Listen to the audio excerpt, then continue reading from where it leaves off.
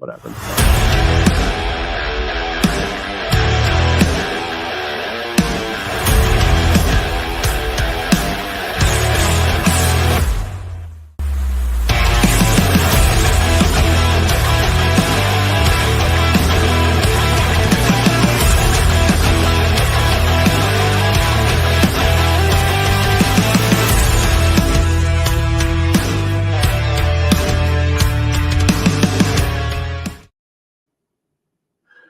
Well, MLB trade deadline day is finally here, and the error that popped up on my screen was that we haven't gone live on Twitter yet, so hopefully going to get that fixed in a moment. But this is the Pesky Report, MLB trade deadline special. I'm Jordan, joined by Derrik. Derrik, how you doing today?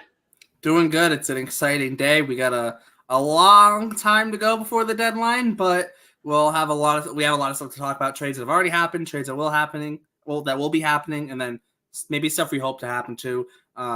It's going to be a fun one, basically.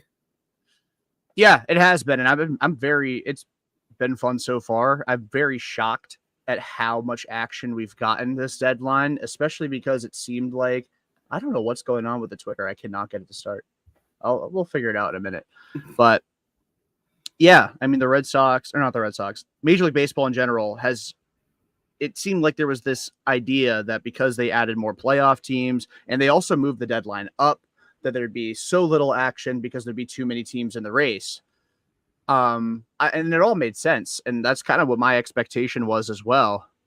But it hasn't been the case so far, which is nice because it gives us a lot to talk about in case the actual deadline day is a complete stinker and nothing goes on. I mean, there's some guys that still haven't been traded that likely will. I would be shocked if they aren't, like Jack Flaherty, Garrett Crochet, guys like that. But all the relievers, yeah. So, yeah, I mean, just before we really get into what's happened the last maybe 24, 48 hours, are there any trades, Derrik, that caught your attention that have already happened that you would like to talk about first? I think the one that kind of was like the one that really, I'll say caught my attention in terms of like Red Sox was trading Nick York for Quinn Priester. I think that was kind of the big one where it was like, there's something that's happening, that the Red Sox are making a move to trade from their strength of theirs and organizational strength and bringing in to help an organizational weakness in terms of young starting pitching, also depth pitching for the big league team as well with Priester. I think it's a very interesting trade for the Red Sox in terms of it is a 1-for-1 swap, but I think this is the kind of trade that I think both teams can be happy about what they got in this trade. And I think that's what makes it such a fascinating trade because both these guys former first-round picks, Priester in 2019, York in 2020, and then obviously, Priester, former top 100 prospect. So is Nick York, although Priester was kind of higher up in the top 100 rankings when he was a top 100 prospect. Priester has pitched almost 100 innings in the big leagues. Nick York, obviously still in AAA, has been tearing the cover off the baseball since getting promoted to AAA in Worcester. How much of that is Worcester in the hitter ballpark, I don't know. We'll obviously see now that he's going to Pittsburgh and going to be in their organization. He is Rule 5 eligible this offseason, so there was also that. For the Red Sox side of things, trading him, Priester is already on the 40-man. Red Sox did have an open 40-man spot thanks to the Chase Anderson DFA. So it will be interesting to see what the plan is for Quinn Priester. The Red Sox have sent him to Worcester. He feels very much like a guy they can tinker with, get him in kind of the pitching lab per se, and make some adjustments because his fastball has been hitters are hitting 409 against it. And they're all singles, but that's still not good, right? His slider seems to be solid, not amazing in the big leagues, but solid, right? But you still got to work on some of the other pitches, location of pitches, depending on which pitch it is, or just maybe even scrapping pitches, like I said, like the fastball. But he feels kind of the Bailey, Breslow, Willard kind of profile that I've been going for, where it's kind of guys who throw sinkers, or guys who have elite fastballs. And if you don't have an elite fastball, they don't want you throwing a fastball. They want you throwing a sinker or a cutter or something else, right? So I think overall it's a very interesting trade, very intriguing trade. And I think both teams, like I said, I think both teams and both fan bases can look at this trade and say that they feel good about it. Yeah, I agree with you. And I think a lot of people convinced themselves that Nick York was more valuable than he really was. I mean, yes, he tore the cover off the ball in AAA the last month plus, 38 games, I think was his exact amount. But we forget the last 2 months he had in AA where he was not good at all. And overall in AA this year, he slugged only 366. Like, it's not like he was really tearing the cover off the ball. And I know Portland isn't, like it's literally, no pun intended, a polar opposite to Polar Park. It's a bandbox in Worcester. So a guy like Nick York, who hits the ball in the air a good amount, is going to have more success naturally at Polar Park than he does it in, was it Hadlock in Portland? Yeah. So ultimately, I don't really feel any type of way about losing Nick York. The fascinating thing is Quinn Priester. I had no real, I don't really have much prior knowledge about him other than using him in MLB The Show 22 when his prospect card came out.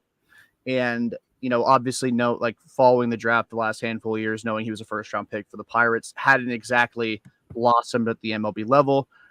A lot of people will point to the numbers he currently has, for his career in Major League Baseball. Please don't do that. It's worth noting that he hasn't done it yet because it tempers expectations. Nobody expects him to come in and be Tyler Glasnow. But on the point of Tyler Glasnow, when the Rays traded for him in 2016, he had an ERA of almost 6 in his Major League career. So it's really not like him being bad in Pittsburgh right now so far in his career means he's going to be bad for the Red Sox in 2025, 2026, even September 2024.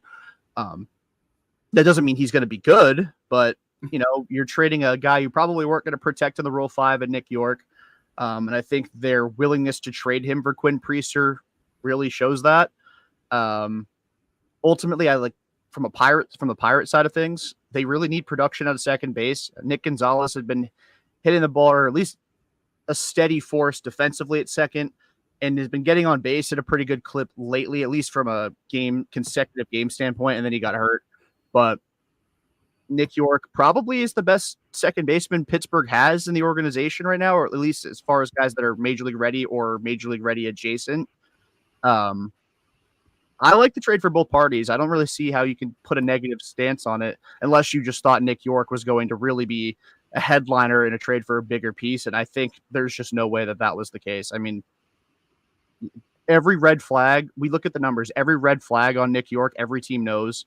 And, we see him hitting 318 in AAA while we're watching Jamie Westbrook hit 150 in the majors.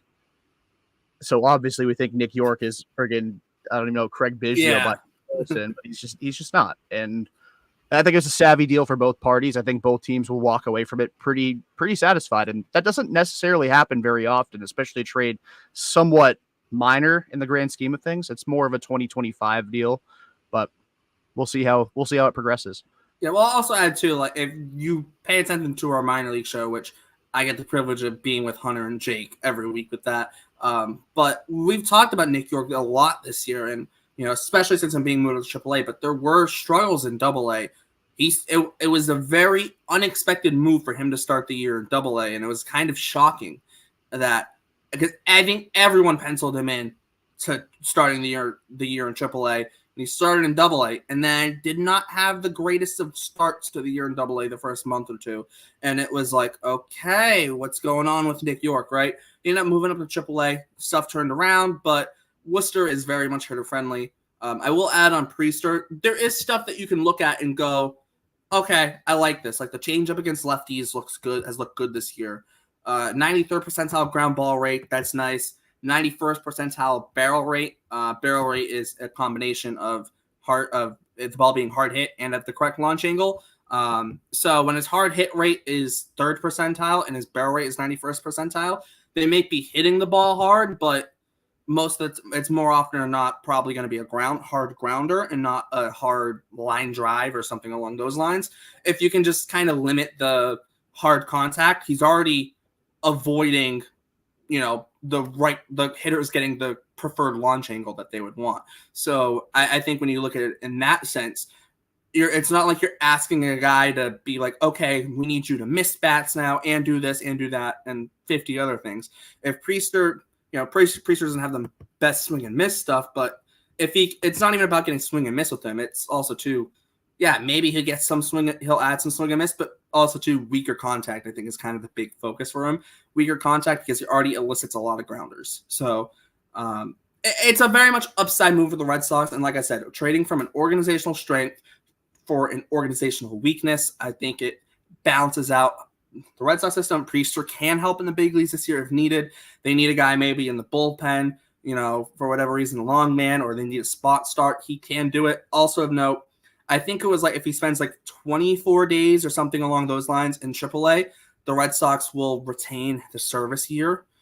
So instead of him expiring after 2020, I don't know if it was after 2029 or after 2030, or one of the two. I think it was instead of expiring after 2029, I think it expires after 2030 or something like that. They get an extra year for him. And if they keep him in AAA for like 24 more days. So I felt like that was interesting. And especially now knowing the fact that he is starting with the Red Sox in Worcester in AAA. Yeah, and the big thing is that service year, and it is after 2029 that he is currently, if they were to call him up, he'd be expiring after 2029. They keep him down for 24 more days. It will be 2030. I don't think he's exceeded rookie limits yet. I could be wrong. So if he gets in the finalist for Rookie of the Year, I think they lose that year again. So better to just wait it out for another year. Plus, you want to see him. You don't want to throw him right into the middle of a pennant race when he's clearly not been successful at the major league level yet. He's had a great year in AAA. Again, I like this trade for both parties. It's not the sexiest move in the world, but it very well could be. And the Red Sox need high upside arms, especially in AAA, because again, like I don't want to this is going to be more MLB centric than just the Red Sox. But like from a Red Sox prospect standpoint, I mean, you, Hunter, and Jake watch him way more than I do. But I've not been impressed with Richard Fitz, and he's the closest major league ready guy down there. Maybe Grant Gambrell, but he's not the 40-man. Priester now becomes that first guy up from AAA. And I think they're in a lot better spot in that regard than they were, 24-ish hours ago at this point. Yeah. Where, you're already running thin in major league pitching. Somebody gets hurt, whoever it is. You're calling up Richard Fitz. You're calling up Grant Gambrell. Maybe they're Brad good at the Keller major league level. back. Brad Keller comes back, and nobody wants that. That those are your options, and then Quinn Joelly's Priester. still hanging around there in AAA. Yeah, geez. But you end up with Quinn I mean, Priester, he hasn't been bad in AAA, but we know what he's done in the big leagues this year. I don't want him touching the big league team, but he is kind of kicking around in AAA, not being terrible. Yeah, I mean, the Red Sox have like a million lefties not going to get it done at the major league level currently. So, we're not saying they should give Joelly a chance, but he's depth in like a worst case scenario. Yeah, I mean, like I mean worst case scenario, like actual worst case scenario. Yeah, like you fall 5 or 6 games out of the wild card race and you put a bunch of guys on waivers kind of scenario, and you need a guy to fill up innings for the rest of the last month of the year. You mean what the Angels did last year? Yeah, exactly. Or like what the Red Sox did in 22 when they brought in Jerry's Familia in September. Oh my God, I just started shaking a little bit thinking about it. I forgot he was on the Red Sox. That's how much I didn't want to remember that. Yeah, that year was bad, and people were like mad that they didn't acquire friggin' like prime Mariano Rivera in September of 2022. It's like, well, who do you think's available right now, man? Like, it's not going to be anybody good. It's about surviving the rest of the season at that point. But yeah. I mean, overarching point, Quinn Priester, again, you trade from a surplus to address a deficit. It's pretty basic.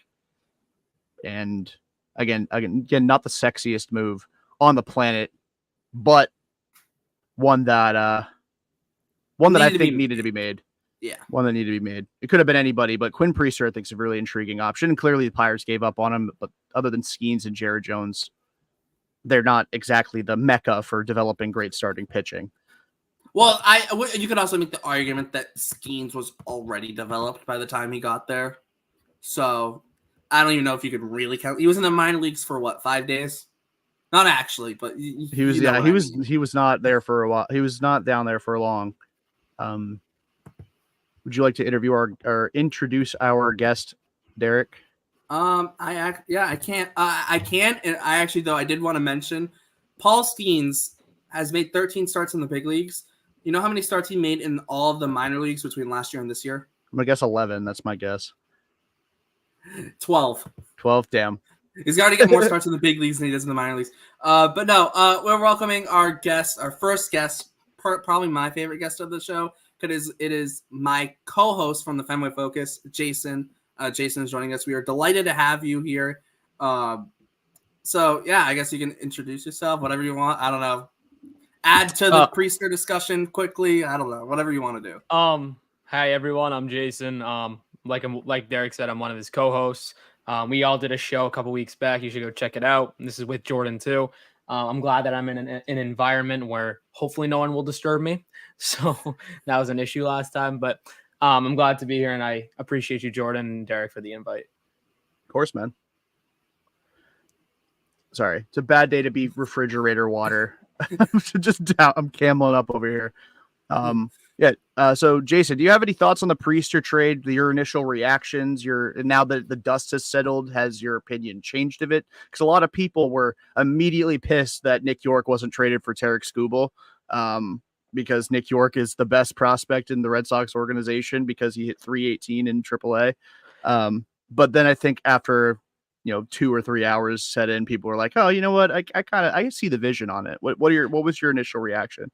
My initial reaction, I think it's literally recorded. But it was like, okay, this is a great trade because Priester last year in 2023, I think, was MLB's 60th prospect out of 100. So, and we always discuss like, oh, the Sox need pitching depth. This is like the type of pitching depth that they could use. A guy who, he has 5 years of control, has some major league experience, is not great, but he fits the Breslow, he hits the Willard, he fits the Andrew Bailey profile. And in terms of Nick York, it's like everyone has been saying to trade him for years. And now they're upset that we traded him. Like, I don't understand. But you're not going to net a Derrik Skubal for a Nick York, like straight up. You're going to have to package a lot more than just Nick York. A lot of initial reactions from people I know were like, that's the best we could do for York. And I argue like this is one of the best you can do, because like pitching is probably more expensive than position players nowadays, just because of the injuries, just because it's not as easy to develop as position players. So the fact that you got a Priester, a guy with a lot of upside for Nick York, who was log jammed and could only play second base and a little bit of left field. You know what? You take that.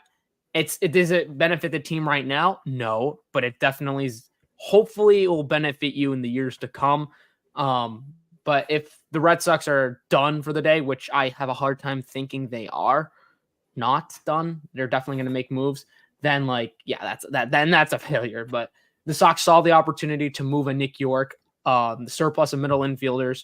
Boom, you clear up a spot in AAA for Marcelo Meyer, who needs a promotion. I'm fine with it. I like it a lot. I didn't even think about that aspect of it. We may or may not be talking about that on the minor league show potentially tonight, which will go up tomorrow morning. We may or may not be talking about the York effect, the York trade effect on potential Marcelo Meyer call up and clearing a spot for him in AAA. Yeah, and then even like again, they'll promote Meyer before, but like also you could think about maybe Christian Campbell in that same realm as well if they feel better about promoting Campbell, which I doubt, but the position is open, and York was playing some left field too, which I know Campbell can also play. But they have a bunch of guys there in terms of like a Nick Sogard who like needs to play. And Nick Sogard can play all over the place. Valdez, they've been moving around if he doesn't get traded. They've been moving him around positionally. Bobby Dahlbeck's been moving all over the place. So they've been moving guys around defensively in AAA. So I don't think it's necessarily like, oh, York's not playing left field. Some left field maybe opens up for someone. I think because if Myers up there, Nick Sogard's not playing shortstop anymore. Chase Mydroth's not playing shortstop anymore, right? So you need to start moving some of those guys around. Yeah, and if I could add one more thing, like I think me and you have talked about it, Derek. I mean, we've talked about how like we're not seeing like the big three promotions because I think they want to see what happens at the trade deadline before they make any other roster moves. Because hypothetically, if you move on Nathaniel Hickey, we talked about the catcher depth. Like they have Hickey, Gasper, Heineman, Colesbury, right? And then a couple weeks ago, they got rid of Roberto Perez, right?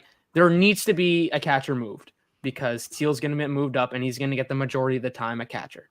So what if you do move a Hickey? What if you do move a Gasper, right? You got to see what happens because you don't want to cut a guy and then, it's not going to be Heineman because he's 40-man catcher depth, which is pretty valuable. Like in that sense, like you need an emergency catcher. If God forbid Wong goes down, you got to have Heineman. Like he's also like, you need a bat. He's like the last man you call. Like if everyone's down and everyone's hurt, he's the last man you say, okay, it's your turn. As they did earlier this year. Just for a fresh bat, not necessarily for a catcher. And he played a pretty pivotal role in a comeback win against the Blue Jays, his former team. But it's funny you mentioned the catching situation and the possibility of Connor Wong getting hurt. I think it's a good jumping off point to another trade that the Red Sox made recently, acquiring Danny Jansen from the Toronto Blue Jays. I know that this trade is yesterday's news. He's already played a game. He's been in the organization for a few days now. But to your point about Connor Wong getting hurt and you haven't called Tyler Heineman, imagine a catching duo of Reese McGuire and Tyler Heineman. I mean, the Red Sox are just stockpiling former Blue Jay catchers because they did just DFA Reese McGuire, but this is their third catcher that's played for the Blue Jays on the Major League roster this season. This trade was huge, and I know a lot of people view this as the Red Sox traded for a backup catcher. Really, we needed a right-handed bat that plays first, that plays second, plays outfield, whatever. Danny Jansen was a legitimate snag, and I don't think he's going to play like a backup. I think he's going to be their second catcher, but he's going to play like 45 of the remaining however many games they have left. Like he's not going to be deployed like a backup. I know that there was some talk about the overpaying, giving up 3 prospects, one being Cutter Coffee, who kind of ascended with his big homer streak during I think it was late May, early June. I think it was maybe early June. Yeah, it's mostly June. June. It was June. Well, he had the 4 and 6 games. And then he had like a week and a half where he didn't hit any, and then he had the 8 and 10. So he's gone on 2 power binges, which I don't want to take away from it. That's 12 of his 14 homers of the year, basically. Yeah. So I mean, like it's great to hit home runs in bunches, but when that's the only time you hit them, it creates a little bit of inconsistency. And he's a prospect. Like I don't want to pretend like he's close to finished product. He's still very raw, but like between him and Edinson Paulino, and I know they gave up Batista as well, who wasn't ranked on Sox prospects. Yeah, maybe a lot for a rental catcher who's not your primary catcher, but I don't really see the pathway to the major leagues for any of them, in the Red Sox especially. Like Edinson Paulino, and I could be wrong here, but from my viewpoint on him, average at pretty much everything, which is fine. Like, but it's like Brock Holt. Are you really probably not going to infield utility guy? Utility, maybe eventually outfield as well. Like switch hitter, but really doesn't really hit lefties well. So really only against righties. Which don't get me wrong. Do I think Edinson Paulino can be a big leaguer one day? Yes, but is he enough of a big leaguer to be like, oh, it's such a bad trade? Along with Cutter Coffee, who right now is toolsy, but those tools haven't really came to anything with the exception of 12 homers in a 3 or 4 week span, right? Like, and I love Cutter Coffee, but I mean, you look at his numbers outside of those homers, that like homer stretch, they're not good. They're not, and I love them, but they're not, right? And then Batista was the Latin pitcher of the year last year for the Red Sox. But if Sox Prospects doesn't have him ranked in the top 60, I'm trusting them on that. And so he's kind of like your lottery ticket, like could never make it past A-ball, but at the same time, you never know with those guys. But it's really Paulino's blocked, right? And Cutter Coffee also blocked, both infielders, right? Coffee is more so kind of a third baseman long term. Paulino, probably not a shortstop long term, so second, third, maybe corner outfield too if they want to move him there. So we'll see how that turns out for the Blue Jays, but to me, it's not an overpay. It doesn't sting a little bit. It does, but it's not some like overpay or anything like that, in my opinion. Yeah, Jason, what do you think on the Jansen trade? I mean, it makes sense for the Blue Jays because I saw a piece from some reputable outlet that said like the Blue Jays were in on Cutter Coffee in the draft. They were really high on him, and then the Sox took him. Well, Derrik? I think you know more than me. Overslot a lot, like a couple million, or on Coffee. Yeah, didn't they go over, or did they wait to go over? But whatever. No. Cutter Coffee was slightly under slot. They went way over on Anthony. Yeah. Okay, that was way over on Anthony. So, anyways, they drafted Cutter Coffee. So, I mean, look. Prospects at the end of the day. Paulino, no tool really screams for him, but like Derrik said, like the swagger screams. The swagger scream, yeah. Paulino pimps. I remember we went to AA this year. We went to a Sea Dogs game, and Derrik just told me he's like Paulino's gonna hit a home run. He's gonna you were betting. He hasn't hit a home run since the first series of the year. He hit 3 in the first series and hasn't hit one since. And I'm so sad. Still? No. Wow. So yeah, at the same time, you gotta realize that if you're gonna buy, you're gonna have to sacrifice some pieces, and these pieces do make sense. They're not that valuable, and the Sox have a surplus of like good prospects. And at the end of the day, I know Danny Jansen's a rental catcher, but like, sure, is it one of the least of our concerns? Sure, the Red Sox concerns, sure. But you're upgrading, and the backup catcher with Reese McGuire's been awful. I know the connection thing was a concern. Like, okay, Bayo and McGuire have a connection, or was it Cutter? It was Houck had. It was like I saw a weird stat too. Like Houck, when he caught with Wong, was a little bit worse than when he caught with McGuire, something like that. But I think don't check Pavetta splits. Do not check Pavetta splits. It's like 5 runs better with Reese McGuire. Yeah, I mean, look at last night. Yeah, well, with Houck, I think it was like a 1.88 ERA with Reese and like a 3.10 ERA with Connor Wong, which or like 3.18 or something like that. Which 3.18, even if we say 3.20, right? That's still very solid. Yeah. But I mean, my point is simply like Danny Jansen can help this team. I know he kind of has reverse splits, but like he went 2 for 3 against the Yankees on Sunday with 2 singles and a walk. Like he's already better than Reese, arguably. So I think I'm fine with the trade. They just got to do more. The Sox just have to do more. Like that can't be the only right-handed. There are more concerns, obviously, like the bullpen, but like I feel like they need another right-handed bat, and they need that. I'm gonna say Derrik's Dylan Floro. Like that should be the line. Like give me a guy similar to that, and give me an IKF. Boom. That's a solid deadline. And that shouldn't cost that much. It'll cost a little bit more than obviously Jansen and Priester, but you got to make some sacrifices to win. I mean, because in reality, the Sox are only 1 game back of the wild card, so anything's possible. Yeah, and unlike in previous years, they're not punching up at a million teams. They're literally the first team out. Like last year, even though they were like a game and a half or 2 back, they were like the third team out. In 2022, they were like a game and a half back, but they were like the 5th team out. The American League was a lot better the last 2 years, is pretty much the overall point. And just, the Red Sox have played really good ball lately. I feel a lot better about their chance. I mean, I shouldn't say lately. Before the All-Star break, they were playing really good ball. I know last night they won by like a million, but they won by a touchdown. They won by a touchdown. They beat the Seattle Seahawks 14-7. Pats beat the Seahawks 14-7. But it's I think Reese McGuire had 9 hits total at Fenway Park this year. He was hitting 138 with a -4 WRC plus at home. It's pretty bad. Plain and simple. It's not good. And he hit. You want to talk about Edinson Paulino hitting a bunch of home runs and then never again. Reese McGuire hit 3 home runs on that first West Coast road trip and then didn't hit another one. I think actually all 3 were in that Angel series too. So 3 in the same series and then not again. So the Red Sox, the big thing for me here is Connor Wong can be used as a utility man now, sort of. He can play first, he can play second. You can put him at different spots because he's an athlete and he's not a very good catcher. So it's not like you really are losing anything by having Jansen back there. In fact, you're probably gaining, except in the throwing department.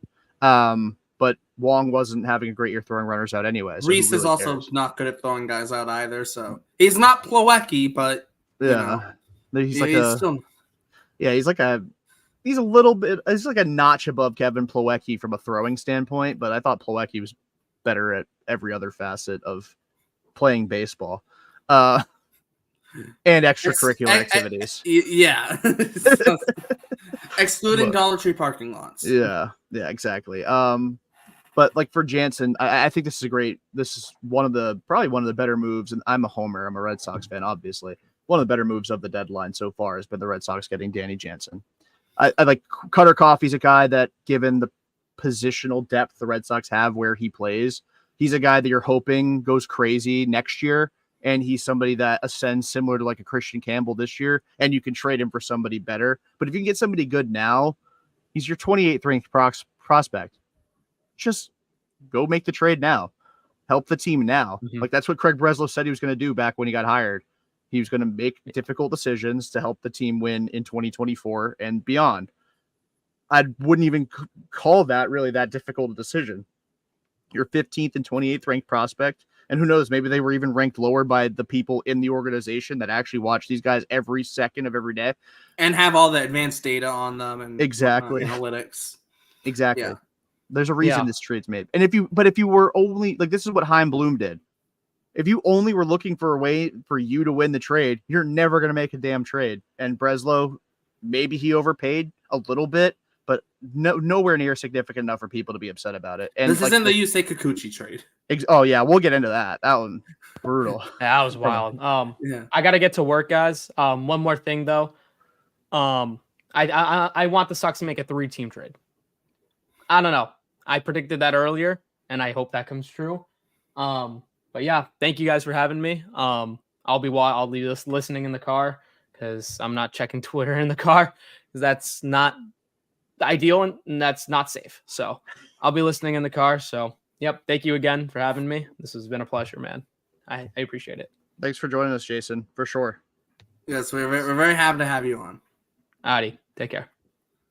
But I will add too quickly on just like the Danny Jansen deal. And my point of view is that, to me, this is a deal that almost had to happen in some sense because we did kind of bring up the fact of Connor Wong getting hurt. But like, if Connor Wong had at some point gotten hurt, do you really want Reese McGuire being your starting catcher? Right? Like that's scary. That is very scary.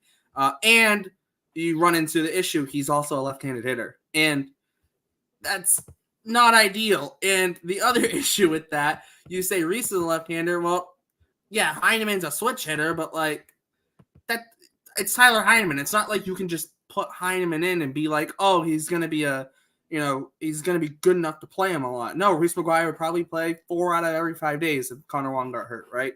So that's what made it that's what makes the Jansen trade to me feel a little bit better about it in that sense. It's like, okay, like I love Paulino, love Paulino. One of my favorite guys in the system in terms of just like, not saying in terms of talent, just in terms of like guys I like in the system, for how they play and whatnot. One of my favorite guys in the system, but I don't have any issues with this trade. And when Paulino, it's like Alan Castro, maybe a couple other guys, and like Paulino's right there in the top 5. Well, he was right there in the top 5 for me of guys that I liked, right? So, and for me to say that it's not a bad trade for the Red Sox, the one thing I will say, the Blue Jays are real losers here, not because they didn't get good value for Jansen necessarily, is that they waited too long to trade Jansen. If they would have traded Jansen a year ago, right, or after 22, or even after last year, even potentially, right, the value they would have gotten back would have been much more. So I think in that sense, the Blue Jays are the real losers here, where if they, like I said, if they would have traded him, this past offseason or the offseason before, like after 2022, I feel like they could have done a lot better, right? And they have Alejandro Kirk, so it's not like they needed to hold on to him. So I think the Blue Jays are the real losers in that aspect of this deal. Well, yeah, and like you said, this has kind of been building up for a little bit for Toronto because, last year they traded Gabby Moreno for Dalton Varsho. Gabby Moreno plus Lourdes Gurriel for Dalton Varsho. And, I know that it's becoming, kind of a bickering sesh on Twitter between Red Sox fans and Blue Jays fans for Yoshida versus Varsho. Whatever. Varsho's a good defensive outfielder. Yoshida's a much better hitter. I feel like we could kind of find some middle ground there. It's more of a personal preference. Do you rather have good outfield defense or, a bat that's 30 points better in WRC plus? I personally would take the offense, but that's just me. Also, when the defense is in left field instead of putting him in center or right where he probably should be, it's also that argument too. Yeah, if Yoshida was playing center field, I would absolutely hate. Probably would agree with. If Varsho, because in my opinion, Varsho should be playing center field or right field. I feel like you lose value in him if you play him in left field. If I bleached my mustache, that would be probably the worst thing anybody has ever done in human history. But all right. But yeah, but imagine the Blue Jays right now. So this is you trade Danny Jansen, who I thought had pretty, not similar value to Gabby Moreno, but pretty good value after 2022, had just broken out, had a 140 WRC plus. You're telling me imagine the Blue Jays if they had Moreno and Kirk. That's really good. I'm not saying that Jansen is bad or was bad for them. He was slightly below average this year, was pretty comfortably above it last year offensively. But you're younger. It just makes so much more sense. And Moreno ended up being nearly a postseason hero for Arizona. He still was, even though they didn't win. And now you're in a situation where I don't even know who their backup catcher is now, but Alejandro Kirk's regressed, and you don't have a young backup to turn to if you ever were to decide to pull the plug on Alejandro Kirk, who I cannot imagine is catching for very much longer. They have Brian Serven. Oh, ASU legend Brian Serven. Yeah. I only know that because I went to ASU. I can't read. I almost screwed up his name. I can't read. But if I mispronounce anyone's names, I'm blaming it on the fact that I can't read because it's a good reason. It's not that I actually can't read.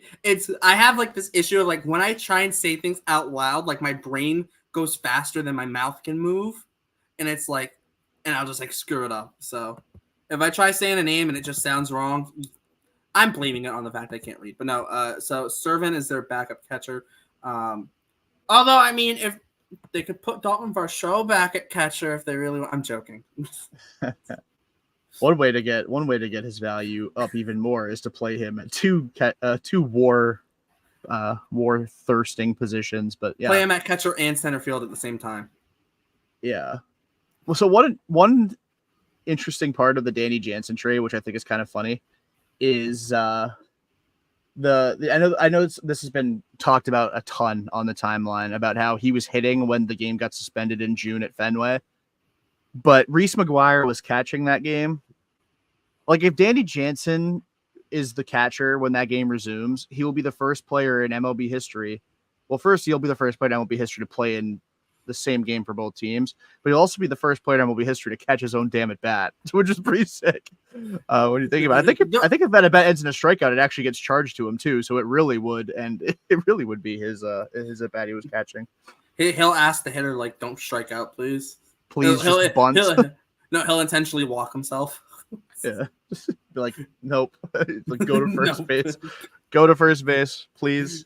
Although yeah. I will say, if we might have to get a petition for Alex Cora to do that. Make a petition. Alex Cora must put Danny Jansen in for Reese McGuire.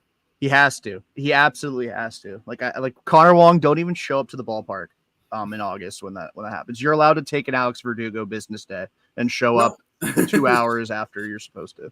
Show up after the first game. After the game gets You're oh shit, forgot it was a doubleheader today. My fault. Anywho, Well, but the issue is if it was Verdugo, he'd show up in the middle of the second game. So yeah.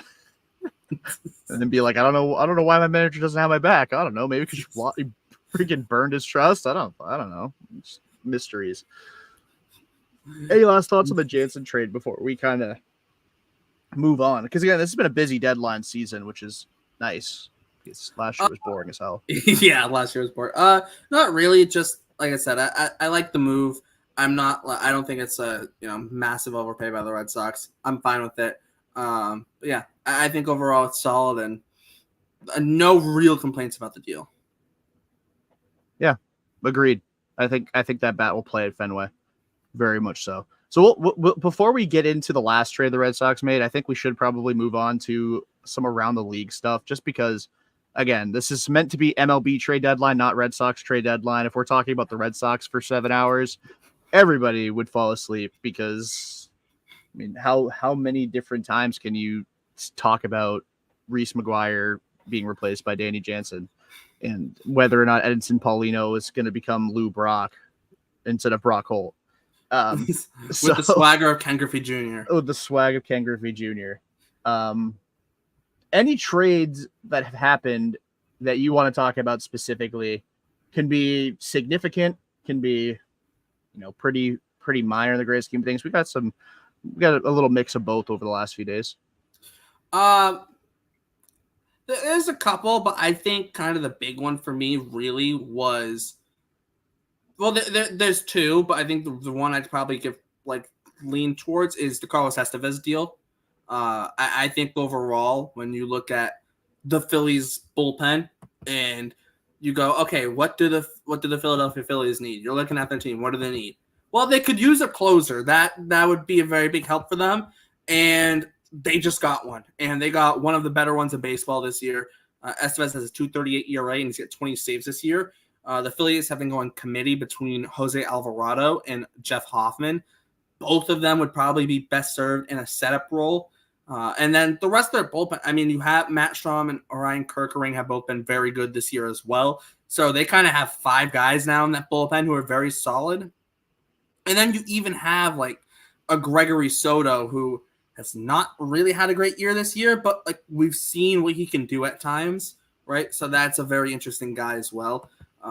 So I think overall, that's the kind of deal where if you're the Phillies, Dave Dombrowski, right? We know what Dave Dombrowski is going to do. He's going to go make moves, push pedal to the metal, try and get his team over the top and to win a World Series. That's why he's there in Philadelphia. They want to win a World Series at pretty much whatever costs it takes. And for Estevez, the Angels got George Clausen and Samuel Aldegari. So a little steep in terms of for a relief arm who hasn't been like Estevez has been good, but he's never been like a dominant type of reliever. So a little bit steep, but he has been very good this year. So you also have to keep that in mind as well.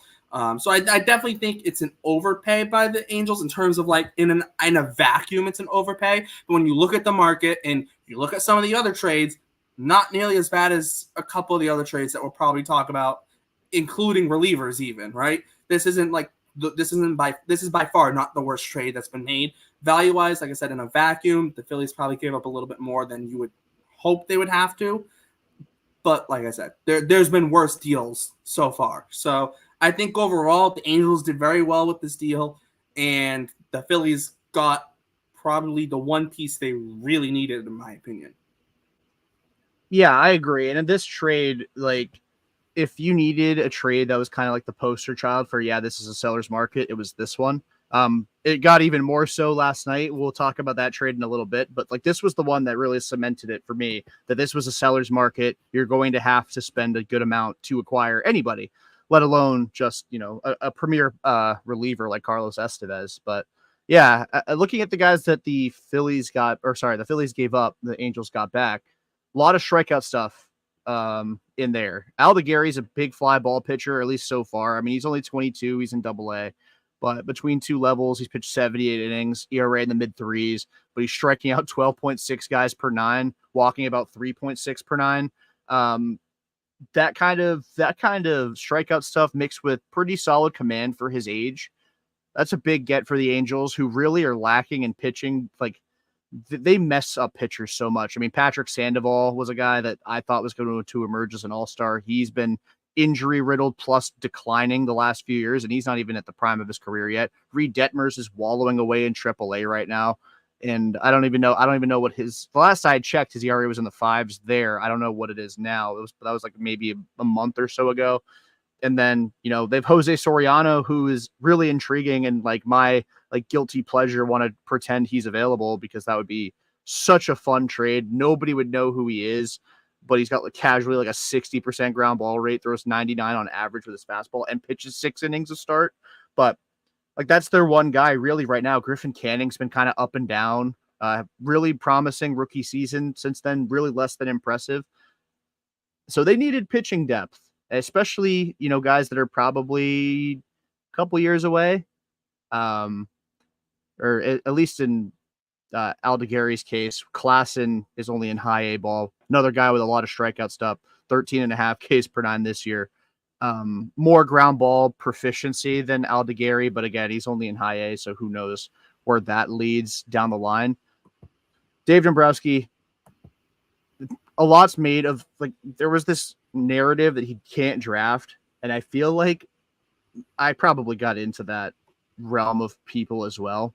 But I do think it was less that he can't draft. It was less he can't draft, more he doesn't see prospects through. He's so aggressive, and that's not a bad thing. But at a certain point, you have to focus on the future. It burns you at a certain point. We saw it with the Red Sox, right? Yeah. Because that 2019 team, they could have bought at the deadline, but what were they going to trade, right? You weren't going to trade Tristan Casas, who had just taken with your first round pick the year before. You weren't going to trade even Tanner Houck was lower minors at that point. And those guys have become important big leaguers for the Red Sox. Don't get me wrong, but those they were so far down the minors where they weren't really viable to trade at a trade deadline, right? You look at the guys who they were able to get in 2019. If you're the Red Sox, it was Andrew Cashner, right? The Phillies eventually could potentially get to that point. Hopefully, they have more people around Dombrowski, and then the Phillies organization is forcing more people, smart people like Sam Fuld, to be around him, to where those decisions it doesn't lead to that point with Dombrowski. But it probably is a bit of a hefty price for Estevez. Klassen, per Fangraphs and Eric Longenhagen, Klassen was in their updated rankings in 2024 for the I don't know. Actually, I looked. It says I think it has them ranked 2nd and 5th. I don't know if that's Phillies prospects or if they moved them already to the Angels. I'm not actually 100% sure on that. But it has them ranked 2nd and 5th in the organization. I would assume it's the Phillies because that's when they did the rankings. They were in the Phillies org. But I'm not 100% sure. That might have changed to the Angels. So they might have them at 2nd and 5th in the Angels system now, which is interesting. I think that's interesting as well. Yeah, this is. Yeah, they have a 2nd and 5th in the Angels organization. Yeah, so the Angels definitely bolster up their farm system, as they should, and this is a team that I think desperately needs to continue to tear it down. They at this point in their rebuild, I don't even know if I could call it that, because they really haven't been rebuilding. They've just kind of been mid for a long time. They need to start trading off guys, and I think Reed Detmers is one guy that maybe they can wait till the offseason on, but they have to trade Luis Rengifo. I think they probably have to trade Taylor Ward, and apparently there are a few teams that checked in. I mean, JP Morosi, who is, Canada's favorite reporter, did tweet 22 minutes ago, the Angels could move Luis Rengifo and or Taylor Ward today. The Yankees, Red Sox, and Pirates have all inquired about the Angels' available hitters. Again, kind of a nothing burger, as is so often the case out of him, but just to kind of give you an idea of where the Angels are at and, what teams are kind of in talks with them. I think Taylor Ward would be a great pickup for anybody. I think probably the Pirates is where if he were traded, that's probably where he'd land. Don't really see him. I mean, maybe the Yankees, but I don't really see them adding another first baseman with Ben Rice already up and then Rizzo probably coming back soon, unless the Angels inexplicably bail the Yankees out and take Rizzo back in the deal. in exchange for, probably Spencer Jones would have to go and whoever, but huge, those two guys, they have to find a way to get both of them out of there. They're stuck with Rendon, sadly, for their sake, but they have guys they can move, and they should take advantage of that at some point today. Hopefully in the next, maybe a couple of hours gives us some more stuff to talk about. But yeah, well, I will also too just add quickly too on Clausen this year and has split time between low A and high A. He was their 6th-round pick last year out of Minnesota, University of Minnesota. In low A, in 38 innings, he had a 39.6% strikeout rate. And then in 21 and a third innings in high A, he's got a 35.2% strikeout rate. So just striking out people left and right. And then Aldi Gary this year spent time between high A, and he just recently got called up to double A with the Phillies. In 68 innings in high A, 34.5% strikeout rate. So very impressive in terms of strikeout stuff. Both of them, are around the 9-10% walk rate. So that's not terrible, honestly. It's not terrible, especially if you're striking out that many guys. A lot of guys with that many strikeouts sometimes can tend to struggle with walks and control and command. But that's not like horrific, right? There's a lot worse than that we've seen at times, such as like, funny enough, that we want to bring up Red Sox for half a second. Helkers Olivares with his 50 walks in 36 innings in Double A this year, and that's part of the reason he got released by the Red Sox last week. But that's one that just sticks in my head of how did you do that, right? The 50 walks in 36 innings is kind of impressive. I take it his ERA wasn't 1.4 still. No, it was 350. It was 350. Okay, so it jumped 2 runs the last month. Eventually, those walks will come back to haunt you. Well, the thing was he had 7 unearned runs. The guy also committed 4 errors on the mound. Dude was a double spy. He was like, I'm going to sabotage my team's chance of winning, but I'm going to make sure my ERA is yeah. And then I'm going to strike out 26, 27%. His strikeout minus walk rate was negative. You know how impressive it is? No, I know. Not even that. You said his strikeout rate was 27. That's even more impressive. Yeah, his walk rate was 28 point something. His you struck out 27% of hitters, and your K to walker is a negative. Impressive. He also hit 9 guys in those 36 innings. Legendary stuff. That's my kind of guy right there. He cannot possibly be worse than Trey Wingenter. Also 6 balks in 36 innings because it just add to it. He had 36 innings, 6 balks. He averaged a balk every 6 innings. What?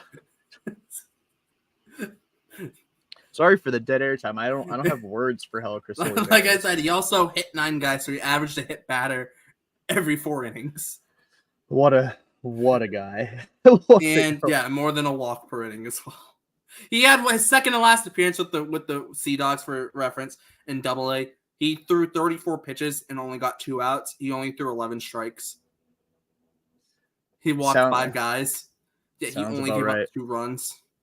And he ended the outing with 8 straight balls. Somehow he struck a guy out on 3 pitches. There's also that. Somehow he also did that in that outing. That's what I call effectively wild. Well, the strikeout, all the pitches were literally right down the middle. That's what made it even more impressive. Dude, he was just baffled that he got 3 strikes in a row that he had to watch to make sure that he was still alive. He had to pinch himself after. Yeah, I think the other trade that I do really want to talk about though, before I forget about it, because I probably will, because my memory is absolutely terrible. Can't read, has bad memory. Oh no, my memory is horrific. No, it actually is. I kind of want to talk a little bit on just the fact that the Mariners got Randy Arozarena, how that's I feel like that deal, right? We talk about Randy Arozarena and how he was basically the star of the Rays team, basically. The guy who shall not be talked about was supposed to be the star of the Rays for the long term. What happened, and now obviously and then Randy kind of took over the mantle. They had Randy land in left field. And then obviously the Rays underperformed this year. He ends up getting traded, and he goes to a team in the Mariners that desperately needs offense. And they had a hole in the outfield. I mean, it doesn't help that Julio Rodriguez is hurt. So like Victor Robles is also playing center field for them, who somehow has been good for them. I don't know how. Somehow he's been good for them. Victor Robles has. But you add J-Rod back to that team, and you have Randy and Cal Raleigh, and I love me some Jorge Polanco. They also just traded for Justin Turner, which I'm sure we will talk about at some point. And then you kind of get guys like Luke Raley, who hits righties well. Mitch Haniger's there as a kind of he's a veteran. I know Mitch Garver's not having a great year this year, but I don't think Mitch Garver's as bad as he's been this year. Obviously JP Crawford also getting injured hurts them as well. But like the Mariners lineup went from massive concerns to okay, it's starting to kind of come together now. Obviously, like I said, the injuries, Julio and JP Crawford are definitely going to hurt them. But I think Randy is a big pickup for them. Defensively, it will be a question mark because Randy's not the greatest defender. And there have been effort questions with him this year, kind of jogging the balls in the gap, kind of lobbing the ball in, not really getting it in quick, kind of going through the motions at times. So they're having questions with that. But I think it's what the Mariners needed. And and the Rays got a nice return with Brady Hopkins, Aiden Smith, and then they also got a player to be named later. Hopkins and Smith were the Mariners' 4th and 6th round picks last year. Smith was taken out of high school, and then Hopkins was taken out of college. They're both interesting guys. I think that's probably the best way to put it. They're both very interesting. What are they going to do for the Rays? Obviously, that's to be seen, right? Probably win awards and games. I was just going to say it's to be seen. Knowing it's the Rays, though, they're probably Brady Hopkins is probably going to be like the next Tyler Glass now, and then like Aiden Smith's going to be the next. I don't know, maybe the next Randy. Who knows, right? But they're both interesting guys who Smith has hit well in low A this year. He's got a 136 weighted runs created plus in low A.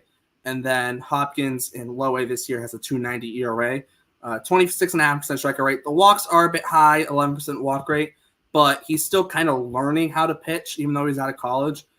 He's still kind of learning how to pitch. Came out of Winthrop, not a big school, and has projectability. So he's kind of an interesting piece for the Rays. They get him into the Everglades pitching lab. We'll see what happens there. But it's an interesting move in terms of what the Rays got back. You can kind of see the projectability there, and then trading Randy, the Mariners, I think that's a really good piece for them. Yeah, I think the Rays may have waited too long to trade Randy, not because they necessarily stunted what they could have gotten in return for him in the offseason, but they really pissed him off. Like, there's no he seems like a guy who's full of pride. Like, he's not going to be somebody that's like, oh, you want to trade me? Well, now, but you didn't. So now I'm going to be like, he sucked for 2 months. Like, he was bad, horrible. And then deadline day starts rolling around. And he's like, oh yeah, let me remind people I'm still freaking pretty good. Cause he almost played himself out of being acquirable.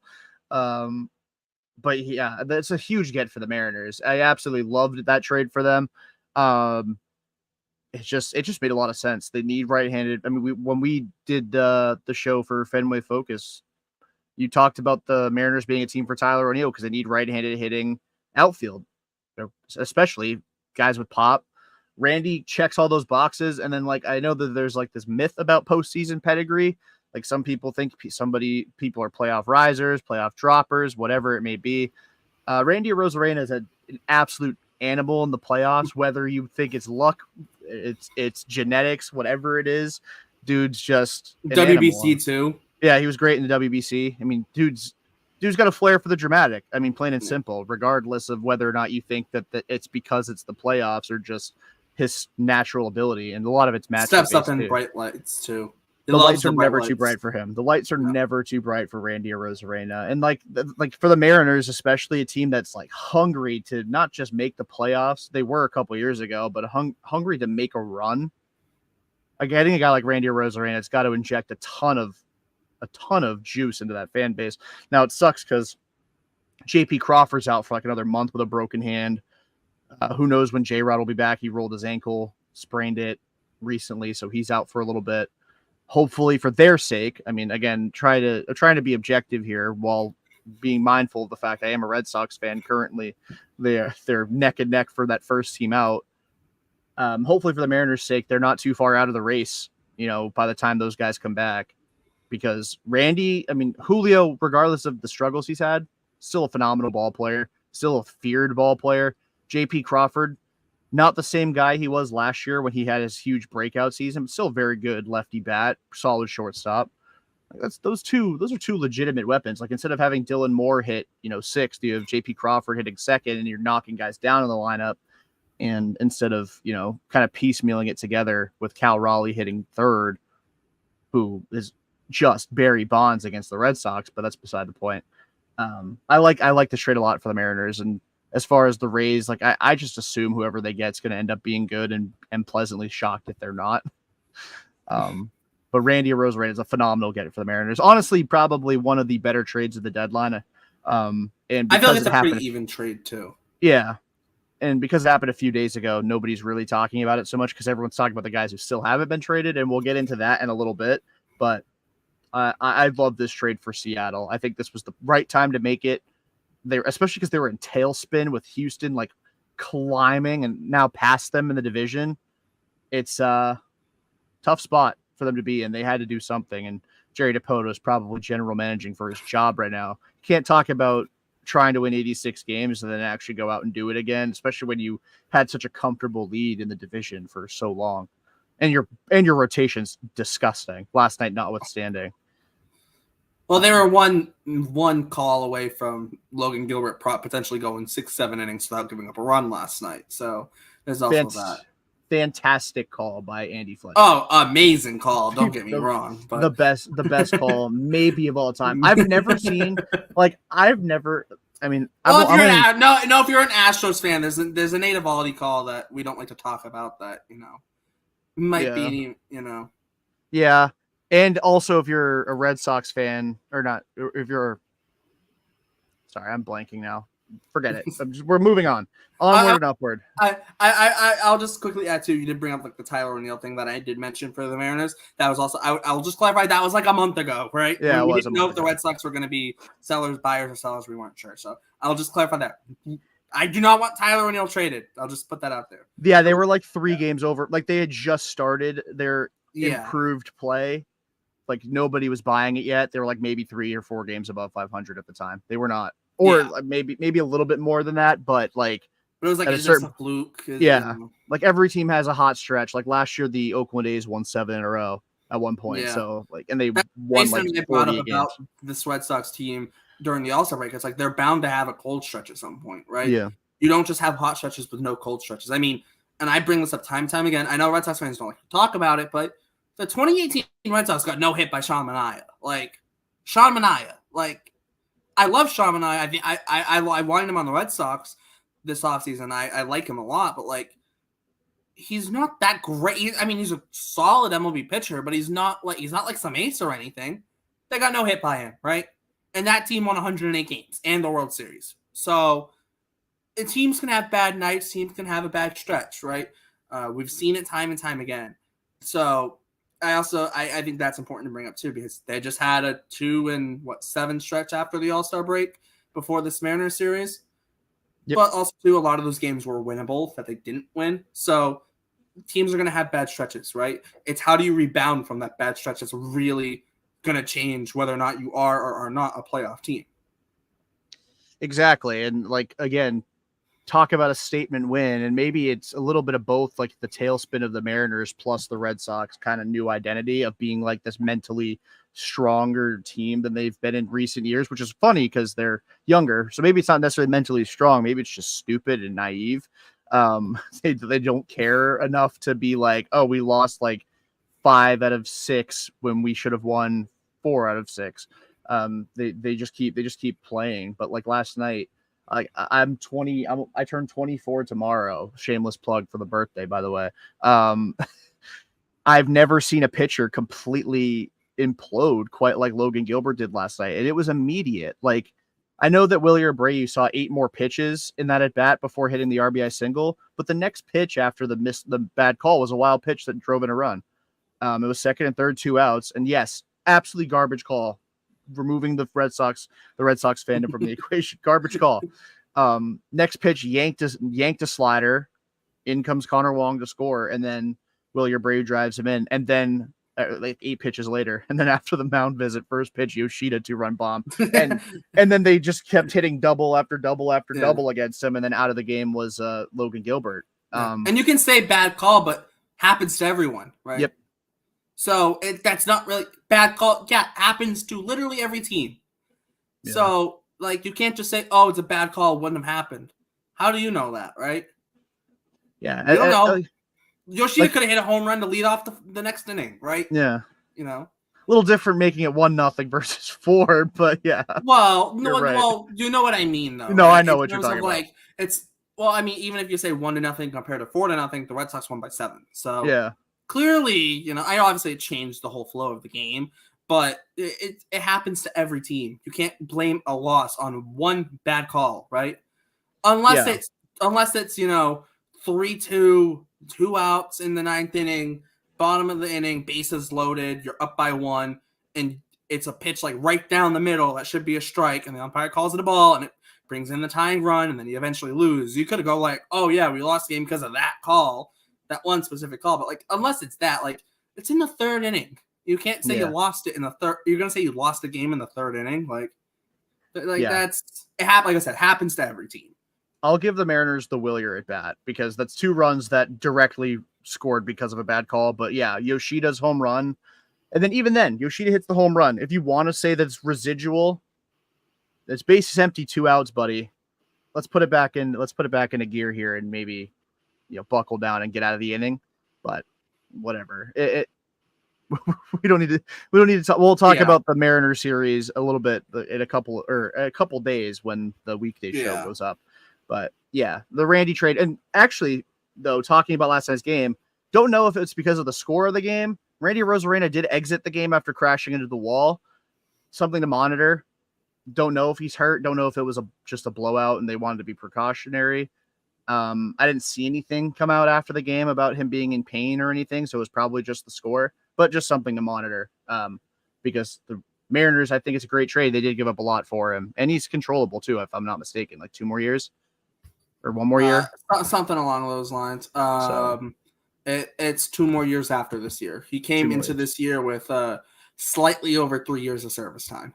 So gotcha. He's got 2 more years after this year. So yeah, I mean, the Mariners can get Randy back to, the 2021 through 2023 version of him. Like they get that Randy Arozarena for the next 2 years. Like this trade's an absolute win for them, regardless of what happens with the prospects. And having played for the Rays, you think he's not going to be willing to sign an extension for a team that like offers him moderately close to market value?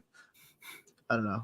Maybe I'm getting too ahead of myself with this. But. No, but like the only question mark is how is he going to hit in Seattle? That's the real question mark because that is not a hitter-friendly ballpark. Teoscar Hernandez regressed so much there. Yeah, the home away splits for Teoscar were rough last year. Yeah, he hit like 380 on the road last year and like 240 at home.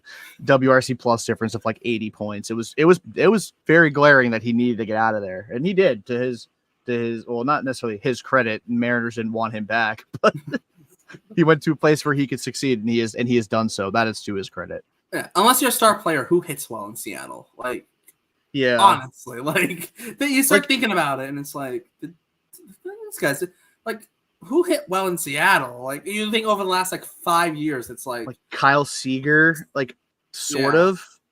Yeah. I don't even know. Like Seager put up numbers. Seager put up numbers, but his highest WRC plus since 2017, he retired in 2021, was 119. So it's not like he was not never bad, crazy. but it's not like who's really had a crazy year in Seattle in the last like 7 or 8 years outside of like J-Rod. Like, yeah, it's hard to think. I mean, partially JP Crawford was great last year, but you don't hit for power there. So guys that hit for power don't do well. Guys partially due to their roster too. I mean, yeah, I mean somebody Cano sucked there. This was a talking point in the offseason about whether or not the Red Sox would trade for one of the Mariners' many starters and Jarren Duran would go back to Seattle. Duran would have been awesome there because he's a guy who puts the ball in the gaps. He doesn't rely on home run power, although he does have a couple home runs in Seattle in his career. One off of Logan Gilbert, funnily enough, but he's a guy who hits the ball to the gaps. It's a huge outfield. He would have hit a ton of triples there too. So lefties or just speedsters that go gap to gap have a lot of success there. Guys who rely on hitting the ball over the fence, no bueno. Randy's a little bit of a happy medium, so it should work out, but sometimes good process leads to bad results. You had like Nelson Cruz had a couple 40 homer years there, like juice ball era though too, right? Or no, he was just before. No, it was 15, 16, 17, 18. He had 44, 43, 39, and 37. He was with Minnesota for the juice ball year. Yeah, where they set the record for home runs. Them and the Yankees. Them and the Yankees were going back and forth, breaking the record for about Garver hit I think Garver hit like 31 in like 87 games or something stupid like that. Dude, bring that era back, please. Bring that era back. Juice ball with the no shift. Now no. We ball. can't bring that back because Baltimore won 120 games with that left field wall. That's true. That is true. That is very true. Move the monster back across lands now. Yeah. Move it. Just push it to get rid of the street. Just move it all the way back. Yeah. So I just mentioned that the trade for Randy Arozarena, it could be like if it doesn't work out, it's good process, bad results. Sometimes you make a bad process decision and it yields good results. We haven't seen it yet, obviously, because the trade happened last night. But Yusei Kikuchi to the Houston Astros for massive prospect haul going back to Toronto. So like from a seller standpoint, Toronto's making out like bandits this deadline because they happen to have Yusei Kikuchi on their roster. And they happen to trade with the Houston Astros, who are aging core, desperate to win. Yeah. And they've gone away from analytics, which is like, genius to do when analytics are a big reason why you were winning, that and cheating, but that's beside the point. That cheating. You take over. I'm getting a phone call. Give me 1 sec. Yeah. No, I'll just say that in terms of this trade is one of those where it's like, I think this was an immediate, like, what the heck are the Astros doing in terms of why are they giving up that much for this trade? Obviously, the Astros get Kikuchi, and Kikuchi has, at the start of the year, was solid, right? I think he was around like a high threes ERA at one point, and it was like, okay, he's not doing terrible, but he's been rough as of late. I think his ERA is now slightly over 5, which is not ideal if he's going to be your rotation ad. He's 4.75 ERA now and 22 starts. But he's got he does have a 3.65 FIP, so that kind of looks a little bit more good on him. But even then, it's still they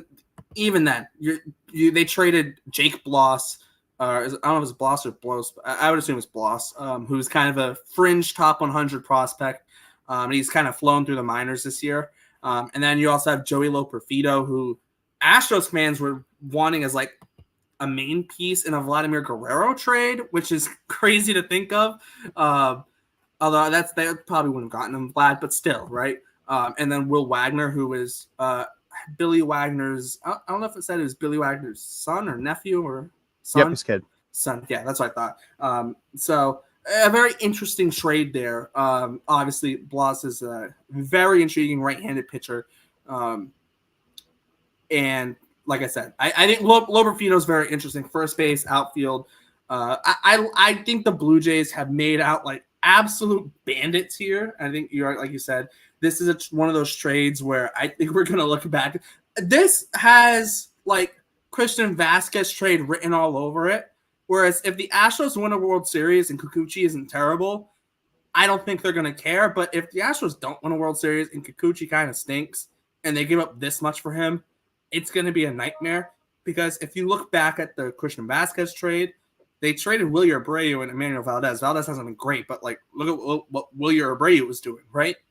Yep. I think this trade has the potential to be that kind of thing for the Astros. It's like, why'd you trade that much for Yusei Kikuchi? Obviously, the Vasquez deal wasn't like this much of an overpay at the time, because this is kind of insane, what the Blue Jays got for Yusei Kikuchi.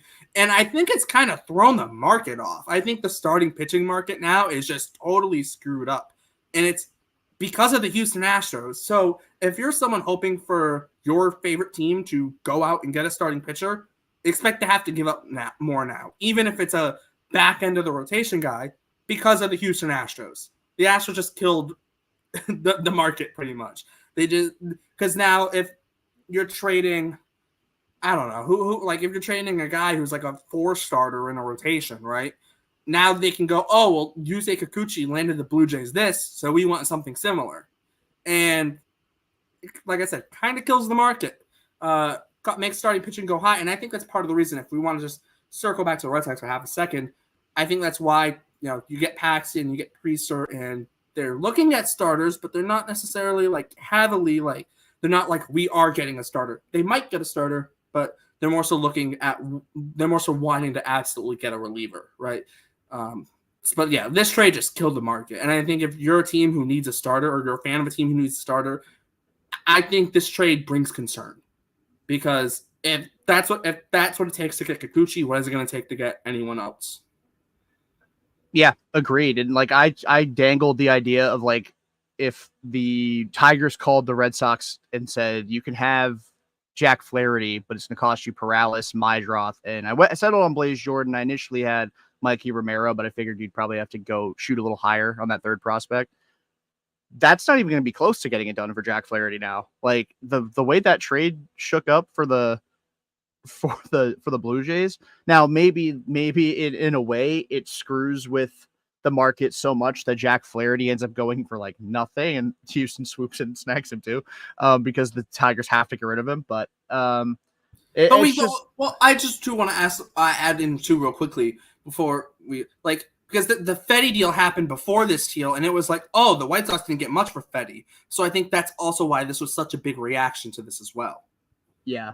And we'll get into that deal probably closer to the end of the stream, because we have somebody Cardinals fan joining us at the end of the day. So you can talk about that. And they got rid of a fan favorite in Tommy Edman, and maybe they'll do more. And also shout out Chaim Bloom, who works for them now. I can't traded for Tommy Pham a third time. Keeps trading for Tommy Pham. Absolutely loves Tommy Pham. Find you somebody who loves you the way Chaim Bloom loves Tommy Pham. Please, I'm begging. you will prosper in life if you find that person.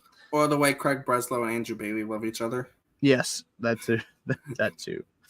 But yeah, back to the Kikuchi deal. Back to the Kikuchi deal. I mean, if you're looking at it straight up for what it is from the Astro standpoint, because they make Dave Dombrowski look like a prospect hugger in this trade, because like again, that's a massive haul for a guy. Like again, Kikuchi's good and he's got good stuff, and I'm sure they'll find that he'll pitch better, because they love acquiring guys second half around the deadline with like good numbers, but not like generationally great numbers. And then that person goes on a Super Saiyan run, and he'll have like a 170 ERA down the stretch, and the Astros will have him start game 1 of the playoffs.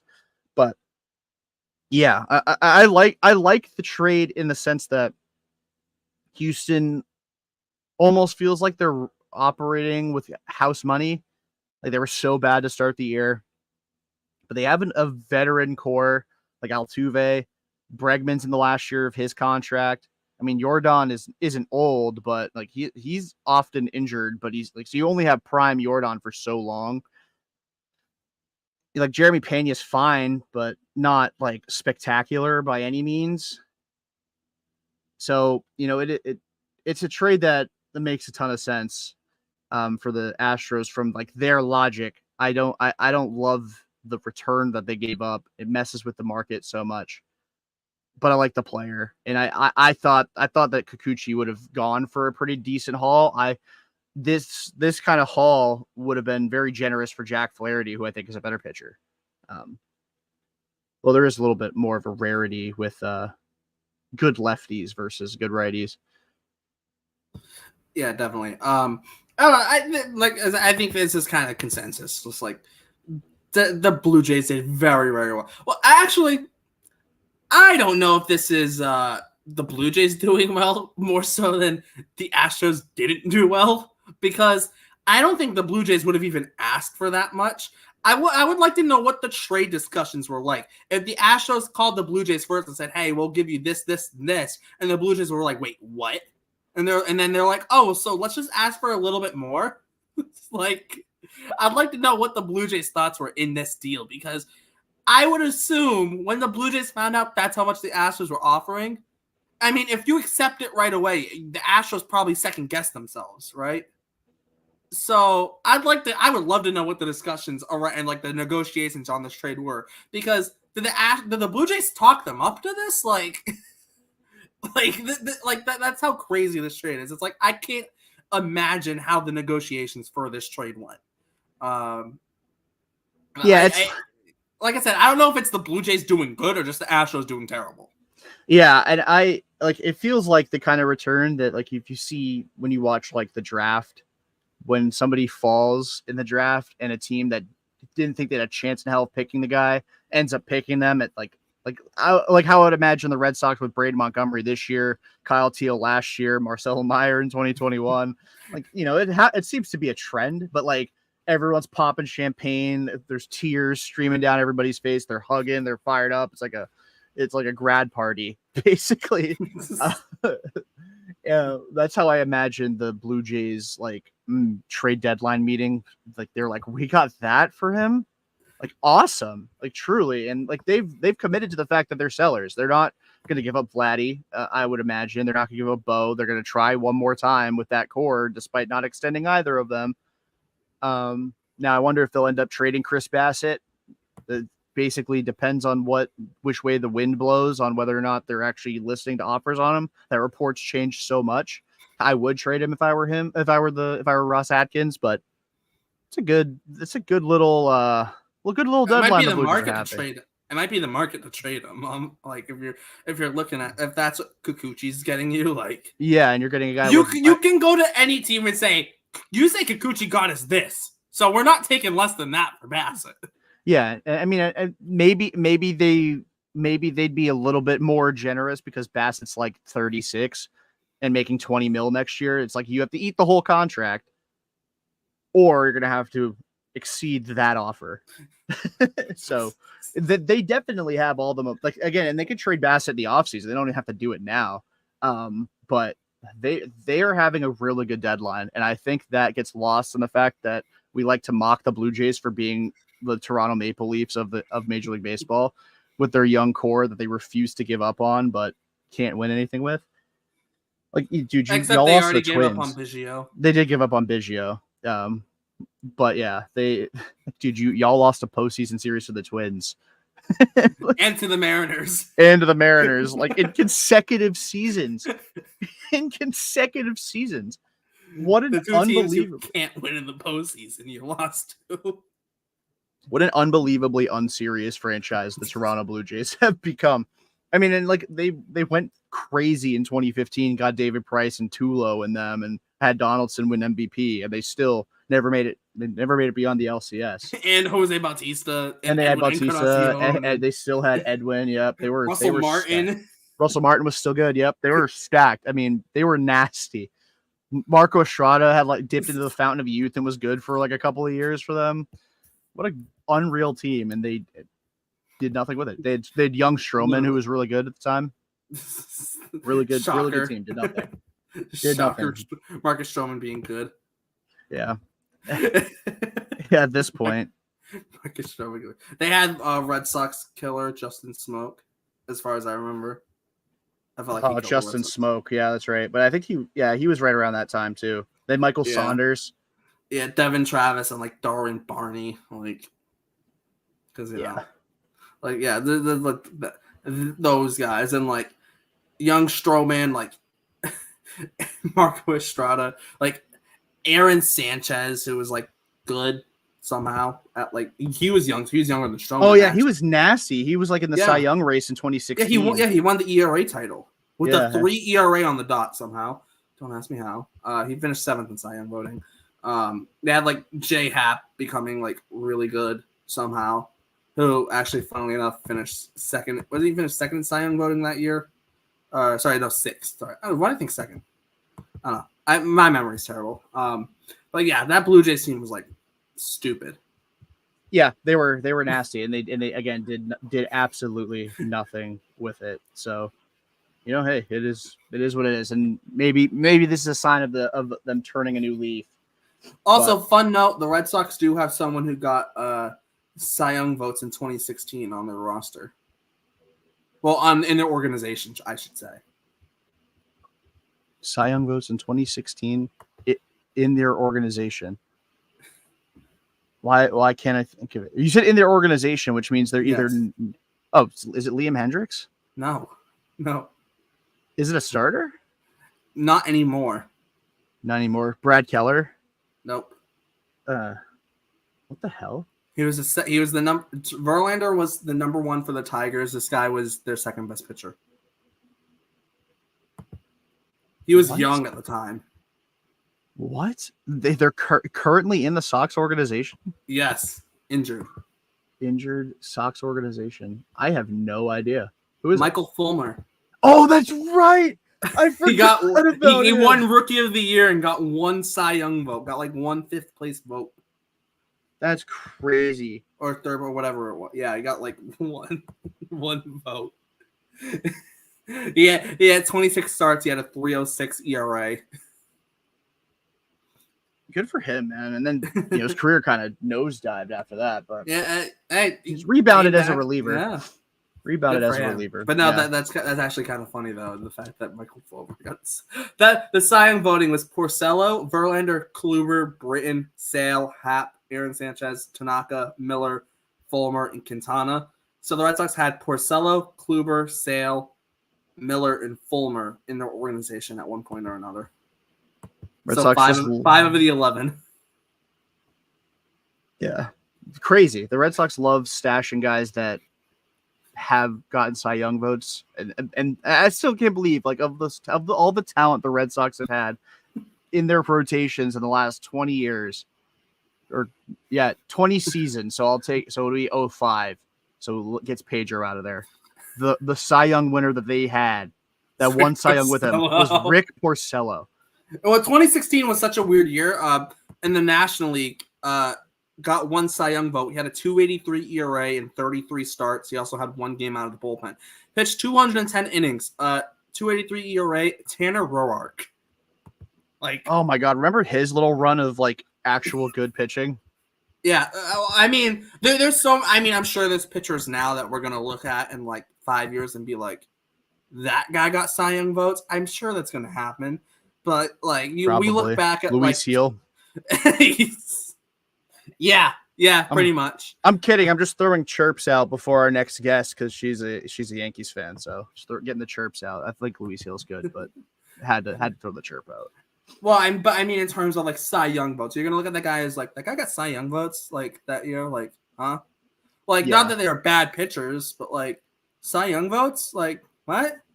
It's kind of funny. You look back, like I said, 2015, 16, 17, 18 years, and you just see some of the guys who got down ballot MVP votes or down ballot Cy Young votes or remember the year that Kevin Pillar got an MVP vote? Yeah, Red Sox had him at one point.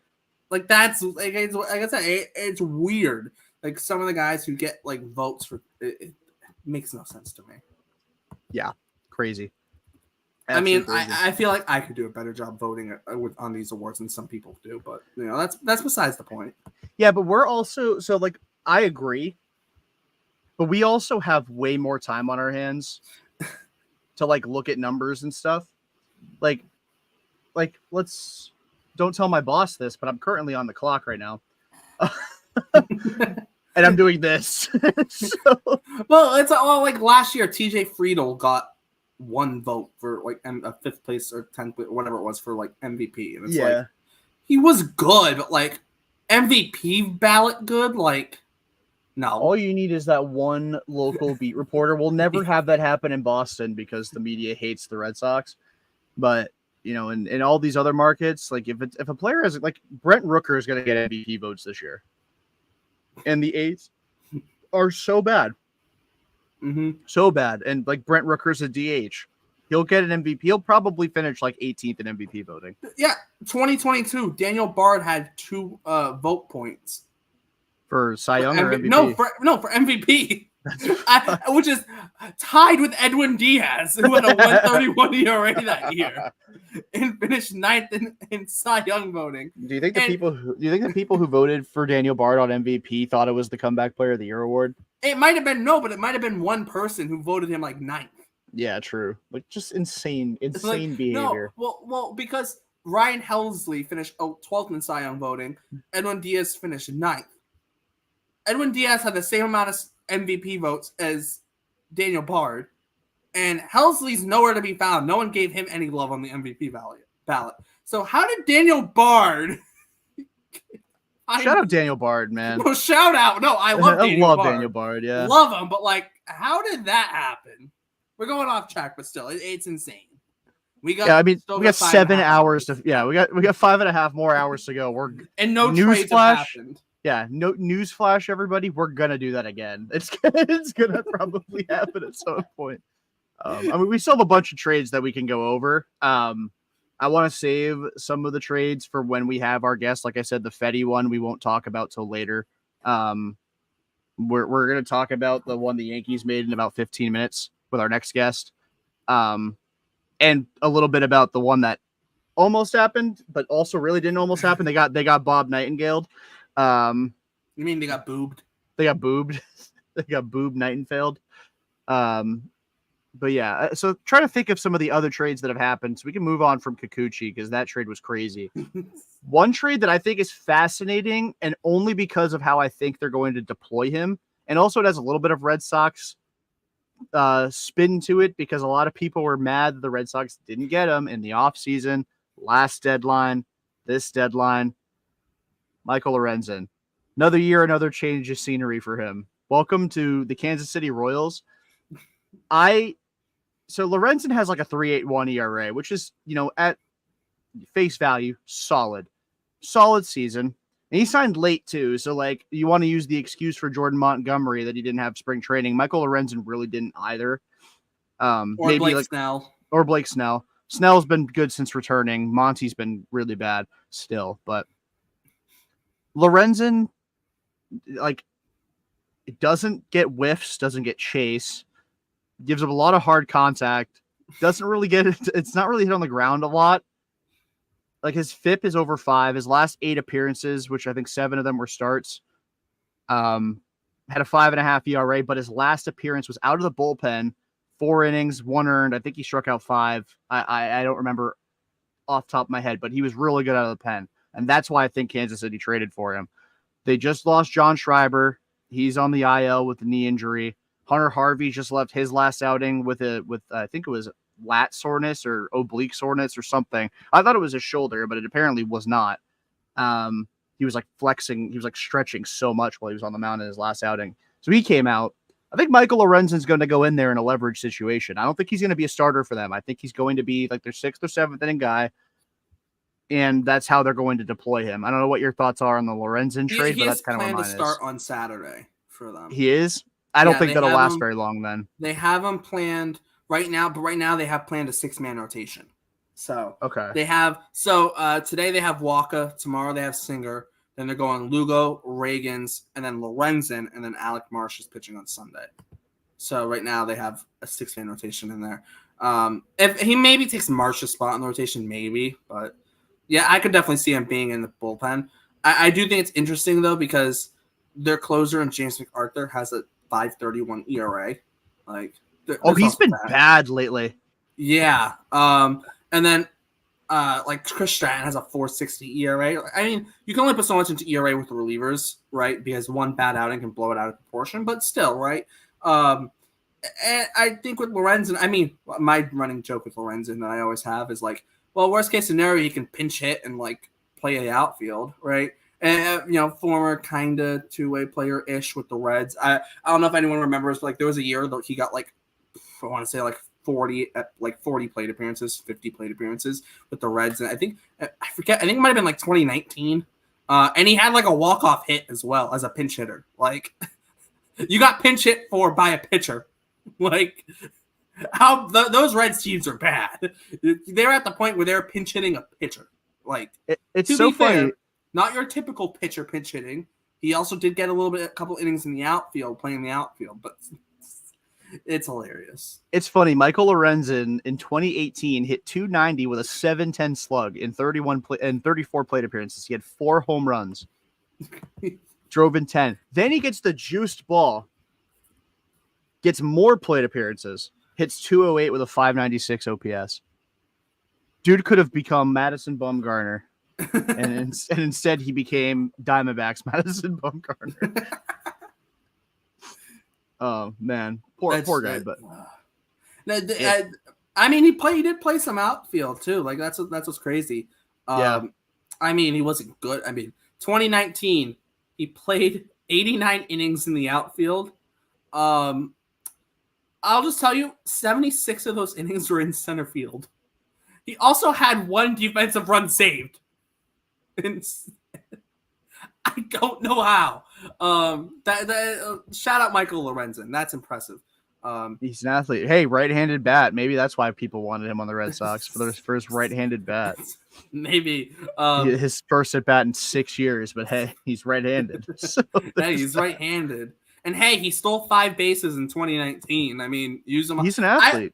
I will actually though. Funnily enough, I will say though, having a guy like Lorenzen on your bench. Where you get into like the postseason and like where you get into like a very like lineup like a very sub in like guys game where you go through your bench. If you got Lorenzen sitting there, that's actually kind of valuable because he can play a little bit of outfield and like if you run out of guys on your bench, or he can pinch run, or or you don't want to use the last guy on your bench necessarily as a pinch runner, because they're slow. Have Lorenzen pinch run, right? Something like that. Or maybe it's not even the last guy on your bench, but like the 2 guys on your bench are like a corner infielder who's slow and like the backup catcher. Put Lorenzen out there to run, right? I'm not saying teams can necessarily do that, but it's a little like idea maybe because he is an athlete. But no, obviously he's there to pitch. He's not there to play the outfield or hit or whatnot. But I find that a very fun thing about Lorenzen. Kind of go back to those Reds days. But yeah, I'm not like sold on like Lorenzen being great, honestly. I think he'll be like good enough for the Royals. I think he's gonna be like amazing. Not really. I mean, 3.81 ERA in a 5.16 FIP. You feel like there's maybe a meeting ground somewhere in the middle with that. But even then, you're looking at like a 4.50 ERA, which is, even if he goes his career average of like a 4.08 ERA, right? It's solid, right? But it's nothing. It's nothing that's gonna make you go like, oh, like this is like a push the team over, push the team over the hill, right? It's not a bad move, And Walter Pennington's a very interesting guy that they traded, lefty, straight up reliever, right? Very much could end up in the Rangers bullpen by the end of this year, right? Very interesting guy, right? But with Lorenzen, you look at it and you go, doesn't really push them over the top. The Royals still need more. So we'll see. But Lorenzen also, his career ERA as a starter is 4.30. So there's also that as well. Yeah, and Pennington did pitch an outing for the Royals this season, so I wouldn't be shocked if he was in the Rangers bullpen. So last year they trade a reliever for a guy that they traded a guy that they had as a reliever for a reliever, and he became one of the best starters in baseball in Cole Reagans. And then this year they trade a starter who I think is going to end up being a reliever, and they get back a reliever in Pennington. I do think this is again, this is probably more of a Band-Aid type of deal. Like you have a ton of injuries in the bullpen. I mean, Lorenzen last year was traded to the Phillies to be a starter, threw a no-hitter, and then was out of the rotation like three outings later. So like Lorenzen has talent. I just don't really trust him as a starter. I think I think he's a reliever. And like, funnily enough, you mentioned his ability to be like at the end of the bench in a playoff game. Like, there's always that one playoff game a year that goes like 17 innings. Having Michael Lorenzen on your bench as a guy who could pitch multiple innings, could pinch run for you, and like as far as pitchers hitting go, like if you had to vacate the DH, which Alex Cora has done multiple times this year, by the way, he'd have to hit at some point. The Mariners had to have Luis Castillo hit a couple times. Yeah, So, I mean, it's not the worst, not the worst guy if he's not starting that day, sitting around. I mean, I'm not. You don't trade for guys for reasons like that, but that's why, I say, like, if you have IKF, if you ever need an emergency catcher, you have a guy who's caught big league innings just sitting there, right? Very bad catcher, but yes. Yeah, but like it's better than like throwing someone who's maybe hasn't caught since Little League out there. You could do worse than IKF. You don't want to see Dom Smith catch? I don't. I really don't. I've already seen him pitch. Well, the issue is he might have to catch with his left hand and not his right hand behind the plate. So. That's fine. You can do it all. Yeah, okay. Yeah, I'm fine with that. I'm totally. No, he's gonna catch with his first baseman. Yeah, let him. Let him. Dom Smith can do whatever the hell he wants. He's the step first baseman. Heck, they can play him in left field like the Mets did. Talking about things that didn't work. Dom Smith in left. Put him in left for the Red Sox. He'll probably play left field before Yoshida does. That would not surprise me. I wouldn't be shocked to see him in left field Yoshida's actually already played left field this year, so that's kind of. I mean, hasn't started, but like he did get like an inning in one. It was like they removed the DH and he got like 1 inning in left field. Do you know the answer to this question? I'm not sure. I was 7 years old in 2007, so I don't. I turned 4 in 2007, so I don't know. I wouldn't be shocked if Pedroia was, because he's a freaking psycho and I love him for that. Lowell at that stage of his career, I doubt it. It would probably like Pedroia wouldn't. Maybe like Pedroia and Youkilis, because Youkilis was like a vacuum cleaner. He was a like nothing got past. Let's be honest. It was probably like Willie Mo Pena. Willie Mo Pena. Oh my! I'm joking. You just unlocked a core memory, and I hate it so much. I hate it so much. I remember not to get off topic, but we got a few minutes to kill before our next guest shows up. In 2000, after the 2006 season, I did like an interview with Nesson with Tina Cervasio, and I blamed the Red Sox that year, really good team on paper, had a lot of star power in the lineup. Injuries killed them. Mark Loretto was like their only all-star that actually got to play, and Ortiz. Ortiz hit 54 home runs. I blamed the entire season on Willie Mo Pena. Whole season. I was a 98.5 caller at 6 years old. Willie Mo Pena was the reason they missed the playoffs. So again, thanks for unlocking that core memory. It's crazy. The funny thing is about Willie Mo Pena too. It's like he was actually pretty good in 06. So like I hated him. Let's be honest. 06 he had 301 with 11 homers. But I hated him. Let's be honest, it was probably like Coco Crisp.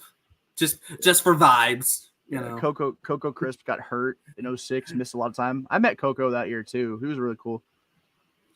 I don't know. I mean, it could have been like I don't even know who would be. I mean, maybe like Alex Cora, just because like utility guy. I feel like that fits like the Romy mold, because I feel like Romy would probably be it's not going to be Kenley because like he's too old at this point. Yeah. If this was true. Like 5 years ago, maybe, but like maybe. Although if it's like Game 7 World Series, screw it, put Kenley back there, right? That's different. Game 7 of the World Series, Kenley comes out as the starting catcher, gets announced as the starting. That's not what I mean.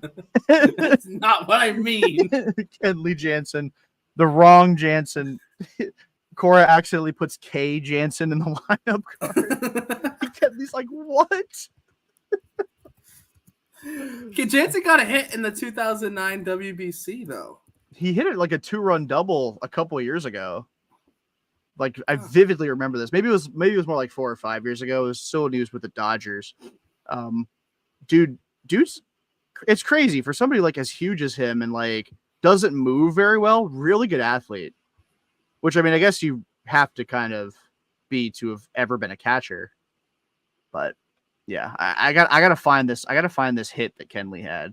I'm trying to. I remember I found it at one point, but I don't know where the. It's on. I'll pull it up. He's Yeah. got one double in his career. I found it. We're good. I'm gonna play it. I'm gonna play it just because we love Kenley here. Give me 1 sec. I'll pull it up.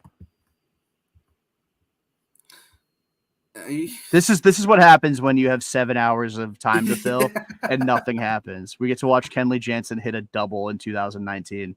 Juice ball era, by the way. Juice ball. I will say last year was probably like Kike. Jansen drills it to right center. Switch hitter. Logan Forsythe scores on a ringing double from Kenley Jansen. Logan Forsythe, talk about another name in the depths of hell of my brain. Oh my god, that's crazy. Don't ever suggest Reese McGuire plays for the Red Sox again. I've had enough. No, the Blue Jays can take him back though. Yeah, they need another catcher. I mean, Brian Servin, ASU legend, as I already said, but we're good. You can have Reese McGuire back. I'm sure he would like a redemption story in Toronto after what happened the last time he played for that organization. Oh God. Just some thoughts on that. Anywho. Freaking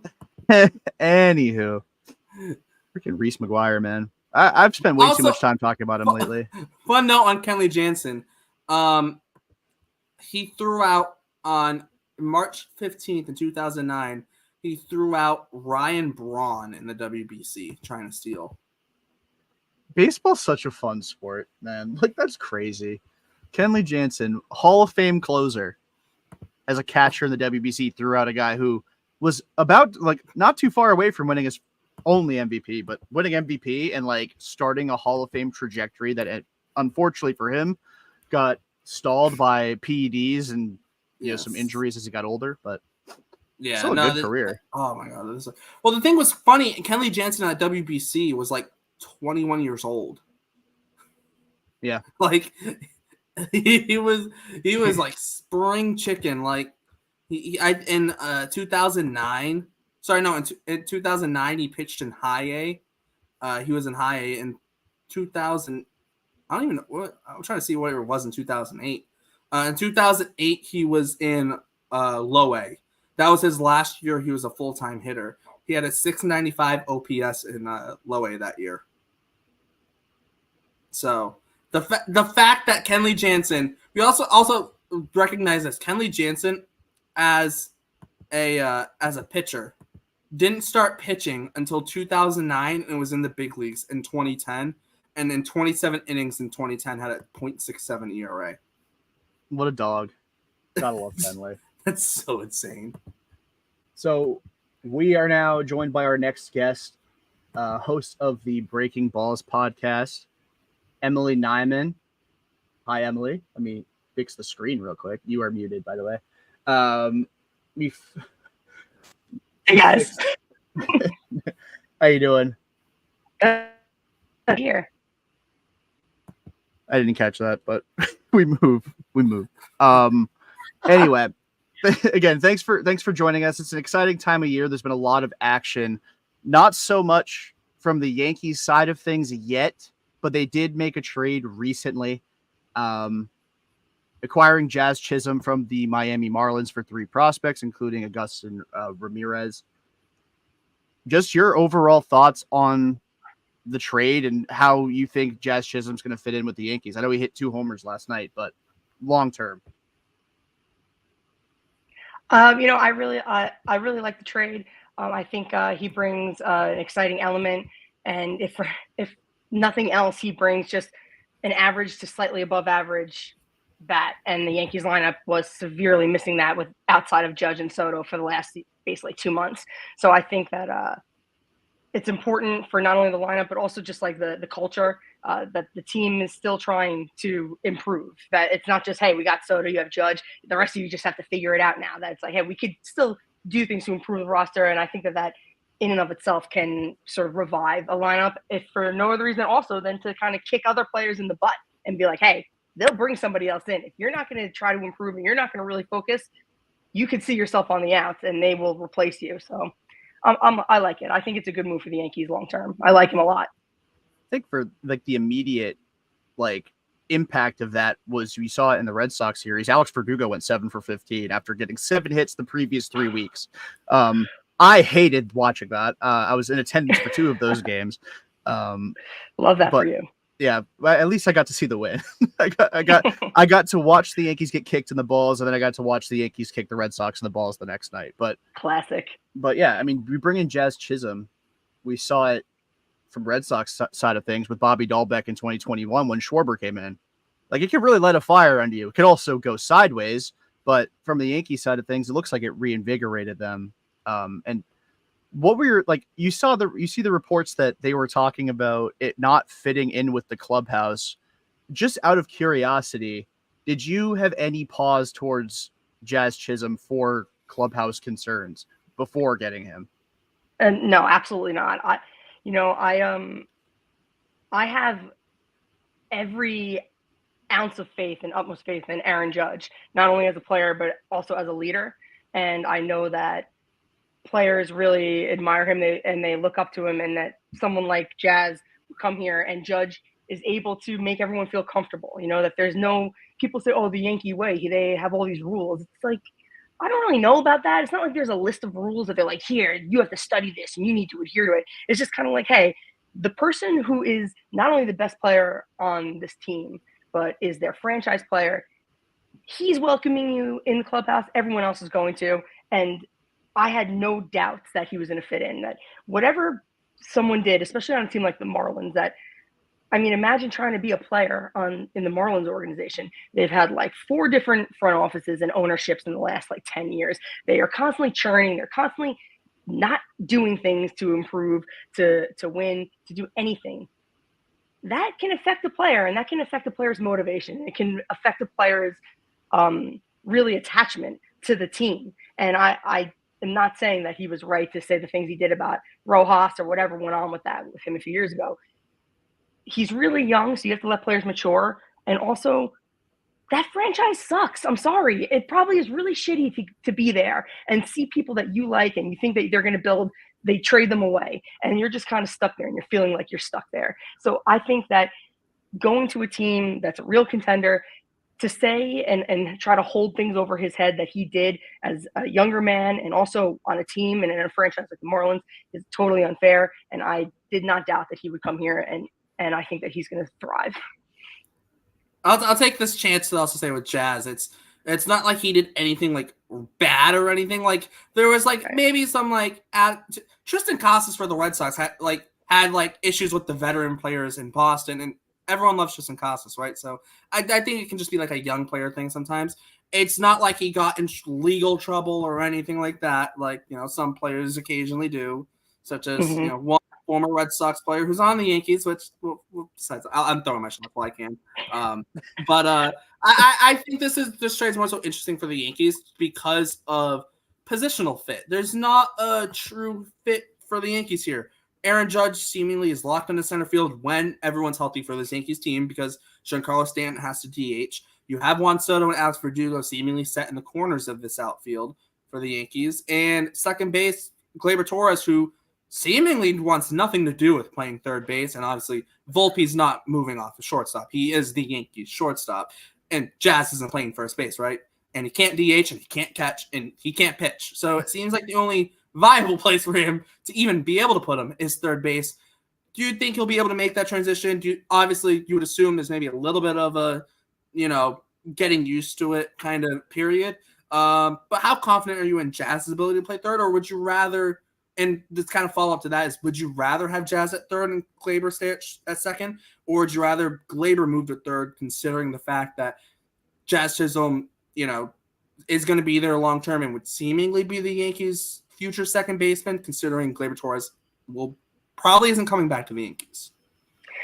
I think that I have no doubt that Jazz will be able to be successful at third. It's the least demanding position in the infield. especially when you're going from a middle infielder position. So I think that any player that can play second, especially, a short center field, you can really put them anywhere. So, and he really proved that last night. I mean, not that he's, like you said, he may have some hiccups, some growing pains, kind of, but if he can play center field, he can play third base. So I am not worried about that. I think the Yankees saw that versatility in him, that the Marlins moved him from second to center field, and he said, sure, no problem, and he's been good there. Gleyber, I wouldn't have minded seeing Gleyber move to third, just if for no other reason than his defense can be, I think he's got a -2 outs above average right now, which isn't horrible, but it's far from the best. And third is less demanding. He'll get less touches on the ball playing third. And he was a shortstop, so he does have the arm strength, but his mentality is obviously such that he doesn't want to move. He's in a contract year. I can't blame the guy. He just finally started getting going after an entire first half of being miserable. And this is what these guys do for a living. So far be it from me to act like it's, a high school team and say he needs to just do what is best for the team. No, actually, it's okay for him to have preferences and want to stay focused and stay in a place that he feels comfortable, even if it's annoying to me watching him bobble routine plays. So Jazz is excited. He says, he'll play anywhere. He doesn't care. So why wouldn't you then try him anywhere? Then why try to force Gleyber to move if it's going to cause an issue? There's only so many games left. Do we really want to waste time by forcing Gleyber to do something just on some bloodthirsty sort of thing that fans get, how they want to see players uncomfortable? They want them to be forced to do something they don't want to do because they have issues with him. No, no thanks. I just want to try to win games and put the team in the best position to win and go into October. And I think doing that is leaving Gleyber and keeping Jazz at third and trying to see what works. I'll also add too, I'm pretty sure Gleyber's arm strength is worse than Jazz Chisholm's arm strength. There's also that. Especially after now he's been playing center field, where Gleyber's just been playing short. So even just conditioning. And it's not totally comparable arm strength. When you look at Baseball Savant, it's not totally comparable because throwing from the outfield compared to throwing from second base, not the same. But Gleyber is 10th percentile in arm strength. 17th. No, he's 17th in 2022. He's 9th percentile last year, and this year he's 10th percentile. Whereas Jazz Chisholm, if you go back to 2021, 2022, 29th percentile and 23rd percentile. Obviously, this year he's up to 66th percentile. I think playing the outfield has a bit to do with that. But even then, Jazz still has the stronger arm by a couple miles per hour, right? At least a couple miles per hour. So I think if you're the Yankees, maybe they looked at that and went, we'll put Jazz at third. I think there's a chance maybe that's kind of the idea with arm strength, maybe. Yeah. I mean, sorry, I broke up a little bit, but you were just asking basically about their arm strength as a deciding factor. Pretty much, yeah. Yeah, I mean, I think that it probably is. And when you put it into that perspective, there's a lot that the Yankees would have to do in order to make it a viable situation in terms of having Gleyber be at third, that there'd be more buildup where someone like Jazz is coming from playing center field. So part of his routine and part of his conditioning has been to prepare to be an outfielder and have the arm strength and all of those things. So he's already there. Why now try to take Gleyber in the middle of the season? He just got going 3 weeks ago, and put him in a situation that he probably won't be most successful.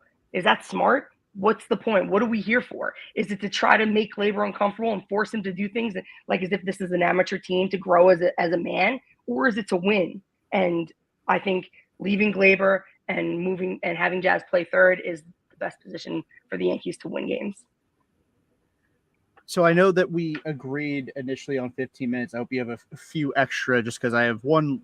Well, I personally have one last question. I don't know about Derrik, but rest of the deadline for the Yankees, we're coming up on 5 hours to go before the deadline passes.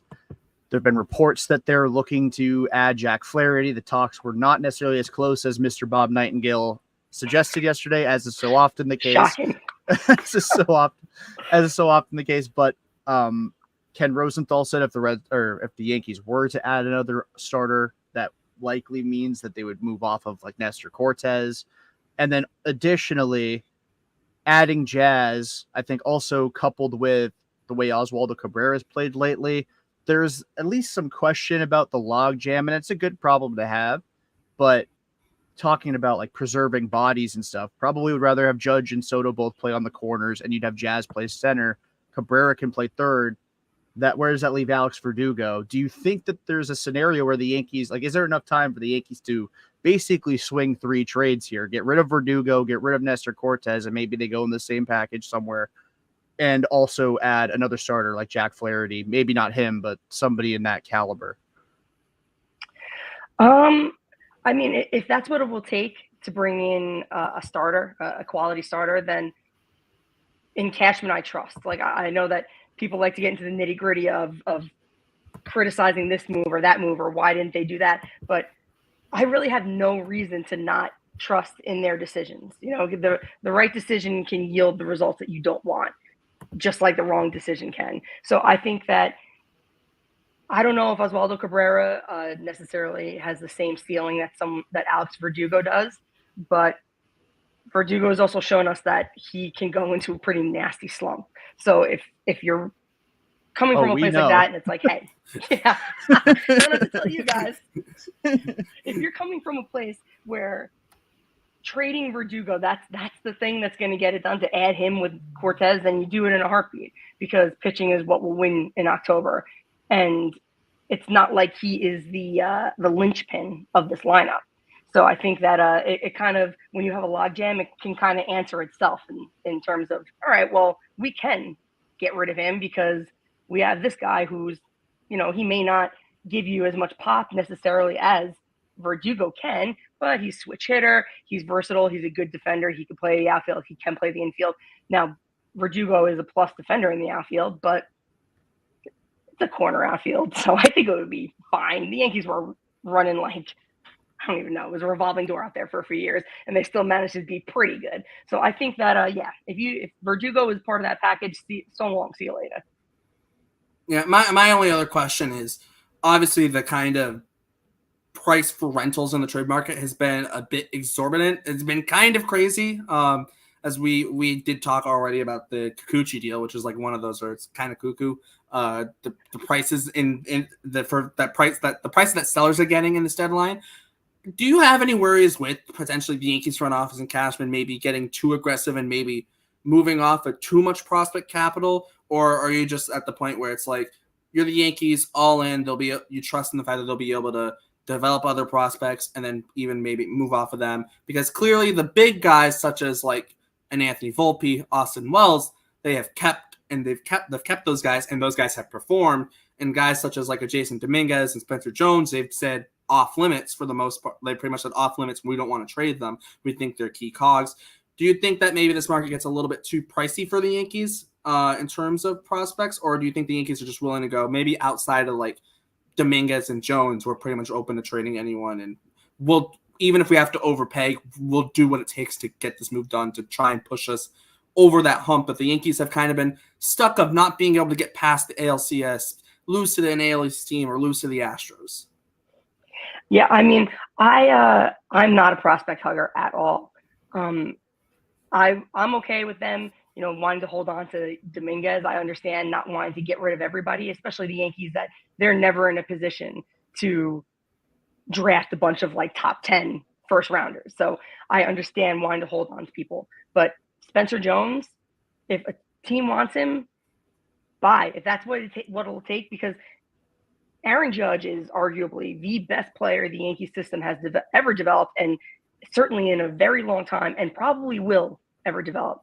So in my opinion, holding on to someone like Spencer when he can be flipped to improve the roster around Aaron Judge and around Soto, who we could potentially only have for this 1 year, I think is valuing his potential, like the potential like 1% ceiling he may have over Aaron Judge's real major league talent and Soto's real talent. Because if you're not willing to do whatever it takes to build the best roster you can around a generational player, once in a lifetime player like Aaron Judge, what's the use in holding on to these guys? They're not going to be as good as Judge, so we held on to them. Now they're promoted. Now you need to even have a better roster to try to get to the point that this team was at just with the guys that are already on it. So I'm very much do whatever you have to do to build the best roster you can around Aaron Judge, because players like him don't come around often. So I'm not going to pretend that I think the Yankees have multiple players in their system right now who are capable of consistent major league average careers, let alone above average. I think that is completely crazy. And the only teams that do have that in this short of a window are teams that tanked for fucking 20 years, like the Orioles. So it's not going to happen. Spencer Jones has a 40% strikeout rate right now. His value is never going to be higher than it is right. It's not even as high as it was last year. So what are we waiting for? We're going to wait until he's just completely useless. We saw what happened with the last round. We didn't trade anyone. We really believe in Gary Sanchez and Greg Bird and Tyler Austin, Gleyber Torres, Aaron Clint Judge, Frazier. The Baby Bombers. Right. Todd Frazier. Greg Bird just put a chill through me. And what happened? Masahiro Gary, Tanaka's you know? 90% torn UCL. Oh. I love Tanaka as a bring me down memory lane. No, I love Tanaka. I love Tanaka as like someone who is like, if he wasn't a Yankee, I would have loved him, but hated that he was a Yankee. Yeah, I totally feel it. That's how I feel about Shohei right now. Like, I loved him on the Angels, adorable. It was great. Then as soon as he signed with the Dodgers, I was like, ugh, I'm over it. I'm tired of him. Every time they talk about him, nothing happened besides he signed with the Dodgers. That was it. But yeah, I think that Yankee fans, they want a prospect hug. They don't want them to do this, but then they want to see hindsight and say, oh, they should have traded this guy. They should have done that. They could have. Listen, you have to have balls. You can't not want to risk anything, but also hope that just sitting here, with your knees pulled to your chest in like a bracing yourself position to just see what happens and then get mad and hope that something will happen and then get mad when it doesn't. Like, you got to risk it. Trade Jones, trade whoever you have to. Like, I don't care. Let's get Aaron Judge a ring, please, for the love of God. I'll just add to the fact that, like, if Aaron Judge retires without winning a World Series, it'll probably be, as much as I hate the Yankees, it'll probably be one of the biggest travesties in baseball. It probably will be. I couldn't agree more. It would be horrible, especially given like the Yankees history. It's like, all right, so this is like a Don Mattingly situation where he's just the one guy that is a legend, but he doesn't really have much to show for it, which is embarrassing when you Mike Trout were a Yankee for your whole career. Everyone else wins the World Series, but you don't. Yeah, and you like see guys like Mike Trout, where it's like he's probably never going to win a World Series, and it's like not a waste of talent, but it's a waste of like, it's like the Angels could have at least gotten close one time. I think Judge, if he doesn't win one, it's going to be a similar situation where it's like Yankees got like ALCS appearances, but they haven't even made it to the World Series yet with Judge, and it's like, yes, it's very hard to do. Only 2 teams make the World Series every year. It's very hard to win a World Series, but it will, like I said, I do think it'll be like a travesty if he doesn't win one at all in his career. Especially when you look at the rosters that they were building around him, that, like someone should be in jail for the fact that Judge was playing next to, Willie Calhoun and Isaiah Kiner-Falefa, had this lineup just full of these, no offense to these guys, if you guys, hopefully they're not listening. So like basically like just like a bunch of ragamuffin lineup for so many years of his prime that he was winning MVP caliber seasons, Bonzian seasons, and playing next to these guys that were so easily shut down in October. It was almost a joke. So I think that that will be a huge, huge stain on this era, is essentially just not getting the players that this team could. This team has every resource, including some player capital, despite not being bad enough to have top 10 draft picks. So what are we waiting for? What's the point of having all of these resources if you're not going to use them? If IKF was listening to this show after, oh my God, he must be a masochist, because the shit that I said about him a few weeks ago. If he gets, we've been talking about him too. I'm like, you know what's funny? If the Red Sox could use a right-hand hitting middle infielder, IKF kind of fits. Like, can be on the bench, doesn't need to play every day, can play multiple positions, but it's IKF. Like, don't like it's hilarious. We literally trashed him for about an hour, and they were like, a week later, we're like, you know what? He'd be a really good fit for the Red Sox. It really that realization really sucked for me.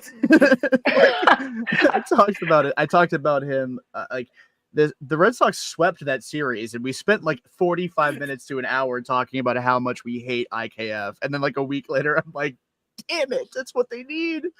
They really need another guy like that.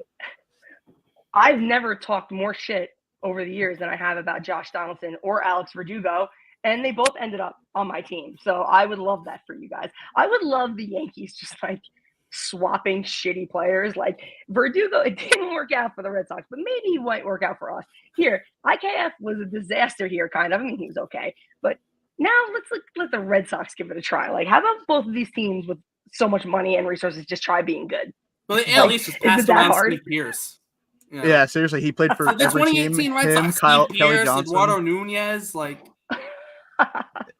Freaking, I mean, the Sox did it with Steven Drew. The Yankees had him. Chris Capuano played for both teams. Was bad for both. Now I can only see it now. Wild card round: Isaiah Kiner-Falefa on the Red Sox, Alex Verdugo on the Yankees, both homering in the same game. I might go into shock. You'll never hear from me again. But baseball's a weird IKF sport. would definitely win a freaking ALCS MVP if that matchup ever happened and he was on your team. I have no doubt about it. It's gonna be like Greg Weissert strikes out like Judge in a bases loaded situation, like because let's not the get Red crazy. Sox have no. It's gonna no. He's gonna strike out Judge, and then for whatever reason, it's gonna be like Alex Verdugo's hitting behind Judge, and Verdugo's gonna hit the grand slam. Okay, that was you kind of cooked there. That's probably the most likely outcome I've ever heard in my life. Jake Diekman came out of the bullpen and struck out Aaron Judge on like 3 pitches the other night in the 9th inning, and then was DFA'd 12 hours later. So anything is possible. Hate that guy. I went to one Red Sox game in 2022. So I live in Florida, and it was at the Trop, and I forget who started that game. The Red Sox lost. McClanahan was starting for the Rays. McClanahan's amazing. I love McClanahan. I've seen him pitch 3 times. The guy's amazing. Amazing pitcher. Love the pitcher, right? But the Red Sox ended up bringing in Jake Diekman, and I had to sit there and watch him warm up and then come into the game and just like this. He threw 19 pitches. 8 of them were strikes. Like, I'm just like, this guy stinks. I'm like, and this was in June of 22. So this is like, he had been bad for like a month at least at that point. I was like, get him out of here. And then they got Reese McGuire for him, which is arguably like better player, worse person. Can you imagine being the guy they're like, listen, we'd rather have this guy that fucking cranked his hog in a Dollar Tree parking lot than you, Jake. I'm sorry. It's just not going to work out. I'm so hoping the Red Sox trade for Cal Quantrill just so it really sticks it to Reese McGuire. That hilarious. That would absolutely tear apart the clubhouse. By the way, they were ready to murder Cal Quantrill in Colorado for that shit. If he ended up in Boston, I think Jaron Duran would have the biggest crash out probably of all time. No, if the Yankees wanted to really make a move for a starter, that's the guy they should get. Reheat up the rivalry. Can you bring in Reese McGuire? I mean, he is not the worst guy by far that they've had on roster in the last few years. So, no, I mean get Cal Quantrill. I'm saying get Yankees. If the Yankees want the rivalry to kick up the rivalry, go get Cal Quantrill. The Red Sox already hate him. I would love that. I love that video. Was absolutely hilarious to me. So I do have one more like quick point though on Quantrill. Do the Yankees really want another guy that Rafael Devers destroys? That's inevitable. You were able to keep him at bay a little bit. Here and ever be successful against him. You were able to keep him at bay a little bit this past series, but yeah, you had Cal Quantrill. Good luck ever getting him out again for the next 11 years. The Red Sox are just always going to have a left-handed bat that I am absolutely terrified of and watch through my fingers like it's a horror movie, even if it's only like a mid-June game. You think Devers is bad? Wait till it's like Devers, Casas, Meyer, Teal, Anthony. Just have fun. All lefties at the short court. All lefties. Braden Montgomery. Add that guy. Add that to the list, Jordan. Who's Who's the IFA the Red Sox will sign in 2033 that'll scare the living daylights out of the Yankees for the next decade after that? Some guy who's like 7 years old in Curacao right now. Yeah, dude. If you are Cedon Rafaela from what was it, like 2014 or not that No, 2012 when he was in the Little League World Series. Like 4'10", like 90 something pounds. You are signing with the Red Sox, and I cannot wait until that day comes. I'm just gonna watch the Little League World Series this year, and every time I see a big hitting lefty, I'm like, oh Jesus Christ! There he is. is. The Red Sox in 10 years. There he is. This guy's gonna be hitting bombs off 39-year-old Garrett Cole before I know it. Cole still might be under contract at that point. Stanton will be too. Exactly. Oh, I'll just say the Marlins are like idiots and geniuses at the same time for somehow giving him that contract, but then also mostly getting out of it. Like the Marlins are smart but stupid at the same time. Like, yeah, I mean they got out of it, but they got Starlin Castro, so like fucking cares. I mean, the Marlins weren't gonna win with Stanton. Let's be honest. That's fair. I mean, could have been I know, a little bit more. They could have won with all those guys. Could have been more I morally mean, they could have not had outstanding. so many guys. They could have not had a fire sale in 2012 and not traded Hanley Ramirez, which would have eventually meant Hanley Ramirez probably never gets to the Red Sox again. Although I love Hanley, but that's And Yeah. Hanley Ramirez is a Consistent top to hero. bottom. Hanley Ramirez saved Hanley Gary Ramirez? Sanchez's life in 2016. Never forget What do you mean? that walk-off he had off Dylan Betances that would have decapitated Gary Sanchez if Hanley just watched it go by. He's literally a hero, and nobody talks about it. Not all heroes wear capes. Nope, but they do wear Red Sox jerseys. Hanley barely wore the God jersey. damn it! Set you up for that. That was good. D Wade to LeBron right there. Although Hanley barely wore the jersey, he had like all but like one button undone. Legend. Yeah, pretty much was a cape. Luke You're Boyd right. style. It pretty much was a cape. Oh man. Hanley at that point was built like a middle linebacker. Like he should have been playing for the Patriots. Yeah. He literally had the same build as Dante Hightower. He literally did. Built the He might have exact been bigger same. than Dante. Like that. Yeah, Dante Hightower had nightmares about having to freaking block or shed a block on Hanley Ramirez. The fact the Red Sox thought that guy could play left field is beyond me. Yeah, we don't have to talk about that. We don't have to talk about that. This is supposed to be an uplifting podcast. I mean, hey, they had Cespedes before, I and Cespedes got them a Cy Young Talk about winner. all the Okay. failures. Talk about all the failures. Yeah, why don't we talk about Jacoby Ellsbury real quick? Oh God. Tyro Estrada. I remember this is when I first followed you. You tweeted all the time about how Tyro Estrada got shot and returned to baseball before Jacoby Ellsbury. He had been like 3 years removed from that.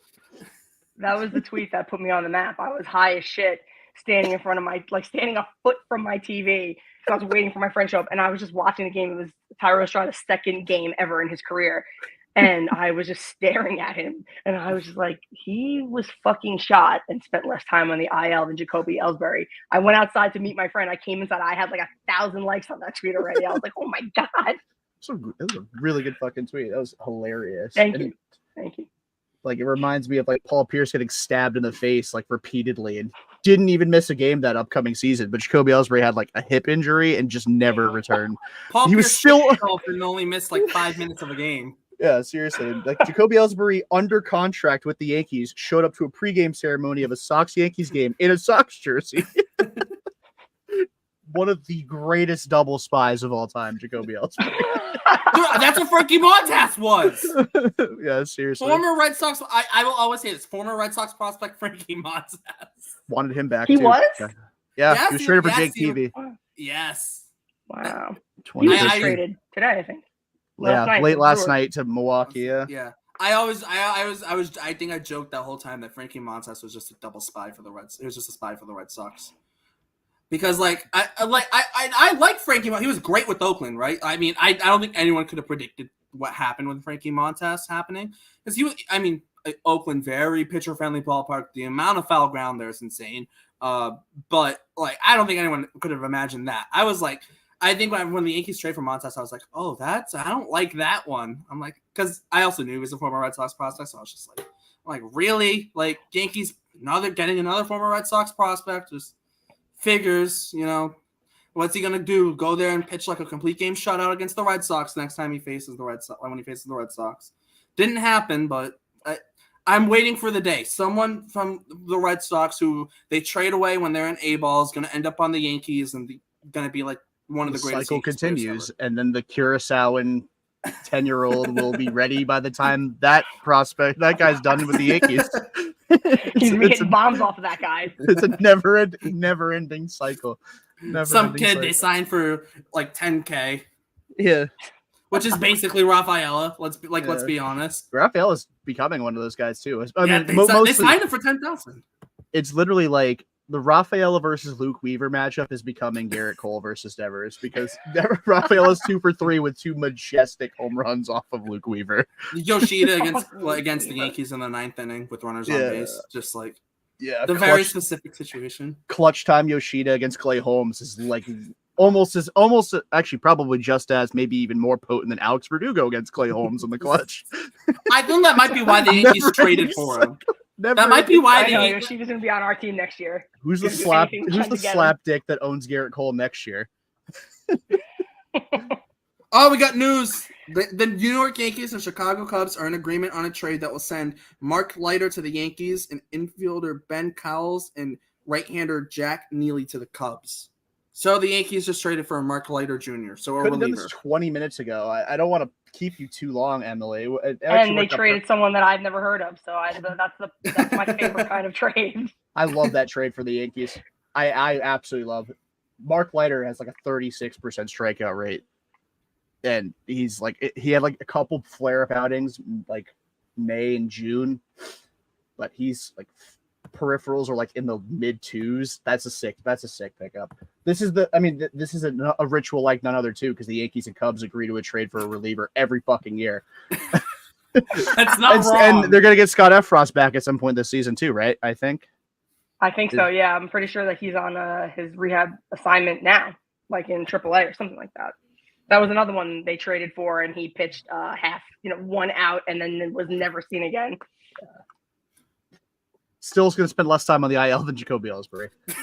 So you have that. You have that to see hang that your joke hat has legs. It's great. Yeah, the gravity that joke has, it's crazy. It will outlive me. It's my legacy. So just quickly on the minor leaguers, Jack Neely, right-handed pitcher. He is 24 years old. He's in AAA. He just got promoted to AAA. He's made 9 appearances out of the bullpen in AAA right now with a 3.38 ERA. He had 22 appearances out of the bullpen in AA this year with a 2.61 ERA. So just straight relief prospect, 24 years old, going into the Cubs. And then the other prospect was Ben Cowles, who he's also 24 years old. He is listed as a second baseman / shortstop per Fangraphs. And in AA this year, he's hitting 294 with the 376 on base, 472 slug, 141 weighted runs created plus. So, they're older prospects, right? They're both 24, right? But something for the Cubs to work with potentially. And you trade a reliever, obviously. I don't know. Is Leiter a rental? And can someone check that for me?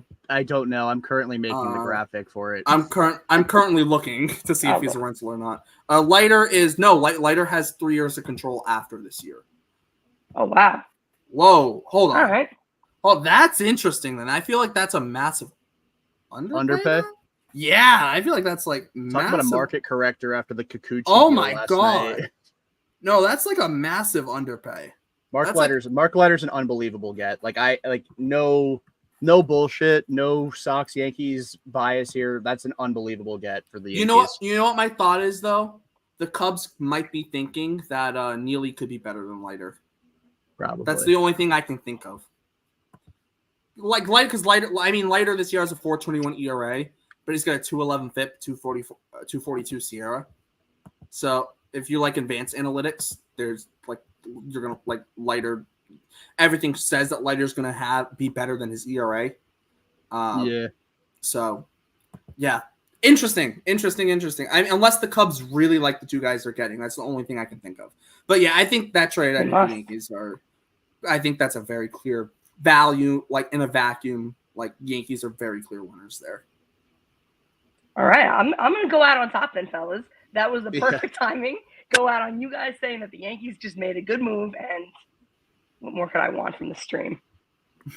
Especially since I don't know any of those players, so I appreciate, except for Mark Leiter Jr., but I appreciate that assessment. Now I'm going to go on Twitter and argue about this like I do know these guys, armed with that information.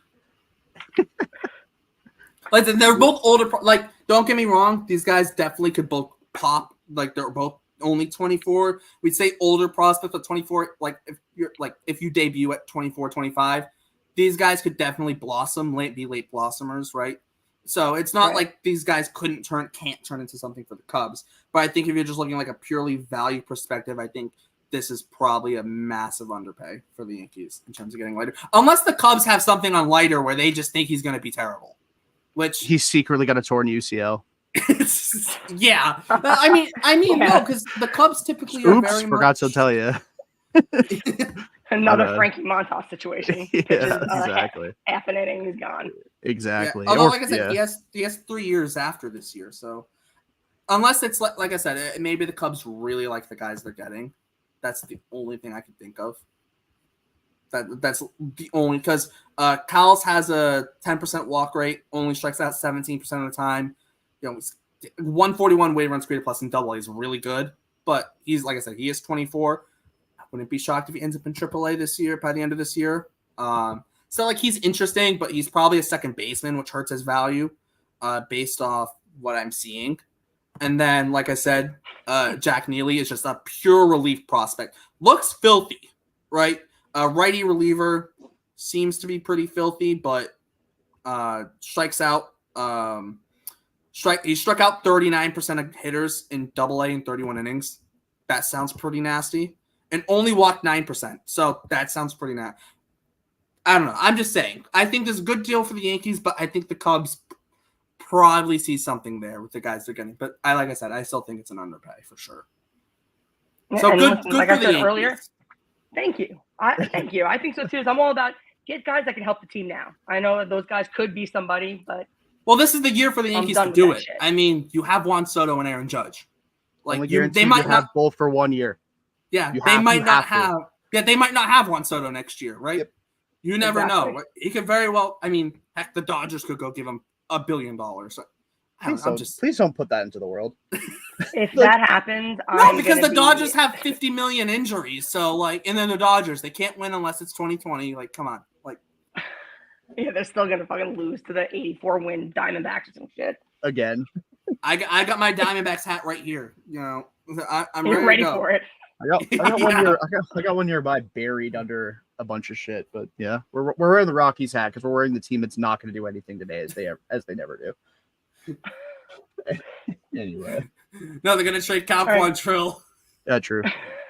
Yeah, Emily, thanks again for coming on. I know we agreed initially on 10 to 15. You were here for like 40, so really generous with your time. We appreciate it. No, I had a great time. Thank you so much for having me.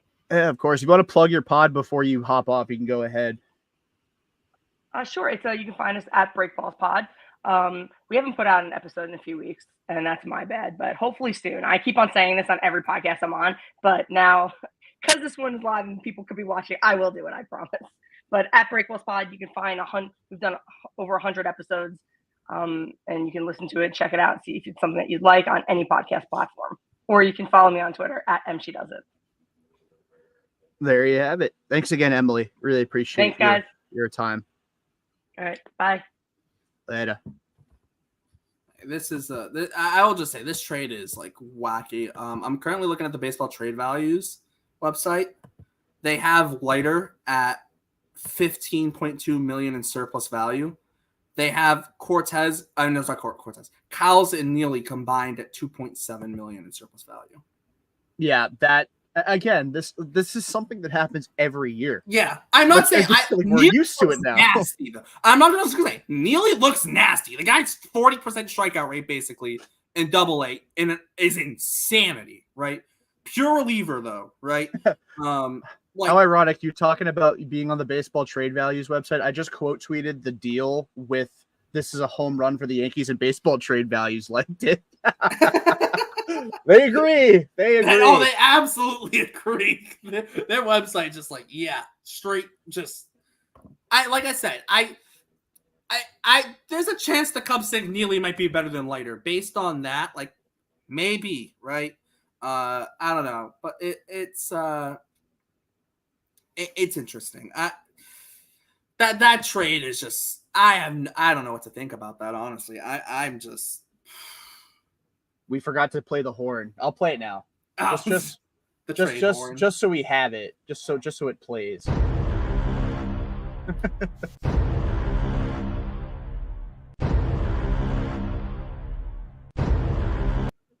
I don't know if it keeps No, you have playing. to stop. I do have to stop it. I don't. Yeah.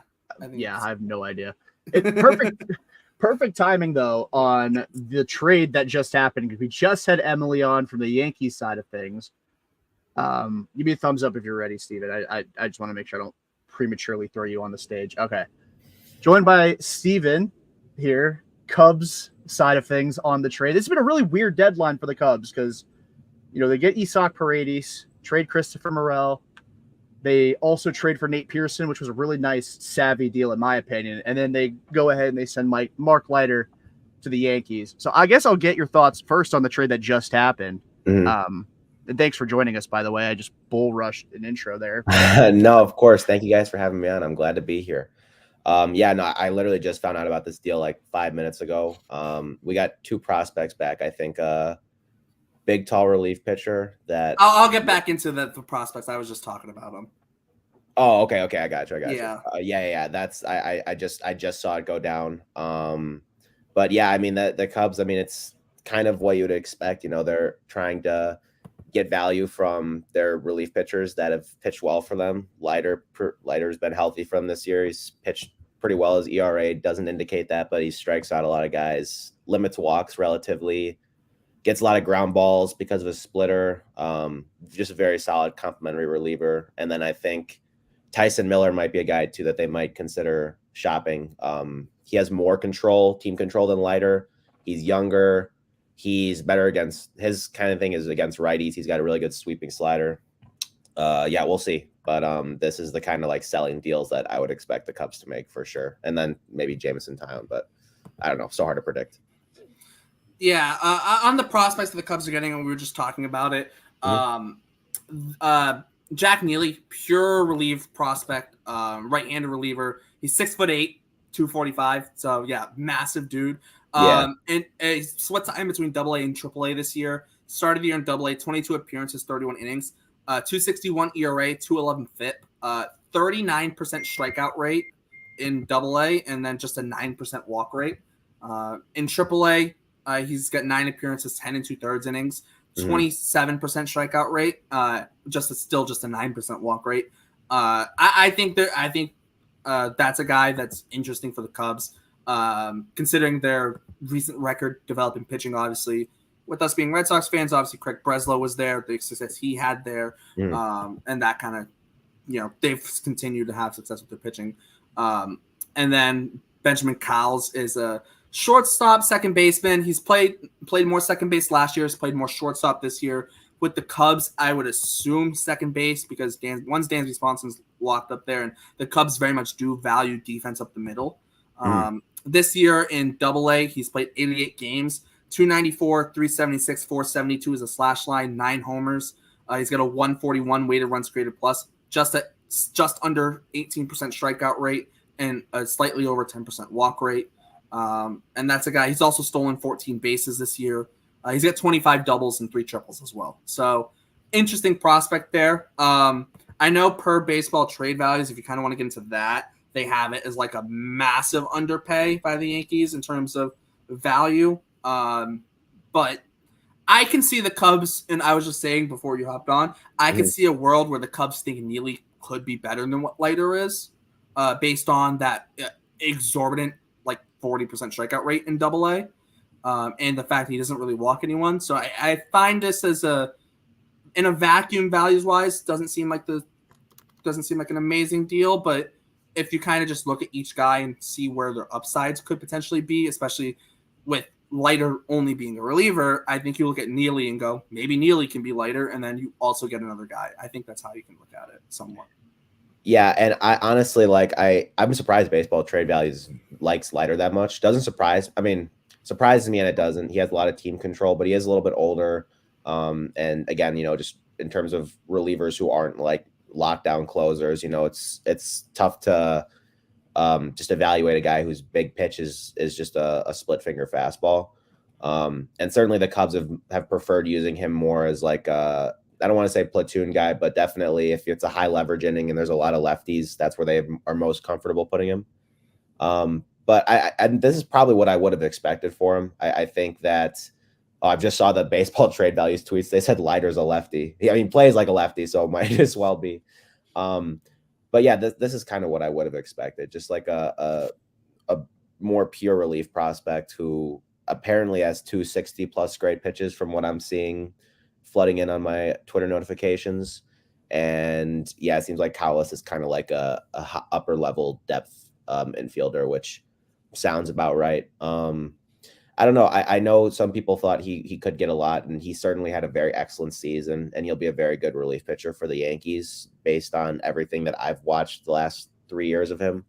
But it doesn't surprise me that they're just looking to get a young reliever who's way more controllable and just I mean, lighter. I think, does he have options? No, he doesn't have any options. Yeah, so yeah, he's more like easier to kind of shuttle back and forth. Like I said, like these are the kind of trades you'd expect them to make, given the stance they took on trying to sell for the future. I will also add to, I know if you kind of are paying attention to the baseball trade values, you're kind of in that thing. They did say that their model really likes lighter for his peripherals and his kind of StatCast numbers. Mm-hmm. There's a lot of red on his Baseball Savant page. Outside of fastball velo, there's a lot of red, right? And he's a guy who this year 211 FIP, 242 Sierra, but a 421 ERA, right? So it kind of depends. Do you like the more traditional stats or do you like the more advanced metrics? I think too. There's also that thing there, and I do like you said. You mentioned the no options there as well.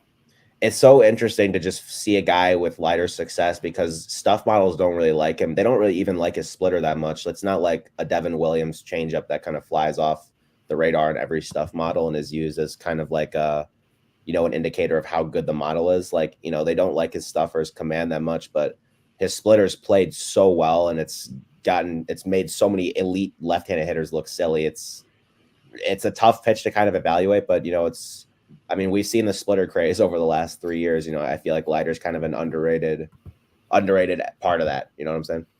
Yeah. 053 batting average against a splitter this year and just 053 slugging. And even the expected number. So 3 for 57 with 3 singles in 61 plate appearances. He's got 39 strikeouts with the splitter, 63% whiff rate. Even the expected numbers, 086 expected batting average, 098 expected slug. So yeah, the splitter's been absolutely dominant. And even like the curveball, the numbers 375 average, 625 slugging, but the expected numbers 133 expected batting average, 189 expected slugging. So I guess too, if you're the Yankees perspective, you're looking at it and you got a guy with probably 2 elite, breaking pitch / off speed pitches, and then the sinker, it's solid. It's nothing like crazy, but he only throws it 34% of the time, about a third of the time anyways. So like you said, the splitter is the real carrying pitch for him. Absolutely. His sinker, he can land it in zone, and I think it'll play up just because of how good his splitter is. I think you could say that about all of his pitches. He's gone through such a crazy journey because when the Cubs first signed him, it was like a minor league deal, and they brought him up as a starter. So his splitter was always a part of his arsenal, but you can see if you look at his Savant page, which you're on, he was a lot more four-seam fastball, a lot more sinker. And then when they moved him kind of to that relief role, they started using a splitter more because they saw the results it was getting, just kind of like introducing the cutter a little bit more. And then when they brought him back as a relief option in 2023, again as a minor league deal or a non-roster invitee, I forgot exactly, which it is, but they scrapped the four-seamer, up the cutter usage, and then they just kind of went dominant on the splitter, which gave him a lot of success. He got a lot of strikeouts last year. He was a very, very solid option for them. And then this year, he's reintroduced the sweeper. Again, like the splitter is a better pitch against lefties. It'll play against both hands because it's just so good. But the sweeper to just try and get a little additional look against righties, maybe get him more overall high leverage looks. And the curveball plays, it can be used as a first pitch offering, just because if he can command it, it's kind of a slow curve, a strike stealer. And if you're stealing strikes as lighter, with your splitter, I mean, that's a huge advantage in an at-bat. So he's got a lot of different options. He's got a lot of different looks. He's a very fun relief pitcher to watch and just to kind of see how he goes about his business, because it's not like you're spamming one elite pitch. You're still playing some mind games with the hitter, even knowing that you have your secret weapon, the splitter, by your side whenever you'd want to use it. Yeah, for sure. I do. Coming off of Mark Leiter for a second, because the big trade that the Cubs made recently that kind of shook up at least baseball Twitter to a degree, and I'll throw the graphic up on the screen for it. Trade that sends Christopher Morel and prospects to the Tampa Bay Rays. I can't find the graphic for the life of me. There it is. For Isaac Paredes, and that was a deal that was pretty shocking. A lot of people thought the Yankees made a lot of sense. Some people mentioned the Dodgers as a possible fit. Not really talked about. I thought Houston made a ton of sense as well as kind of a contingency plan for Bregman, plus the Crawford boxes made a ton of sense with the pull power. Mm-hmm. But this is kind of like a buy and sell move at the same time, because you're getting a controllable third baseman that's actually good at the position. Morel is probably, I love the guy. I wanted him in Boston so bad, but he obviously goes to Tampa Bay in the trade. What were your thoughts on the deal here as it pertains to deadline strategy, future outlook on the team, etc.? Yeah, I mean, the Cubs' big need, even kind of flashing back to last winter, third base was a big question for them. Last year, they played Madrigal there a lot because his defense was very solid, even though he wasn't a really great hitter. And this winter, they made a commitment to Morel, even with his defensive struggles, is like, if this guy can figure this position out, it gives us a huge opportunity to, use the DH spot, or at the very least, just cover a position where we have a lot of uncertainty with a solid guy. And I think Morel's bat has lived up to the expectations. I know that a lot of his results are poor, but a lot of his expected numbers are very good. And by and large, we're still working with a lot of games left in the season. I think he's going to be a very good hitter with more time. It's just a matter of being patient. But his defense, like you were insinuating, Jordan, was very poor. I think he had like -12 outs above average this year, mostly exclusively playing third base. And again, it's one of those things where it's tough to determine whether it's because hasn't played there much in the MLB. He played there a lot in the minors, but MLB, it's still kind of a different beast. Or if it's just that he's not a good defender overall. Like, you could look at Tatis really struggled at shortstop his rookie year, and he got better there. But at the flip side, you have Kyle Schwarber, whom the Cubs put in left field, and he just never was a good defensive player. So I think the Cubs saw Paredes, and they saw the comparable control, the comparable age, very different hitting profile, obviously, but still has found a lot of success with it.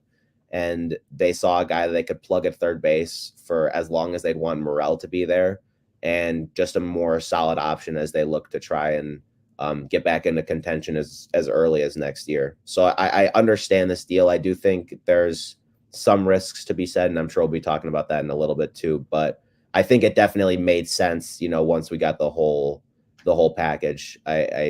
It surprised me, but at the same time, I think you could justify it. So you think this trade is basically entirely fixated on 2025 and beyond? I know that, the Cubs are last in the National League Central, but still 6 games out of the playoffs. There's plenty of time left. Do you think that this trade was solely on the basis of what it will be like next year and moving forward, or do you think that they have any sort of outside belief that they have a shot at making it into the playoffs? And Paredes on both sides of the ball gives you a lot more stability than Morel does presently.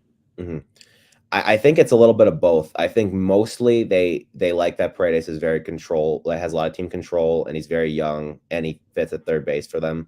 But at the same time, like you said, Jordan, while they're last place in the NL Central, 6 games out of the playoffs in July is not insurmountable. I think it just kind of depends on like kind of the scope you use. Like they're not going to make a trade where they'll give up like they did last year with Candelario, where they gave up DJ Hertz, who's starting for the Nationals right now, and another prospect strictly for Candelario, who is not going to be rostered guaranteed beyond 2023.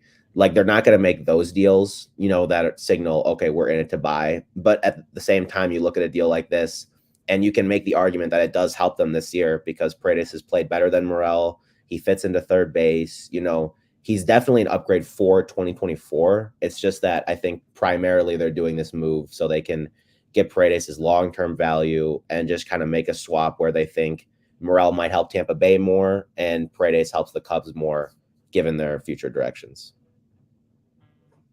Gotcha. Mhm. And so about again, a lot of the talk about Paredes was about the fit with the ballpark because he is very pull fly ball dependent. Mhm. And I think early in the season, especially for the Cubs, that might be a little bit of an issue for him. But as it warms up, the ball it'll be a lot different. But do you think that there's going to be any issues with Isaac Paredes, at least maybe, in the colder months of the season, being effective as a hitter? Do you have any concerns on that? Because a lot of people did that I saw on Twitter. That's a very good point. I mean, I know his expected home runs have been brought up a lot. I think the last 3 years it was like -13 at Wrigley compared to how many he's actually hit or how many he would hit at Tampa Bay, one of the two. But I think it's plausible there he might, go through especially like you said in the colder months where, where distance isn't going to play as much. He might go through some home run slumps, but at the same time, especially with the expanded schedules, it's so hard to predict where exactly you'll be able to hit your long shots. I mean, he could luck out and have a great series at a park that's more friendly to him, or he could hit a lot of warning track flyouts at a deep left field. It's so hard to say for sure. And I think that he has very good plate discipline. He's a good contact bat. I mean, his offense is still played very well. So I think he, definitely not unreasonable to think he'll go through slumps, especially considering Tampa Bay played so well for him, and it probably won't play as well at Wrigley Field. But at the same time, I don't think it's enough to be concerned beyond, it's just like a regular month slump like any hitter may go through. Yeah, I'll just jump in. I'm having a little bit of a Red Sox prospect crisis, but Yeah. I my only thing when I remember when the Paredes trade broke, I went, oh no, Morel's gonna be Paredes 2.0 in Tampa because all the guy does is pull the ball. But then I'm like, how is that gonna translate for Paredes to Chicago? Obviously, that's it's not the same in Chicago. I think that's the whole reason the Rays got Paredes is they just said, oh no, you're just gonna pull the ball. You already pull the ball a lot, just do it even more. I think his pull rate is 55% for Paredes, and Morel last year was around there. This year a little bit lower. But how do you think the pull power is going to translate for Paredes? Because there are some of his home runs where you look at it and you go, yeah, it's a home run at the Trop, but not really a home run in a ton of other places. Do you think it's going to translate to Wrigley? And how confident are you in that? I mean, generally, I think it will. If you look at last year, he had 30 homers, which is shocking considering some of his exit velocity numbers. But I think he still was projected for around 25 at Wrigley. And again, like I said, he's not going to hit all of his homers there. That would be really shocking. So it's tough to get into that that granular about what the fit is going to be here beyond generally that Wrigley is less of a pull friendly park than Tropicana Field. I think anecdotally that makes a little more sense as a criticism, but again, Paredes has still been a very good bat regardless of, if I feel if it was so dependent on him just being a Tampa Bay Ray, his power just being there, he would not have the offensive success he's had the last few years.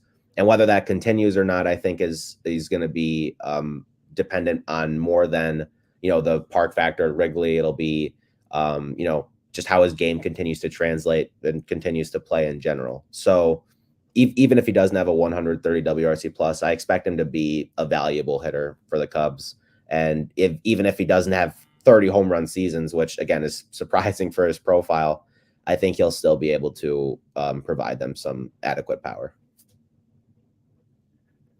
Gotcha. And then, okay, so last trade, real quick, that the Cubs have made was for Nate Pearson, and that was a deal that, for us as Red Sox fans, the Red Sox were very heavily involved in trying to acquire him from Toronto. I wonder if there was like a bigger package there with Danny Jansen, maybe even more coming to Boston. I don't know what they were working on necessarily, but Cubs end up getting Nate Pearson. Probably in a lot of respects, also helped push or make the trading of Mark Leiter a little bit easier.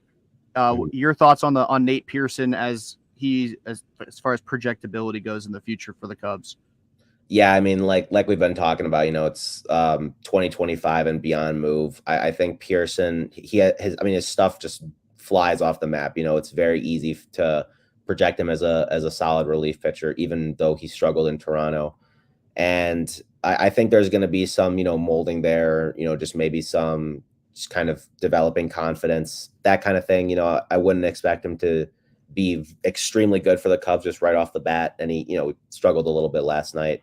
I don't know if you guys heard about that, but it's a move that, they're going to, I think they're going to really want him to pitch high leverage innings. If he can close for them, I mean, God bless, hopefully.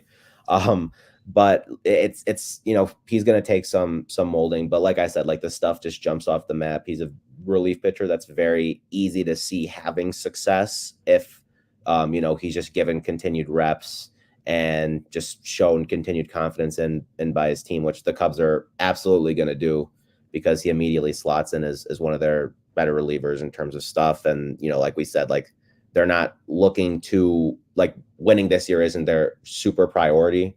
So they could be more willing to maybe put him in those high leverage reps and be willing to take that risk, whereas Toronto might not be to as much of an extent.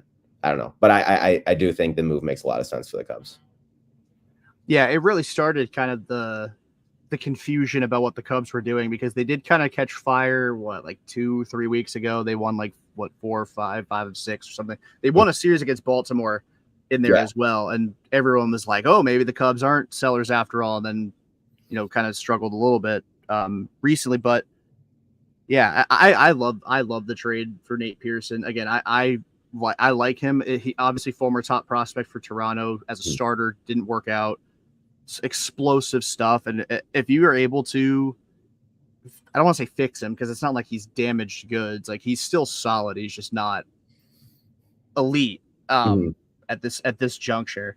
That could end up being an unbelievable pickup for the Cubs moving forward. And again, like you said, probably more 2025 beyond than 2024, but it's kind of like a weird little buy and sell, like an aggressive one too, because it's not just getting rid of bums and adding like maybe slightly better players similar to like the 2022 Red Sox did, but like the 2025 Cubs are going to have some really solid pieces in the mix from these 3 trades that they have made so far. And it's been a very interesting deadline, but I think a very productive one that's going to confuse a lot of people, but they also don't work in a front office. So yeah, absolutely. And and I think when you look, just like an additional thing, like for Pearson, like you said, Jordan, it's kind of a confusing buy sell kind of thing. Like that they trade Leiter, who also has team control, but they'd acquire Pearson. And I do think there's some kind of buy low that goes into that.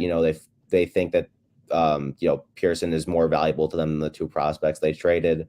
And at the same time, they recognize that Leiter's value is probably at its highest right now, at a time where, they committed to selling, that they can trade him. So it's weird to kind of coexist like that. And I think, it makes sense, but at the same time, you could also argue it both ways. You could say, they could just trade for Pearson and hang on to like Leiter and Tyson Miller and some of their controllable guys, or, they could just trade them and not try and get like Pearson or, Paredes, or just kind of hang on to the group they have now. So, the trade deadline's never that binary where you're always just buying or just selling. You're always thinking about how it's affecting your team next year and beyond. And I think that, overall, like the Cubs are in that unique spot because they're trying to be good very soon, but at the same time, they recognize that they've fallen short of that this year. So that's where you get like the Nate Pearson, the Isaac Paredes moves, and at the same time trading Leiter and shopping Tyone, and we'll see who else. Do you think that they'll end up finding a landing spot for Tyone? I mean, he's under control, so it's not like you have to trade him at the deadline. You could always do it in the offseason. But do you think they'll find a landing spot for him before 6 o'clock? I think some team will definitely. I think there's definitely interest for him. Whether the Cubs feel like that's worth moving on from his contract or not, we'll see. They have some starting options that have been solid for them this year. Ben Brown's currently injured. Javier Saad's pitched pretty well for them. So guys who you might not have expected to jump into the fray have been decent. And Tyone's getting, $18 million or however many it is per year over the next 2 years. He's a good starting pitcher. I would not complain if the Cubs did not trade him. But at the same time, I understand wanting to maybe save some of that payroll flexibility to, maybe for the long term, or to just kind of try and rely on some of your internal arms, maybe more than you were willing to at the time of signing Tyone. So, I see the argument both ways. Like I said, it's so hard to predict, but I don't know. I kind of like fence sitting here at the deadline until anything definite happens, because again, I think so much of it just depends on if a team wows you or not. And it's not like, we're guaranteed to trade this guy no matter what, which I think is the case with Tyone. That's true, especially when you see a package like what happened with Kikuchi last night. It's like that was crazy. I could not believe they got that much for him. I mean, yeah. Houston's dangerous with trading their prospects, man. They did that with Verlander too last year. That was crazy. Yeah. So like, what kind of incentive do you have to trade a guy with control until maybe like Jack Flaherty gets traded? At this point, like or maybe a team ends up drives up the price for a guy like Tyone because he's got control, stuff like that. And that's why I think the Cubs are, they're always going to just kind of try to play both sides. I remember when they traded Scott Efros in 2022, that stunned every Cubs fan because everyone figured they were going to trade Happ and Contreras, and they ended up hanging on to both of them, and they moved Efros because they didn't expect to get Hayden Wisniewski in return. So like I said, I think a lot of it is just like, if you can tell there's a lot of interest for a player, go for it. But at the same time, like, nothing wrong with doing that kind of fence sitting if you know that you're fine if you keep that guy around beyond the trade deadline. Yeah, the only other thing for me really is in terms of the Cubs, obviously they are making moves. Do you think that because they are still trying to win next year, do you think that they're trying to win next year, but they've kind of sold on this year? Do you think that there maybe opens up a chance for some of their younger players to maybe get more playing time, in the sense of, these are the guys we have. We know, like Dansby Swanson, obviously he's their shortstop, right? You have guys locked into places, but do you think maybe it opens up more time, or maybe later in the season we get to like September and you maybe call someone up from AAA? Do you think maybe this opens up some more playing time to see what the Cubs have for next year? Because clearly they're going to want to be going into next year to win. The Cubs are not in a full-on sell situation, and obviously there are guys like Cody Bellinger who could opt into his contract and have another MVP caliber year, right? So how do you feel that this situation affects other people in the Cubs organization? That's a great question. I think immediately I jump to the pitching side. Their bullpen's been so fluid this year. I think there's a lot of opportunity for even the guy they got for Leiter to jump into the group this year, Pearson to jump into the group, like just kind of carve out roles for them down the stretch. And maybe similar in the rotation if they move Tyone, that remains to be seen. In terms of offense, it's challenging because they have a lot of positions filled. Michael Busch has been good. Nico Horner, Dansby Swanson aren't going anywhere. Happ, Suzuki. They're committed to Pete Crow Armstrong in center field. Bellinger's still in the mix. I think that was my big thing about trading Morel is I feel like with Paredes, you kind of have that third base position locked down now, which leaves a DH spot open. They have a lot of top hitting prospects in the upper minors. Owen Casey is an outfielder. Moises Ballesteros is a catcher, and Matt Shaw is a third baseman. But all of these guys are they'll get time at their natural positions, obviously, but having that DH spot available for them to kind of shuttle through and give them opportunities where the field might be kind of clogged.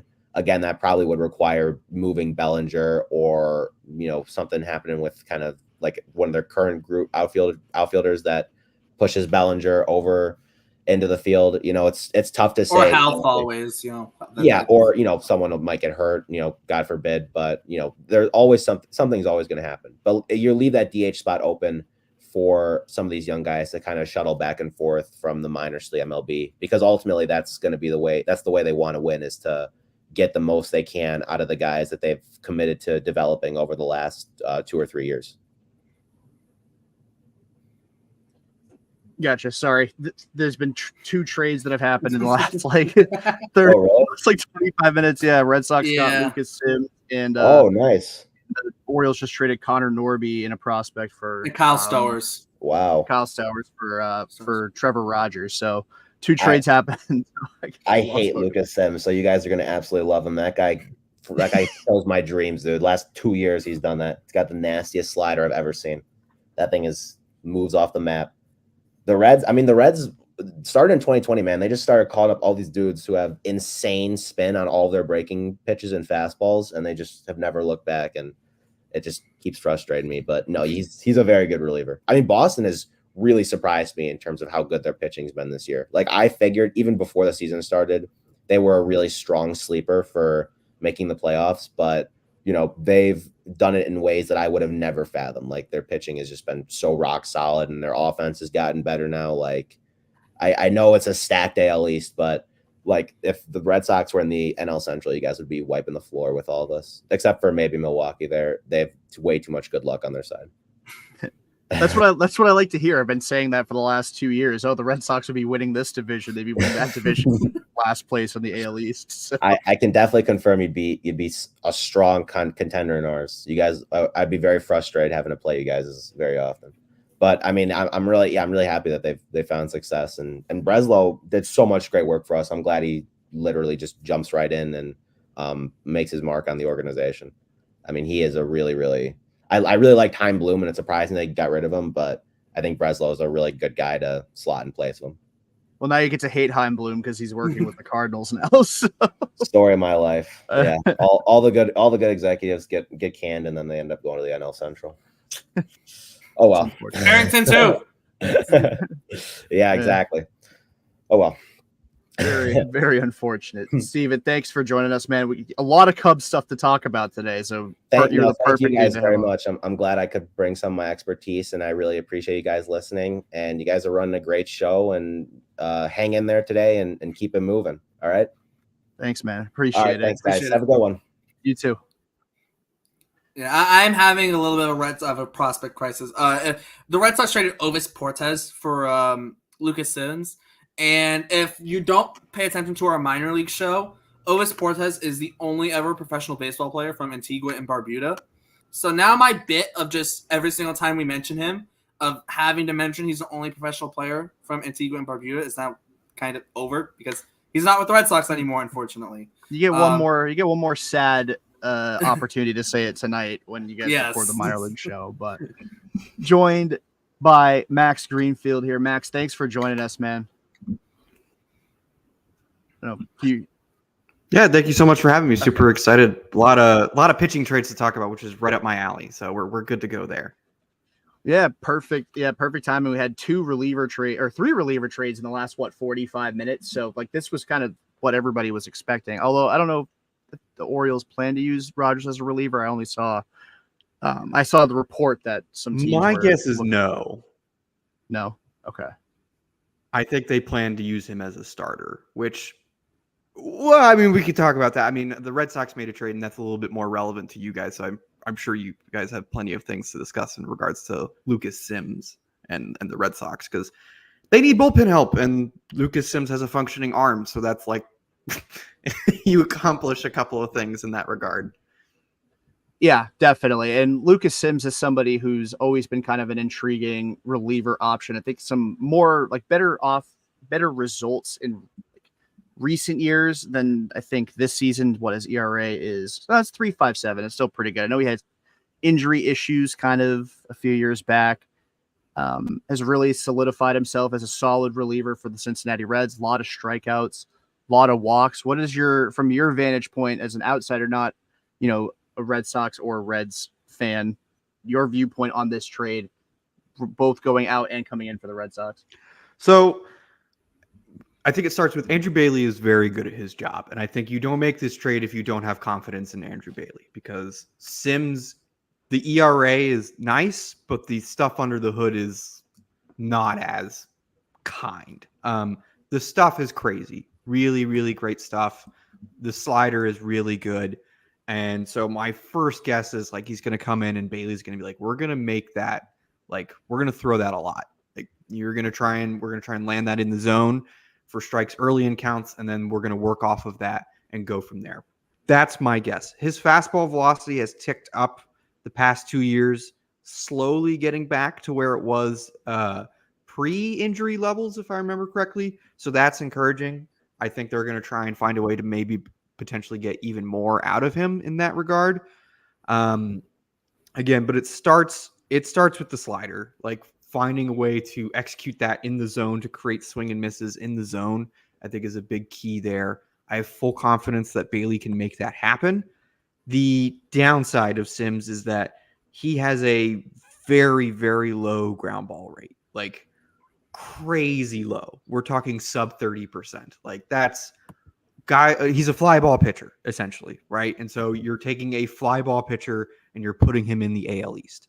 Inherently a lot of risk. Like it's a move that based off batted ball data would tell you probably wouldn't work. But the Red Sox probably see something there that they can improve upon and, correct, I would say. There's things that say he should regress, but in a new system, everything kind of gets thrown out the window, right? Like the Red Sox probably see something. My guess is specifically with his slider that they can improve upon and make better. Does it work out like that? I don't know. But the Red Sox need bullpen help, and they need it very desperately. And so this is kind of a move where it's like on paper, it doesn't feel great, especially because the return it's pretty high. Like the rental returns in this market have been, genuinely crazy. And this is unfortunately no different for the Red Sox. Like they're giving up a pretty good piece here. But I think you have to do it. Like you're in a position where you're ahead of schedule, in my opinion. I think the Red Sox, I will also say, I thought the Red Sox were good going into the season. Like I really liked their pitching staff. I wasn't sure they could hit enough. And I think both of those things have, relatively speaking, come true. And so I think you're in a position where the rest of the AL isn't very good. And if you get in, you might make some noise. And so you should be taking some kind of chances that don't really hurt the long-term outlook too much. And I don't think this really does, but also give you a chance to get in and maybe make some noise. And so I think even if the return isn't great, I think it's good enough to make some noise and maybe get into the postseason, which Jordan, you and I have talked about extensively. That's all you got to do. That's really all you got to do. Yeah, just get to the dance. You may not go away with the prom king or queen, but you're gonna you get invited to the dance. You have a shot at it. So that's true. I will also add, Sims has started throwing a cutter recently, so that's something to watch. It's been good so far, based on he's thrown it 49 times. 28 to righties, 21 to lefties, so throwing it to guys on both sides. Hitters are 1 for 12 against it. Seems pretty good so far. Obviously, very small sample size, right? But that could be something, too, that the Red Sox look at and go, yeah, you started throwing this pitch, looks really good, keep doing it, right? Something along those lines. Something that we've seen in kind of this wave of pitching with all the information that we have is something that's becoming popular is this kind of cutter slider blend. I'm not calling it what people call it, but because it's just no. But people will manipulate. So Garrett Cole's actually really good at this. He is able to take his cutter and he can manipulate it into what you would call a traditional cutter and more of a slider. And he does it. He varies the movement on it consistently throughout games. It's extremely impressive to watch. Sims could be a guy they're trying to get to do the same thing. Basically manipulate the cutter into maybe that traditional hard in on lefties, or maybe he can make it a little bit more downward tilt to get some more swing and miss. I think Bailey probably sees something there within regards to the cutter and the slider and is like, we can build off of that and that can help us. And again, like they need help there. Like they need bullpen help. And so he helps with that. I see why they did it.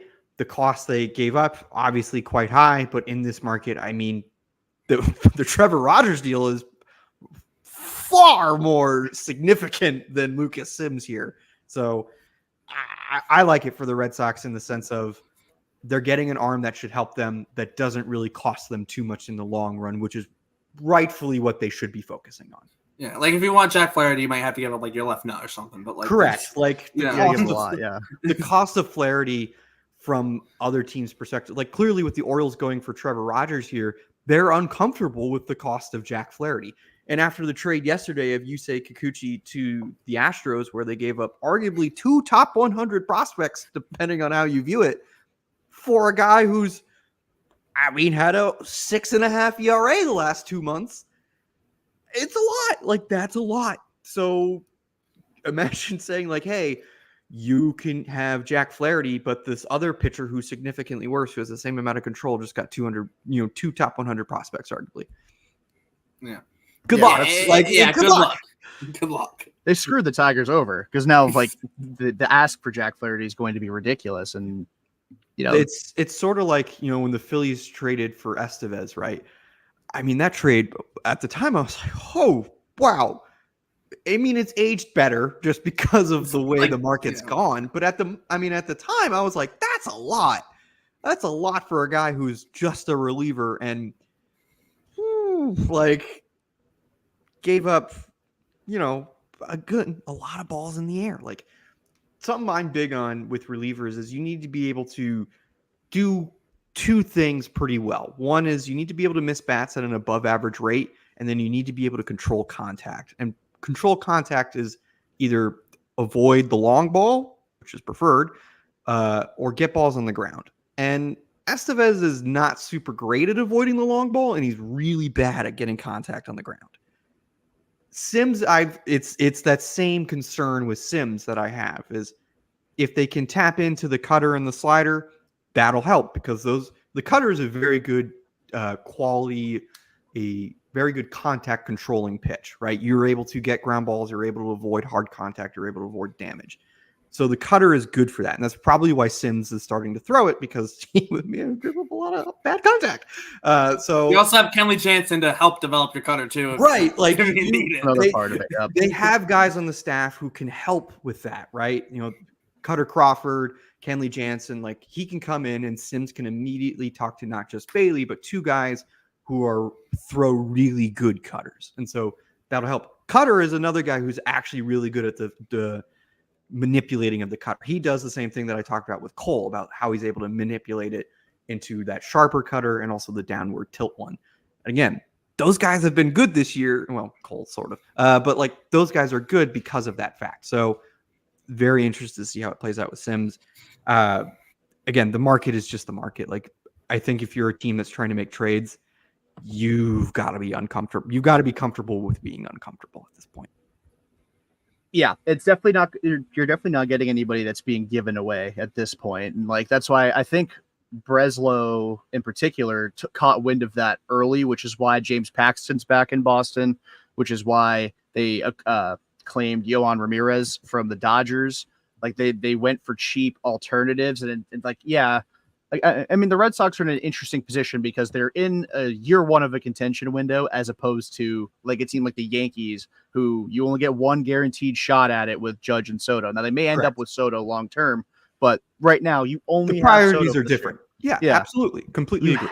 You have to be like the Yankees. I don't want to call them desperate, but they're pretty damn close to it. The Red Sox can sit back a little bit. Like they're not going to let 2023 and 2022 dictate 2025, 26, 27. Agreed. Completely agree. And I think Breslow's very advantageous. Very advantageous. They are beginning their window. Things look good in the long run, obviously with Meyer and Anthony along the way. Like you're trying to get pitching because you feel like the long-term position player side of things is good. So, I actually thought like low-key Trevor Rogers made some sense, but I was also kind of thinking, well, I don't like Rogers is fixable to a degree, right? Like the fastball velo keeps dropping. How much of that is fixable? How much of that is mechanics? How much of that is health? And he has not been good this year. He's made 21 starts. I think he has like a 4.76 ERA. The stuff is diminished. I like the Orioles. They should be doing what the Yankees are doing, going all in, right? Again, we talked about how the AL is just, frankly, not that good. Like, every contender has major flaws. Every single one. The Orioles need pitching. The Yankees need pitching. The Astros need, everyone needs pitching, it seems. Which is always the case. You can never have enough. But everybody has flaws, right? And the Orioles' game plan was to trade Austin Hayes, who's solid, but maybe not right for that park, for Sir Anthony Dominguez and Christian Pache. But Pache is irrelevant here. He's just not good. But like, Yeah. they trade for Dominguez in the sense of, oh, we can fix him. And then they do it again with Eflin. Like, oh, we can fix him. Okay. Maybe you should go get a sure bet. Like, maybe you should go get somebody that's really going to help you. And then they trade for Rodgers under the same, oh, we can fix him. And it's like, eventually you have to stop saying you can fix these guys. And eventually you have to go get somebody that's like Corbin Burns, like you did with Corbin Burns. You have to go get somebody who's going to be, all right, this is our number 2 in the playoffs. This is a guy we can slide G-Rod to the 3 spot. We can, start either Eflin or Rodgers in in game 4 if we need to. But we need somebody who will start game 2 behind Corbin Burns. And they don't have that right now. And Rodgers and Eflin are not that. Rodgers has a lot of problems. And then you come in and you're like, oh yeah, we're going to give you Connor Norby and Kyle Stowers for him. Not the move you should be making in a very big year in your contention window. Again, the Orioles farm system is very good. They could be good for a great number of years. But why are you not going all in? Like, you can go all in and still be good next year and the following year. You are very good at development. You have proven that. They are not believing in themselves is what I see. Like, they believe in their ability to fix players, but not in their ability to continue to develop prospects to keep the window open.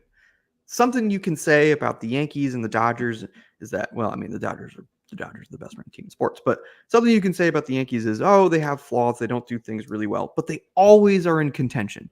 They always find a way. Why? Because they always try. They just say, we'll keep developing. We'll find a way to make our prospects look better than they are. Something you could say about Brian Cashman is he ever really regretted trading a prospect? Probably not. Right? And in 30 years, that's goddamn impressive to say. The Orioles need to operate under that mindset. Who cares? You know what lasts longer than a good prospect? The flag of your championship. Yep. Flags fly forever, and the Orioles are not doing that here. Rodgers, his changeup is okay. His slider is okay. Maybe it could be better, but the fastball velo keeps fluctuating. The shape of the pitches is not amazing. How do you fix that in 7 weeks? I don't know. Maybe hope he doesn't give up homers in Baltimore because the wall. Right, but like I just like making jokes about the wall. That wall is obnoxious. Oh, it's an abomination. I can't believe they did that with the idea they would attract pitchers, and then the only pitcher they've gotten Flaherty, who then left and became great, which that might have been coincidence, right? Then Burns, who's been really good for them, undoubtedly been really good for them. Now Eflin, now Rodgers. Yeah. If the idea was to make it more appealing for pitchers, why are you not getting pitchers? Why are you not getting good And no offers? one's asking them to trade Jackson Holiday. That's the thing. No, like if you for Scooble, yeah, okay, you probably should trade Jackson Holiday. Yeah, but they're not probably getting Scooble. That's the thing. They're not right. The Tigers aren't Crochet, right? They're not. The Tigers aren't trading Scooble, right? More than likely. Unless Baltimore's just scared of Flaherty because of what happened last year. Which is entirely possible. They know him better than we do, right? Like, he was in their org. Maybe that's the case, but maybe it's a character thing because he's a much better pitcher now than he was at any point last season with St. Louis or Baltimore. What's crazy too is for Flaherty, his numbers are way better on the road than they are at home. And Comerica is not exactly a hitter's park. That's a pitcher-friendly park, and he's way better on the road. So I would look at him and go, I'd be all over him. Like, I know there's concerns about, well, if he doesn't throw 94, he's not very good. Don't get me wrong. Like, yeah, fastball velocity and how he's going to hold up, that's a concern here. But if you look at the rest of the options on the market, you're telling me that you'd rather have Trevor Rogers, who's got bad pitch shapes and declining velocity, over Jack Flaherty when the cost of the Rogers and Flaherty might have been roughly the same, all things considered? Like, I get that you have extra years of control with Rogers and you can potentially mold him into the pitcher he once was, which that rookie year, runner-up rookie of the year pitcher is very good, but I don't see it. I don't understand why the Orioles are doing it. Like, go all in.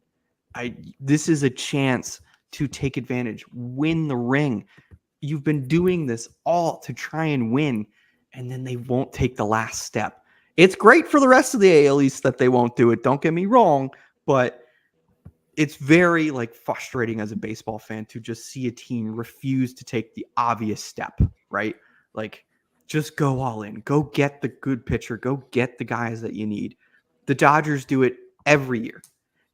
That's why they're always in contention. Every year they go make the obvious move. They signed Shohei Ohtani and Yamamoto. They traded for Tyler Glasnow. Heck, even with Edman and Kopech, right? Like, they needed reliever help. Go get the guy that the White Sox clearly don't know how to use properly, and you probably do. Go get that guy. Tommy Edman fills a need on the infield because they really needed infield help, especially defensively, low-key at third base and shortstop. Edman is very good at both of those positions. So they fill that need. Why are you not operating that way if you're the Orioles? That's what you need to do. And there's no reason they can't swing a big move. There's no reason. There's no reason they can't. No. And like I said, they don't even have to trade Jack Flaherty. You have Basayo, who is a catcher, as if Adley Rutschman doesn't exist, right? Right. You have a situation you're going to have to address. Like Adley or Basayo is a question you will have to answer at some point, because yes, you could have both, but why would you do that? That's just not good management of your value of that value. Yeah. So you have to make a choice. If you call the Tigers and say, "Hey, Basayo is yours," I don't see why the Tigers wouldn't at least listen. Yeah. Right? You offer Basayo and plus for Skubal or Flaherty, they have to listen. They have to. Yeah. They won't. But they won't. And you have Kobe Mayo too, who another guy.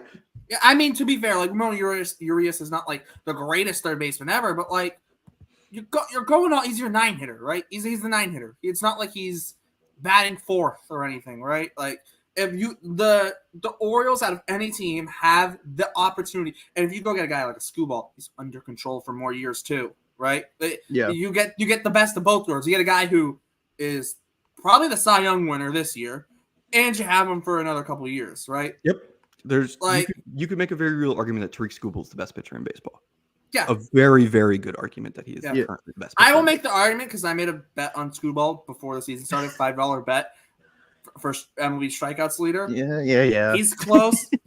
Hey, he's close. It's 5 to win 250. So you got great odds there. Yeah. The odds. I remember I went and looked. I'm like, oh, these odds are stupid. Give me Skubal. Yeah, the Marlins just traded Josh Bell to the Diamondbacks, so that Christian Walker injury must be bad. Right. Huh? Hat switch. Here we go. The Diamondbacks did something. Yeah.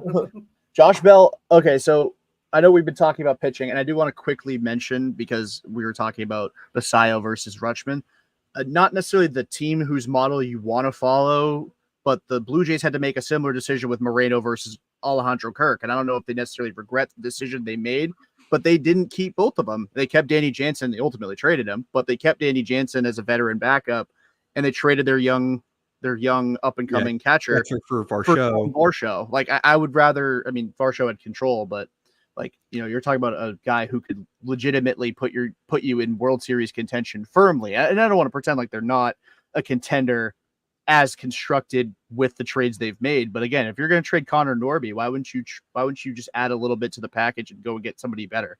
Right. Like you said, if you're trading Norby for Rogers, what's stopping you from getting Tanner Scott too? Scott really helps. Really helps. Also, used to play. Kimball's been good, but he's been really struggling. So, yeah.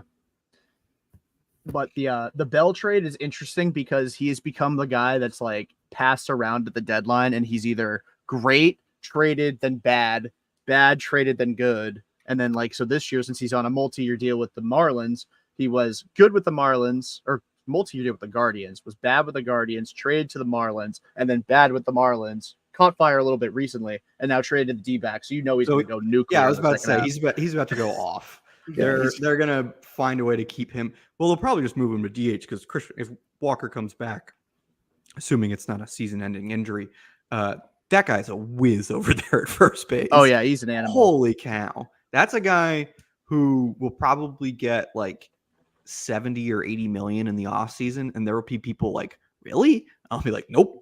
Totally deserved. Like that guy is very good at first base and he can mash. He's just a good player, man. Just a really, really good player.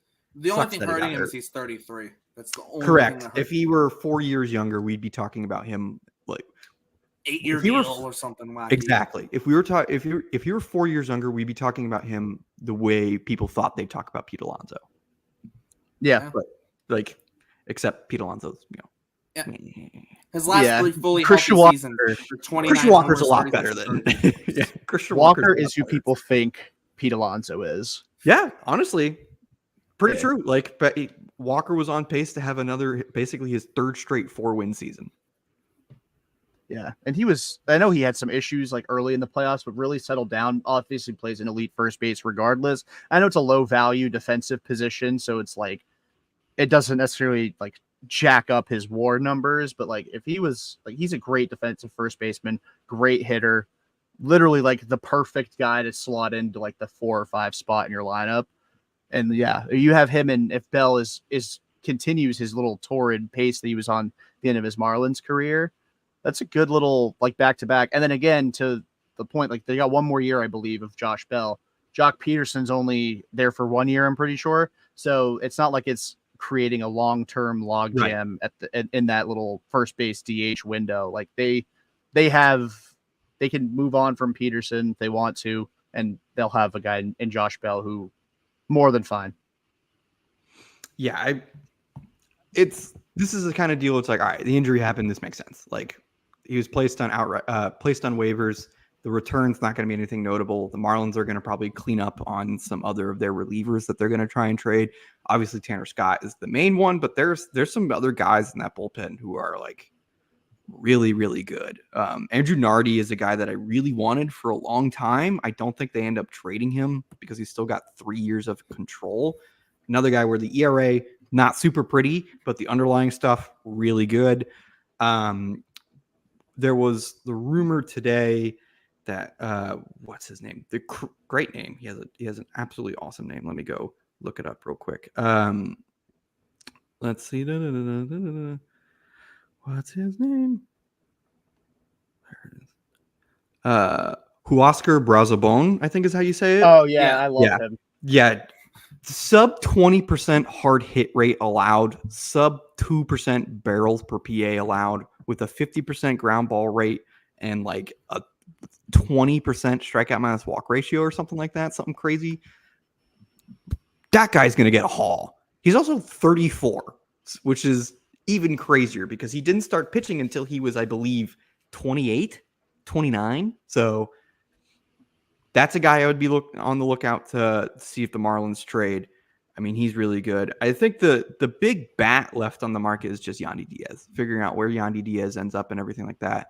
I know there was some rumors that the Red Sox would think about trading Jansen in this market, given that the returns for relievers are so high. I don't think they can do that. Like, I just like you can't trade from your bullpen right now. I think if you knew that, because Chris Martin and what's his face, Slayton come back soon, right? Yeah, they're going on rehab in the next week or so, and Hendricks is probably not too far behind them. And like those guys are good. Yep. But relying on guys coming off injury to replace a guy who has been good, always a plan I can't get behind. Like it's just I don't think you can run your roster that way. Jansen is needed. I know he's been scuffling a little bit, but he's still really good, which is absolutely awesome that he's really good, by the way. Like there was a few years there where I was like, is it over for Kenley Jansen and everything? Because he was really good at his peak, and relievers are fluky. It comes for all of them, especially age and stuff. So to see him be really good is really cool because he's a good dude, really easy to root for. Don't think the Red Sox can trade from him there. I think the Red Sox plan is to maybe add another reliever if possible, and then I would kind of just sit pat. I don't think they should pay the price on any of the starters that are available, to be honest with you. Like, stay pat, get another reliever, kind of lock in, see what you have for next year. I know there were rumors about Pivetta too. Again, same kind of thing. I just don't think you can make that trade right now. It's a weird point because I think if they were 3 games under 500, or if they were in last, I think they would be selling off on all these guys and they would be getting great returns. But instead, they're ahead of schedule, and I think they're handling it right. Those guys should not be traded. Keep them around. You never know what happens. Yep.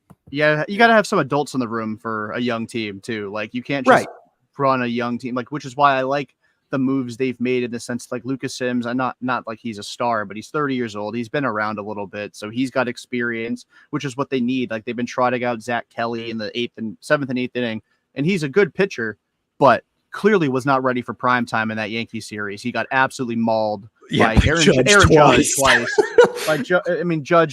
Aaron Judge, so it's like I'm not going to say with that Yankees Red Sox series, there was some brilliant managing in that series. I thought Boone and Cora both did phenomenal jobs, and they had absolutely nothing to show for it. Legitimately, like, both managers made moves. I'm like, that makes sense. This is absolutely the right time to use that guy.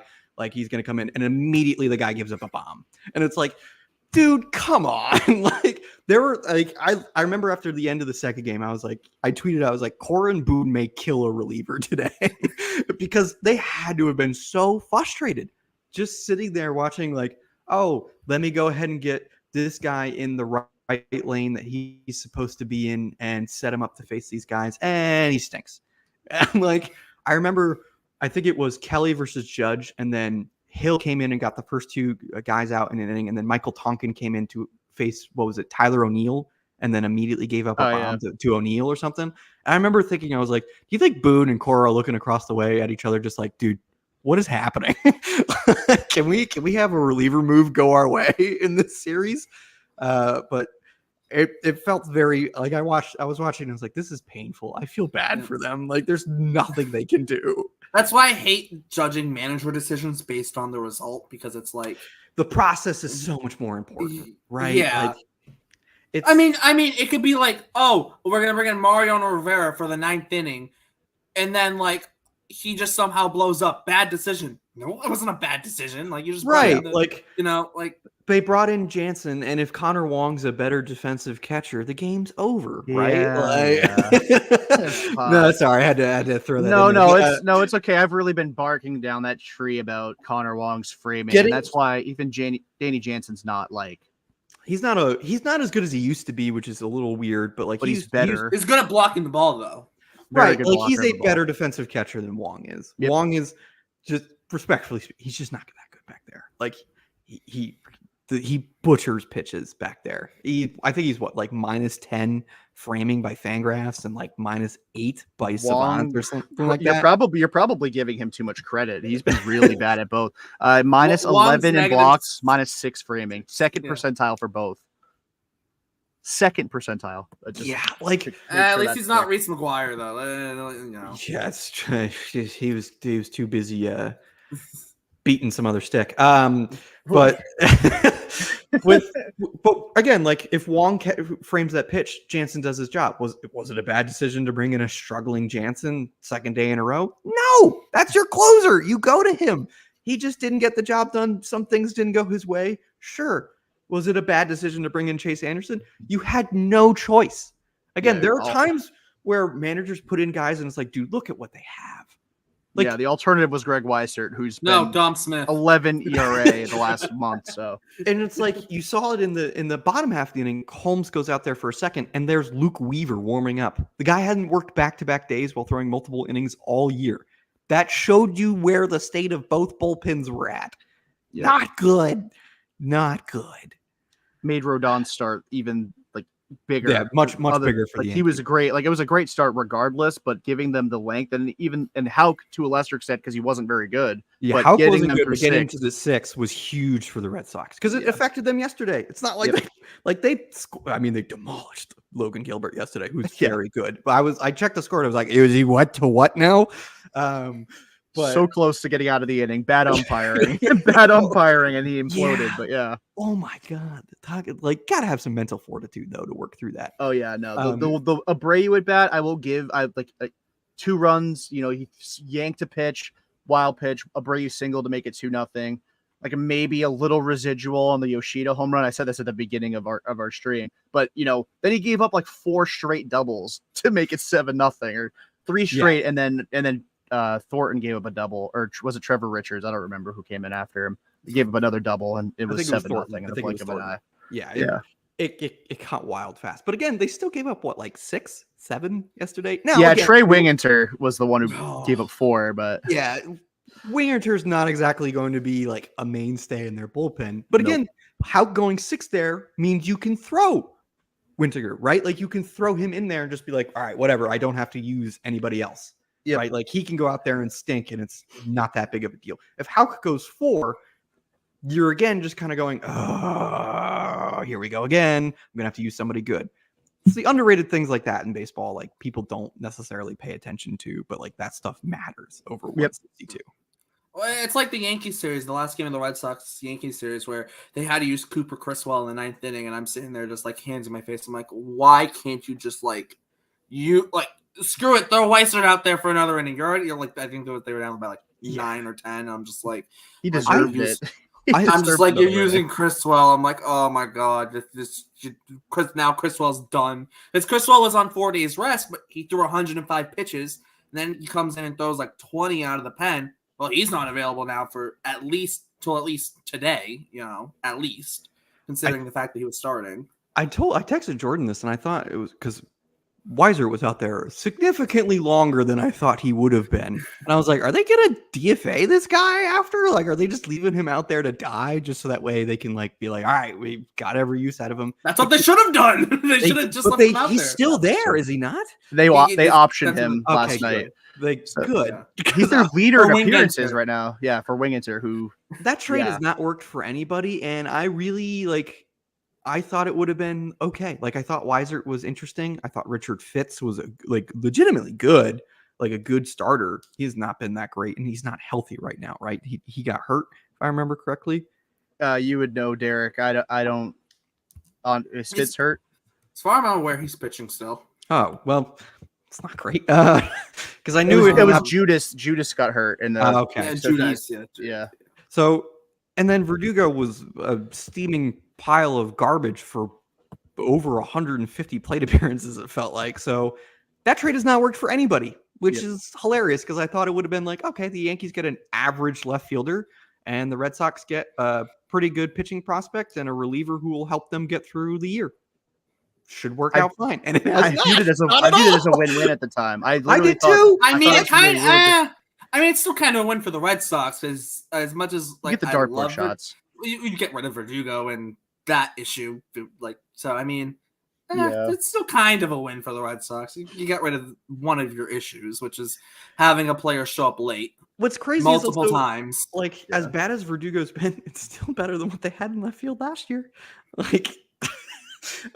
And he's heating up. He's reached base multiple times, 4 games in a row. Yeah, you're welcome against the Red Sox. Yeah. Though I only team tweeted he this. can hit against now. I tweeted this after his second double. I think it was off of Boozer. He hit it off of on Sunday Night Baseball. Yeah, left on left. That was crazy. Yeah. The Alex Verdugo, the previous 3 weeks entering the series was 7 for 51, and he went 7 for 15 in the series against the Red Sox, as he does. I mean, last year he had the leadoff home run against the Dodgers 2 days in a row. He had like 6 hits or 7 hits in that series. It's just what Verdugo does. Like weirdly, you need to tell him that every single day he's facing the Red Sox because he just lied. Or tell him the pitcher, the pitcher said something mean about him or something. I don't know. Alex Verdugo with a chip on his shoulder is a genuinely good player, but the problem is he loses that chip whenever he has a week where he's really good. And he last year was people wanted to extend him last year, me included. April and May he was awesome. Borderline all-star caliber performance with elite right field defense at Fenway, which is basically center field, playing center field with the ball that freaking tails as it hits you. Yeah. So he had done everything Cora had asked of him, and then I know he had some. I think his grandmother passed away in June, so he had some stuff going on behind the scenes. But after that, like he just never rebounded, and it's trickled into this season a little bit, or not. Maybe not like the was stuff good behind the early. scenes, but just performance wise, he just hasn't recovered. Yeah, it's what's interesting is he's been better of late against the Red Sox by using all fields, which is exactly what I don't want him to do. Because he's a lefty at Yankee Stadium. He should not be going to all fields, but what do I know? Like, I was getting annoyed with Boone because he kept putting Verdugo lead off, and then Verdugo went 7 for 15 in the series, and then they scored 10 plus runs in back-to-back games. I don't know what I'm talking about. I don't know. I don't know why I'm here. I don't know why you invited me. I don't know anything. But like, that's baseball, right? Like, you have no idea in the directions it's going to go and everything like that. The beauty of the sport. It's truly why it's the greatest game. Is you Oh, yeah. really have like no idea. Like the amount of like there are certain situations. Like I feel like in like basketball specifically, like you can kind of have like a gauge for the temperature of the game, and like Steph Curry is going to hit a clutch three. You just know it's going to happen at some point. Like it's just when it doesn't happen, you're shocked. But like in baseball, other than the other night when I tweeted that Zach Kelly was definitely going to get Sitko signed by Aaron Judge because of the Mr. Low Leverage meme that happened first damn pitch after he came in. Yeah. That was a horrible pitch. But usually like you have Judge comes up against, or maybe not Judge because Judge kills everybody, but like Vlad Jr. comes up and he's facing friggin' Bailey Horn. Like, yeah, Vlad Jr. may go 460 off of him, but like the amount of times that the really bad reliever gets the really good hitter out. I mean, it's baseball. You fail more often than not, but it's like crazy how you can't really predict anything that happens. Like it's truly beautiful. Like betting on baseball fucking sucks, man. Like, yeah. It's awful. Impossible sport to bet on, in my opinion. There's too much variance in it. Something interesting just happened. Apparently, Tamar Johnson was just pulled from the game. Jack Flaherty to Pittsburgh. More like maybe Yandy Diaz to Pittsburgh. Oh, Yandy Diaz. Yeah, that makes. Oh, don't sense. send Tamar to Tampa, please don't. Yeah, please. Oh yeah, God, you're right. No. Oh no. Gotta deal with Tamar. Would have been ASU legend Tamar Johnson and Christopher Morel destroying AL East pitching staffs for the next 5-6 years. Yeah, every time a team trades with the Rays, I'm just like, oh, that guy's gonna kill the rest of the AL East. I literally think Morel's just gonna be Paredes 2.0. Like he's like just Morel is ball in the air. Just yeah. I think that's what the Rays are hoping they can get him to do. The only problem is Morel is so bad everywhere on the field. Just he is unplayable. Well, if they trade Yandy Diaz, they can DH him. Right. Yeah. Like, I think that's their plan. I assume we're going to see Caminero in a day or two, right? Like, I assume he'll come up. He should give him the reins and everything like that. Let him take over third base is my guess, right? That's probably where he profiles out long term. But yeah, if Tamar Johnson was removed not for a trade, we will have to hold our horses on. Well, that's that. good. Yeah, hopefully we live another day. We get to survive. We got 3 hours and about 18 minutes left of freedom before Tamar Johnson's a Tampa Bay Ray. That would be so funny if he did end up still getting traded. Oh my gosh. Well, the funny thing is too is like Caminero. It's like the Rays are gonna slide him at third base. It's like the Rays short. They should just put Caballero short, but like Taylor Wall stinks. Like so bad. And a lot of things that also don't have to do with baseball he stinks at. So. Oh yeah, he's so bad. I think I'd rather have Alex Verdugo try and play shortstop. Oh yeah. A left-handed shortstop. I mean, hey, Don Mattingly could play third that one time, so maybe he did indeed play third base. Anthony Rizzo played second for the Cubs. Joe Madden special. I'll make Jake mad. If it can work in MLB The Show, it can work in real life. I'm joking. But no, in all seriousness, though, what kind of dirt does Taylor Walls have on the Rays organization and Kevin Cash? Like, I think it's more of just like they really don't have anything better right now. Like Caminero's probably not a shortstop. No, probably not. But I mean, there's got to be someone there that can play shortstop. That's not Taylor.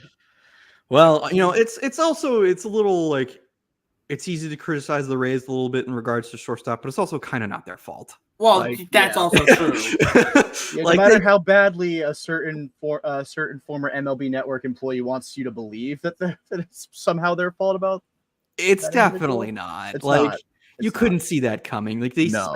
they built their entire plan around that guy. Yeah. And then it turns out he is arguably the worst person we've ever seen. Like, that's not, yeah. I mean, that's just not. No, Babe Definitely Ruth up killed his there. wife. I mean, that's pretty bad. Well, we never saw Babe Ruth. So. Jake might have, but we haven't. Jake might. Yeah, no, No, that I see. I my joke is that I've been to 2 number 1 prospect debut games, Wander Franco and Jackson Holiday. The worst human being ever, and then like part of the Orioles, like I don't even know what to call it. Like what's the white, word? blonde, blue eyes. Yeah, their obsession with having every prospect look the exact same. Yeah, they have the same. It's literally just the same guy. They just all cloned look him. exactly alike. They perfected cloning, and maybe that's why they don't. Which is weird because if they perfected cloning, why are they so unwilling to trade guys? Yeah, just make another one. Yeah, seriously. Well, Connor that's why they don't have Norby two has facial Messiahs. hair, so he had to get rid of him. They had to get rid of Nor because he looks too different from the rest of them. Yeah, Couldn't have that. What that Couldn't rate? have that. Like at that rate, like if you don't have blonde hair, like get out. Get lost. Seriously. Pasayo, see ya. Which makes Enrique Bradfield Jr. look and Basayo look so like when they drafted Bradfield Jr., I was like, "What are you doing?" Like it's a great pick. Don't get me wrong. Yeah. Like, but I was at the time, I was like, "That's hang on now, Really? hang on now. You're not beating the what is allegations. this? You're not. like, are you? What is the motivation to make this pick here?" Yeah, seriously. Gunnar Henderson fits into that as well. He does, and he went to a school that is often brought up on Twitter too. So Yeah, adds to the meme of what people are insinuating with the Orioles prospect pool. And you also have Mike Elias past himself. That True. also has a certain implication here. It just gets better and better for the Orioles. Well, I mean, really. if you can't cheat with trash cans, you can always move the fence back. Yeah, true. That I every time it's brought up, I hate it. And I mean, and it's funny because like part of me believes that they did that just to get Gleyber Torres to stop beating the shit out of them, and like I think he's got like 3 home runs in their like. You have to remember like 2019 Gleyber. I mean, they made Gary Thorne like question his existence. Like, yeah, he like retired because of it. like he hit so many home runs that there's. I mean, I love that call. I think it's the last one he hits, and he's like, "Why are we still pitching to him?" And he's like, he doesn't even call it. He's just like, "Yeah!" Like he's so like, frustrated. I think Well, like that was like peak juice ball era. it was 2019, dude. Looking back on 2019, it's like, dude. What was that? Just look at some of the home runs. Like you can go back and just look at DJ LeMahieu's season. Though he did follow it up with a good 2020. But like look at his season and just go, what was that? No, it's the heck happened wacky. there? I mean, Brett Gardner's actually probably the better. Bregman hit 41 homers. Yeah, Alex Bregman was like a 9-win player that year. Yeah, 8.3 Still good, F4. but yeah, it was crazy. Let's see. Yeah, I thought he was going to win the MVP.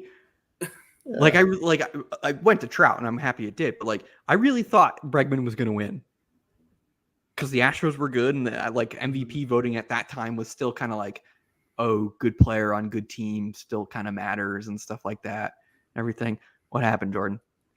Oh, so somebody with the Red Sox or with Nesson quote tweeted the report about the Red Sox being in on Jack Flaherty with so it got a little cryptic for a second. And I'm like, what are the odds TC's the one who breaks Jack Flaherty to Boston? And I love TC, but I would not wager to guess he'd be the one to break it. But hey, probably not. Yeah. I mean, we're gonna see. Like, I mean, it's like the Tigers have to move him. Like they can't hang on to him unless they want to extend him. Like they have to trade him. So is there like a scenario where it's like 545 and it's like, well, fuck, we have to get rid of him. We can't just lose him for nothing. So the market, the return for Kikuchi was insane. Does Jack Flaherty get a less than appealing return just because they waited so long to trade him? Like if they had done it yesterday, I mean, they pulled him from his start yesterday because they didn't want him to get hurt, or maybe it was 2 days ago. Should have traded him yesterday. then. It was yesterday.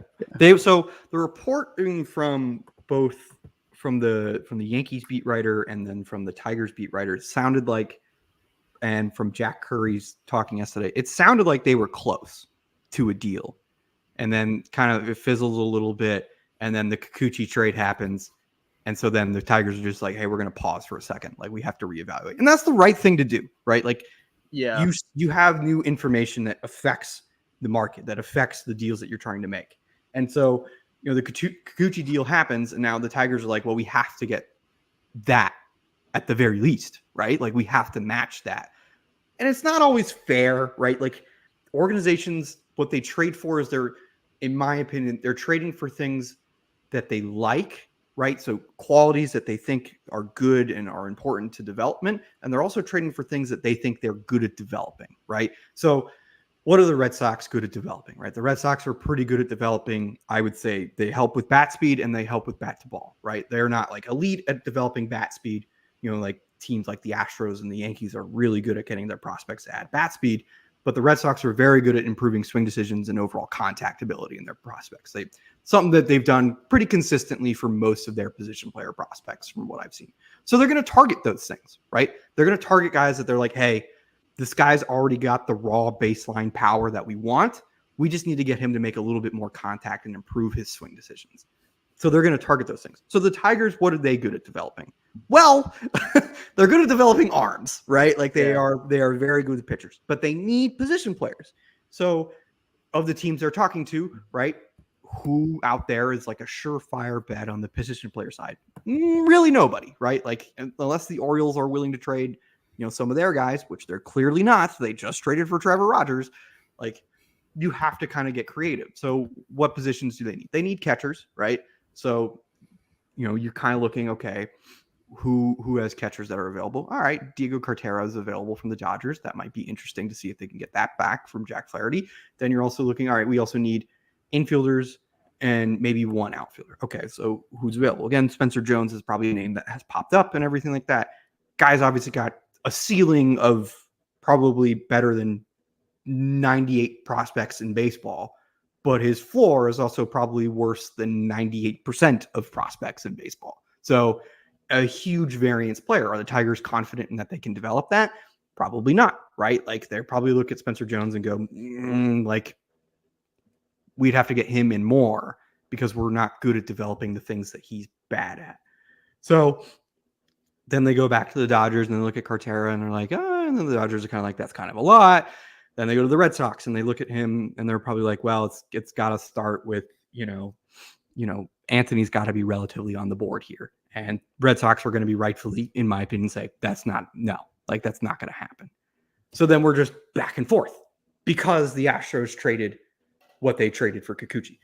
I don't know if Roman Anthony's name even comes up if that trade doesn't happen. But because that trade happened, the Tigers have every right to ask. Yeah. They have every right to do that now because that's what the market's at. Like Kikuchi got traded for what he got traded for. They now have to ask for that. And I think or not even Roman Anthony, be like, okay, maybe not Roman Anthony, but like give us like Christian Campbell plus like another piece. And it's like, right. And I'd be like, I'd be looking at the Tigers funny if they did that. Like, not happening. But like that's kind of where the market is, unfortunately. Yeah, it's getting. Oh, Jake on the move is going to join us. All right, buddy, let's go. Oop, sounds like the Yandy Diaz market's about to hit up. Yep. Yankees, Mariners, and Astros, it seems. I don't think the Astros are a real contender here. That's what Francis Romero said. I got to change the layout real quick so that way. I know it's what I see. That's what Romero said, but I don't think so either. What do they have left? The corpse of Forrest Whitley. Yeah. Fair. God, do you remember when he was he was like a top 20 prospect in baseball at one point. I don't know what happened to him. I have no clue. Like, Jacob Milton, they have. That's true. I don't think you can do that, man. Like Bryce Matthews. What's up? Luis Baez. What's up, Jake? All right. So I'm on the ground in Boston. I don't have any inside information. However, I figured I would just pop on for a second and say what's up. The Sims trade is a solid one. I'm sorry, Derrik, about losing the Ovis Cortez bit, but maybe they'll sign some. It's an opportunity to hopefully sign somebody else from Antigua and Barbuda, and maybe they'll be the next one.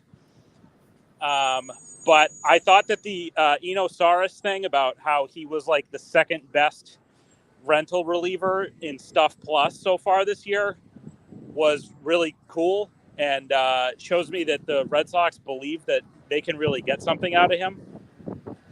And I'm excited. I'm excited about this trade deadline. I don't think they're done.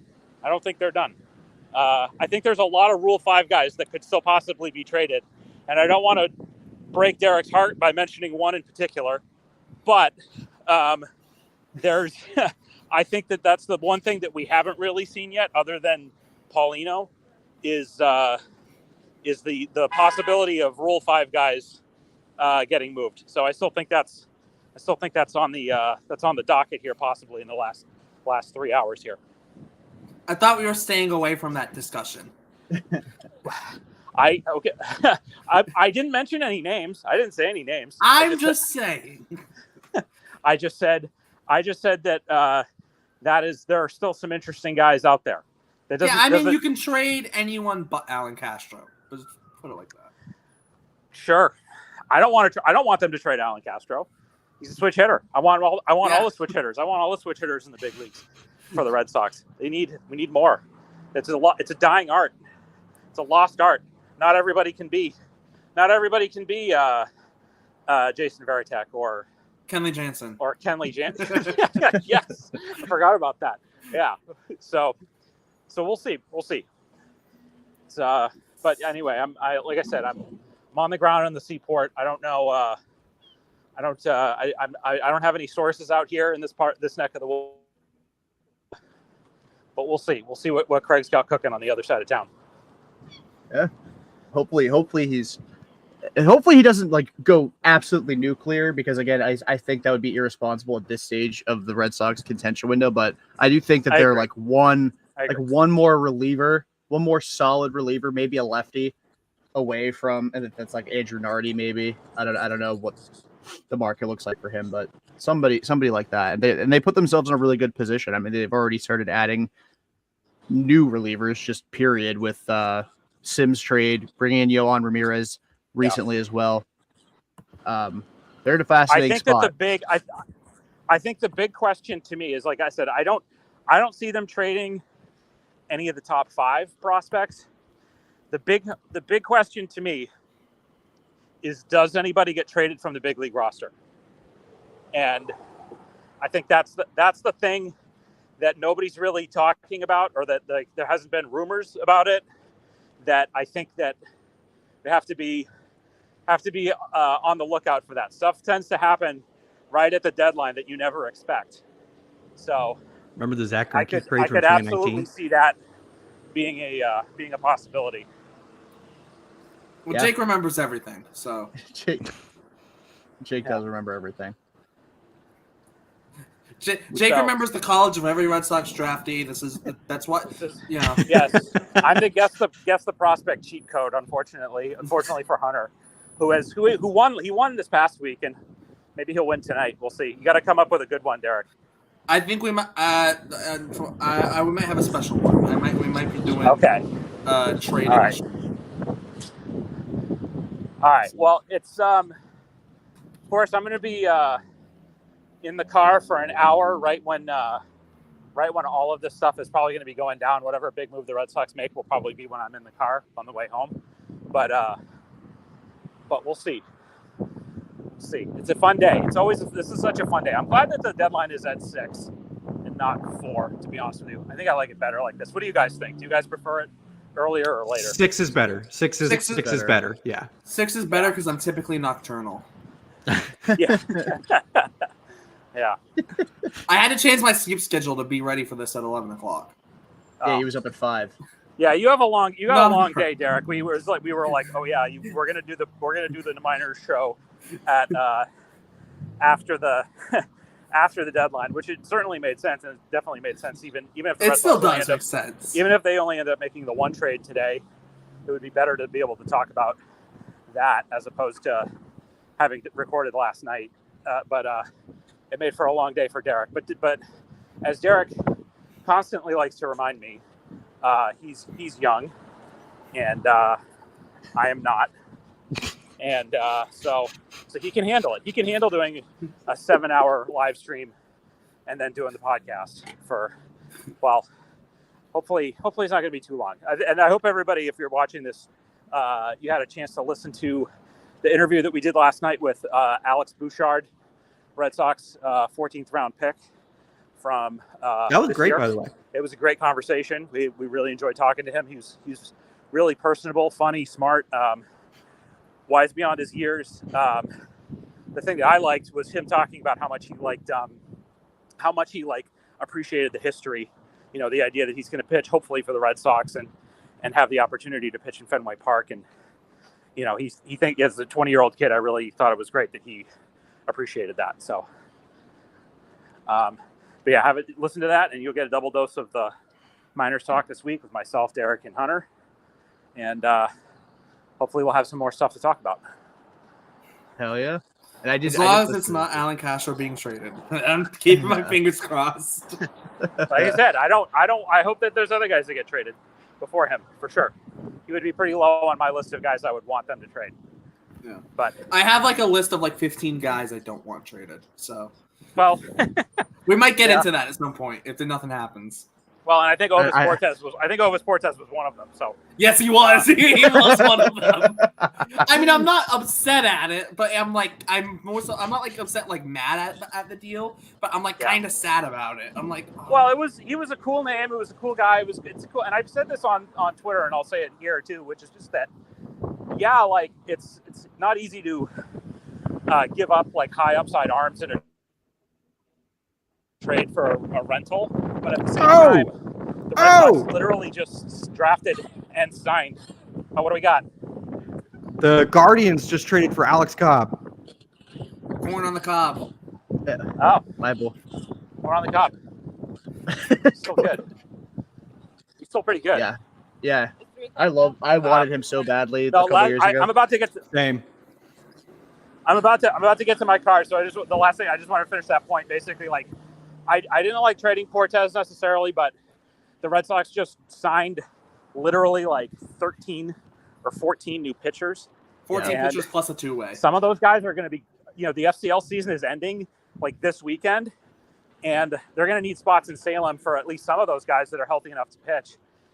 And it's a tough call for a guy like Ovis Portes, but you know, you gotta do what you gotta do, and I think it made some sense to clear out to like get something if you're gonna have to, because other guys on the Salem roster are just gonna end up getting released, unfortunately. So, all right, I'm gonna go, guys. Thank you.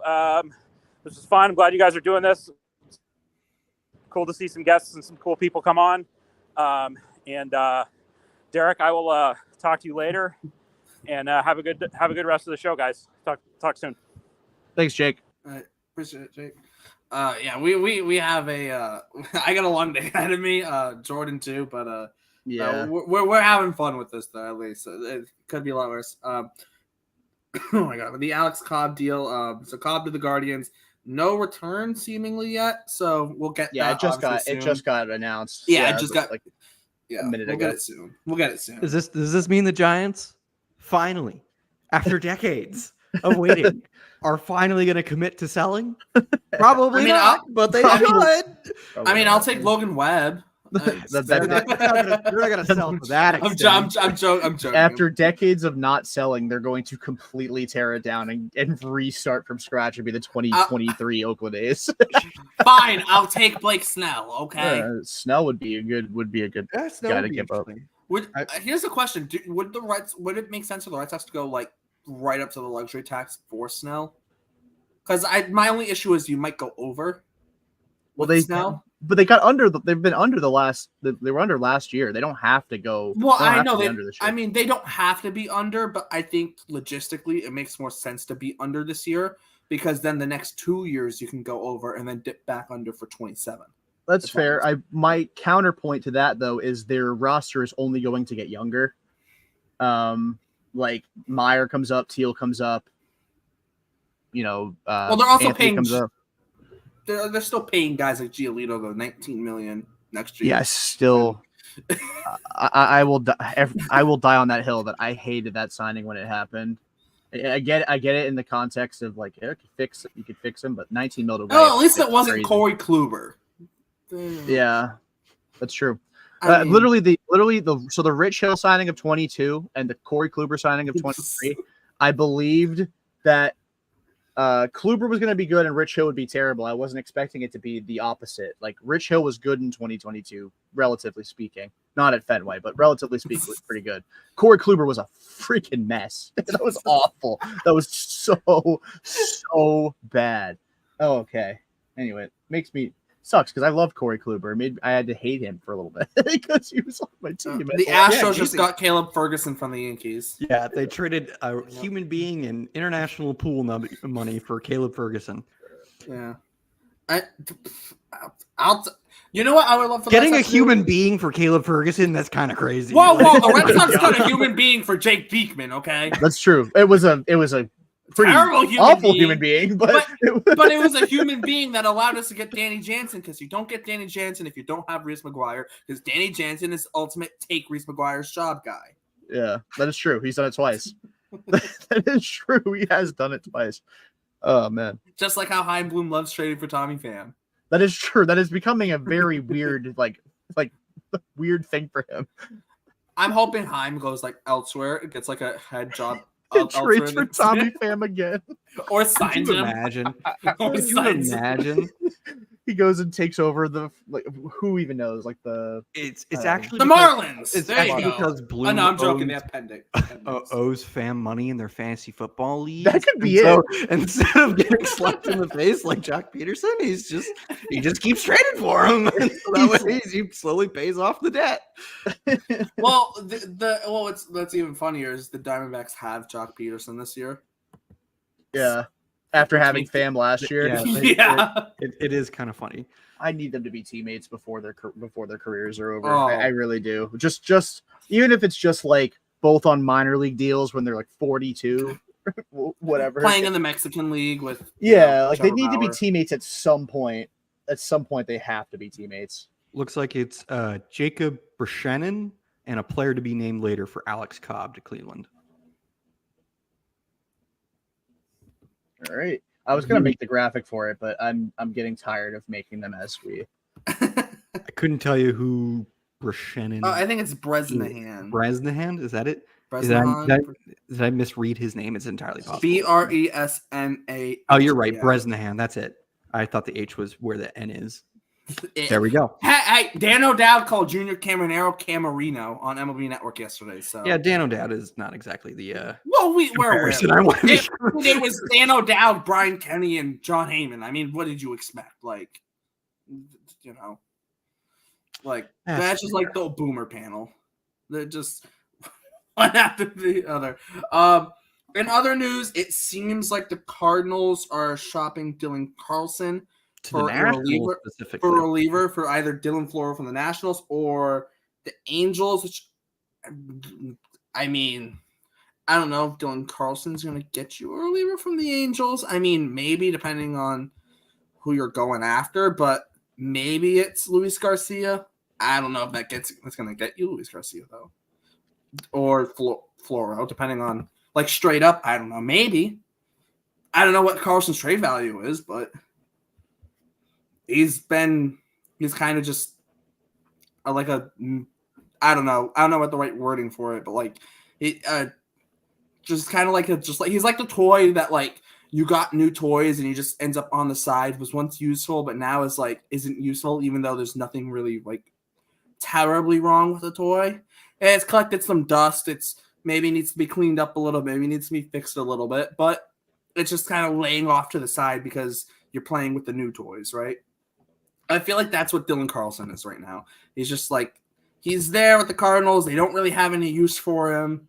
Like, he hasn't been great, don't get me wrong, but like, Yeah, he's just kind of existing there right now. yeah, exactly. He's just there, and it's like, okay. It's been disappointing because I remember when he got called up, there was a lot of hype around him, and he had a pretty decent rookie season, if I remember correctly. But yeah, it's just not worked out. Injuries.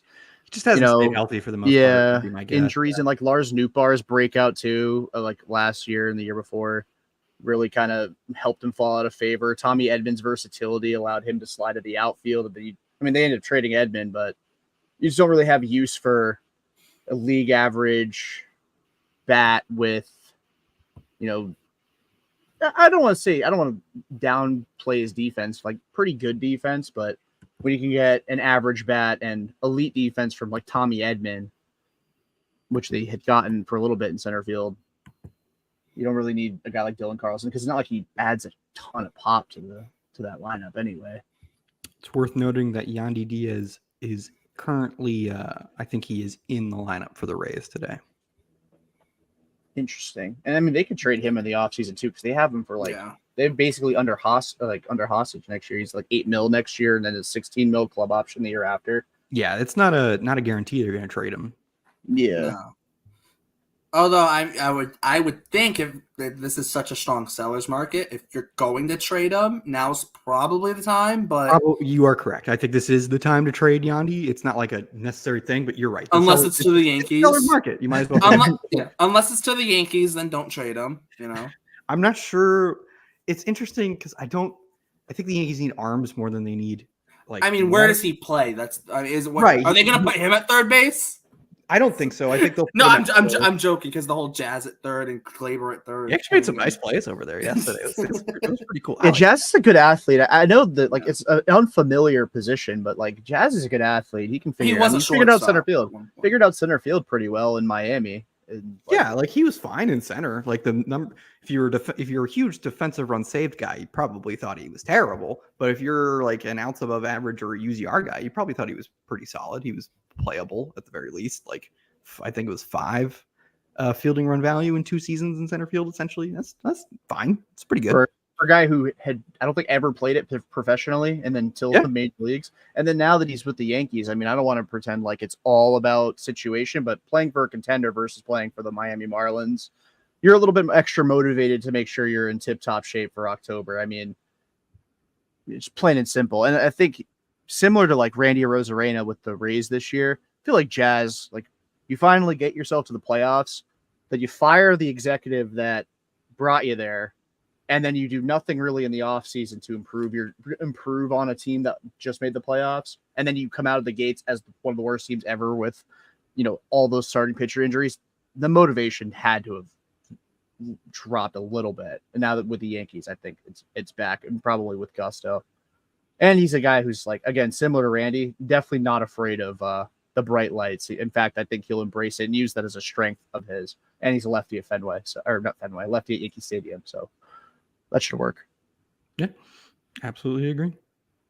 I do have to actually get going, but thank you guys so much for having me. I think the Red Sox are doing the right thing. I think they're on the right track.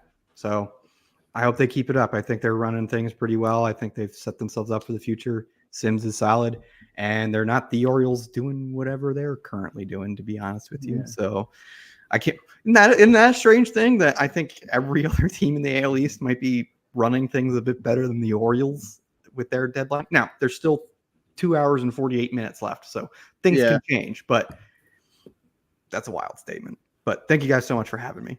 Yeah, dude. Thanks for coming on. Appreciate your insight as always. And yeah, again, thanks for coming on. Have a good one, guys. You too. You too. I will add, I just found out Chase Budinger, like the former NBA player Chase Budinger, is in the Olympics in beach volleyball.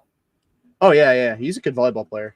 Yeah, I know why I just found that out, but I just did, and I'm like confused now. Like, Like that's a Chase Budinger. That's like when you bring up like random NBA players that like you automatically remember if you say their name, but if you don't say their name, you're never gonna remember them. Yeah, Like that's him. Chase Budinger is you're drunk with the boys and you just start rattling off random ass basketball players. He's like the 7th one that comes up. Specifically the 7th one. And I only remember Chase Budinger because he randomly was in a dunk contest once. Like, what the hell was he doing in that? I have no clue. Anywho, but yeah. But we got some trades that we haven't even like remotely even like alluded to having happened, because I mean there was some action midday which kind of changed course a little bit. Any of the trades here, actually I'm going to take point on this one. I want to talk about this trade right here. Yes. Lane Thomas going to the Cleveland Guardians for 3 prospects. It's like, again, I feel like the Guardians have been trying to do this every year since like before I was born in 2000. Acquire a right-handed hitting outfielder that actually is a good right-handed hitter. I mean, they tried it with Puig. That didn't work. I mean, they tried putting he was a lefty, but they put Jason Kipnis in center field to address it. They added Austin Jackson. They've done Miles Straw. They got him. He was a pretty highly touted prospect in Houston. That has not worked out at all. They finally got a guy who's like pretty damn good. And the Nationals got pretty good return on a guy that they acquired for like 38-year-old John Lester, which like love John Lester, but yeah, 38 years old Lester is like different. I think this is a really good return for the Nationals. Yeah, I think so too. I like. It's tough to. There's not many trades where like this deadline where I'm like, I don't like the return. I don't like the return from like the Astros on what they gave up for Kikuchi, but like other than maybe the Yankees trade with the Cubs for Mark Leiter, like I haven't really looked at any trades and been like, that's a pretty light return. Yeah, I mean, the White Sox, what they got for Fetty. Oh yeah, and we'll get into the Fetty trade because we have a Cardinals fan coming on at 5:30, so we will have some. Well, we've been ignoring the Eric Fetty trade intentionally. Yeah, we're not just forgetting about a significant trade. We are leaving that for down the road. But again, This is a really good pickup for the Guardians, who I feel like. I mean, maybe it was just me, and I'm just trying to make myself seem like less of an idiot. I didn't think they were going to be very good this year. I just didn't, like, at all. I'm going to date myself here and make myself an idiot by saying that I thought the Tigers were going to be much better than they are. I thought they were going to be vying for the division crown. I was very wrong about that. But tough when you have Bobby Baez playing shortstop. Yeah, he did hit home run in 3 straight games, so who knows? Redemption arc. But also swung at a pitch in the left-handed hitter's batter's box, but that's that's evergreen. He does that pretty much hourly. I almost said daily, but that would have been giving him too much credit. But the Guardians land Lane Thomas. I think that's a great pickup. You could slide him into the 4 or 5, 6 spot, like the back end of the heart of the order, really. Behind J-Ram, you can put him behind Naylor. He's got some speed still. Solid corner outfielder defensively. It's just a really solid move from the Guardians. And again, a player that they've been trying to get for a while. Not necessarily Lane Thomas, but caliber player they've been trying to get for a while. And they finally land him. So hopefully for their sake that it works out, because next year, I don't think they want to be trying to trade for another right-handed hitting outfielder next season. Yeah, I don't think that's the ideal thing for them. They don't want to, and they gave Come on, buddy. Come on. Come on. That's fucking mean. I mean, to be fair, you're probably right. Probably, you're probably right. But damn. Oh, that guy's had a fall from grace. It sure has. But the Nationals getting Clemmy is very, very nice. Just Clemmy in general, getting him is a nice return for Lane Thomas. He's got he was a 2nd round pick last year out of high school. He's got some helium to his name. Obviously he's very raw. He's still 19 years old, but he's definitely interesting. And then you get Rafael Ramirez Jr., who's also a teenager, but and a middle infielder. Does have swing and miss, but very good raw power, so kind of toolsy. And then Jose Tena, I think it is, Yep. seems to be an MLB ready utility man based off what I'm reading. So seems like Washington. I think Clemmy in itself would have been a really nice return for them, but them also adding 2 other prospects to that, I think they did very well for themselves. Yeah, I really do like the trade that they ended up, coming to terms on here.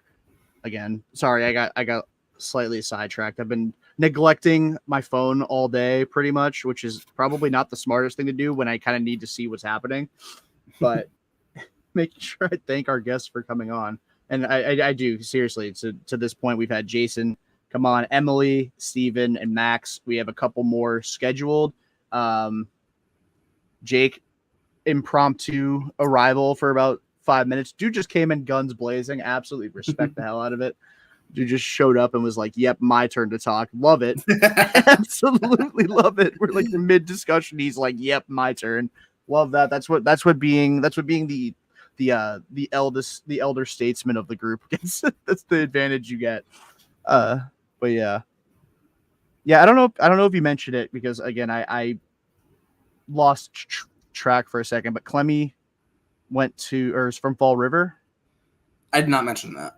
You did not mention that. I know Jake tweeted it. So really cool to see guys from Massachusetts, because I like all the guys that come out of Massachusetts, I feel like freaking suck. Like respectfully, like Sean Newcomb is the most recent one that I can think of. Like semi big-ish prospect. I mean, he threw a Jared no-hitter. Schuster was a first-round pick. Schuster, yeah, but he Out of hasn't New been- Bedford, shout out. I grew up in New Bedford, so shout out. My dad grew up in New Bedford, and my brother currently lives there. So I don't live there, and for good reason. it depends on the area you're in. We don't need to get into it. We don't want to create a war about New Bedford, but yeah. Like I like this trade. Maybe we should go rapid fire on some of these. I don't know if you have any last thoughts on this one. We can start rattling through some of the trades we haven't talked about, just to recap, because again, we were like, oh, we got to fill 7 hours. So I went nuts with the graphics last night. We're at 4.5 hours. We've talked about like 6 or 7 of them, and we've had to add a couple more to the docket. But yeah.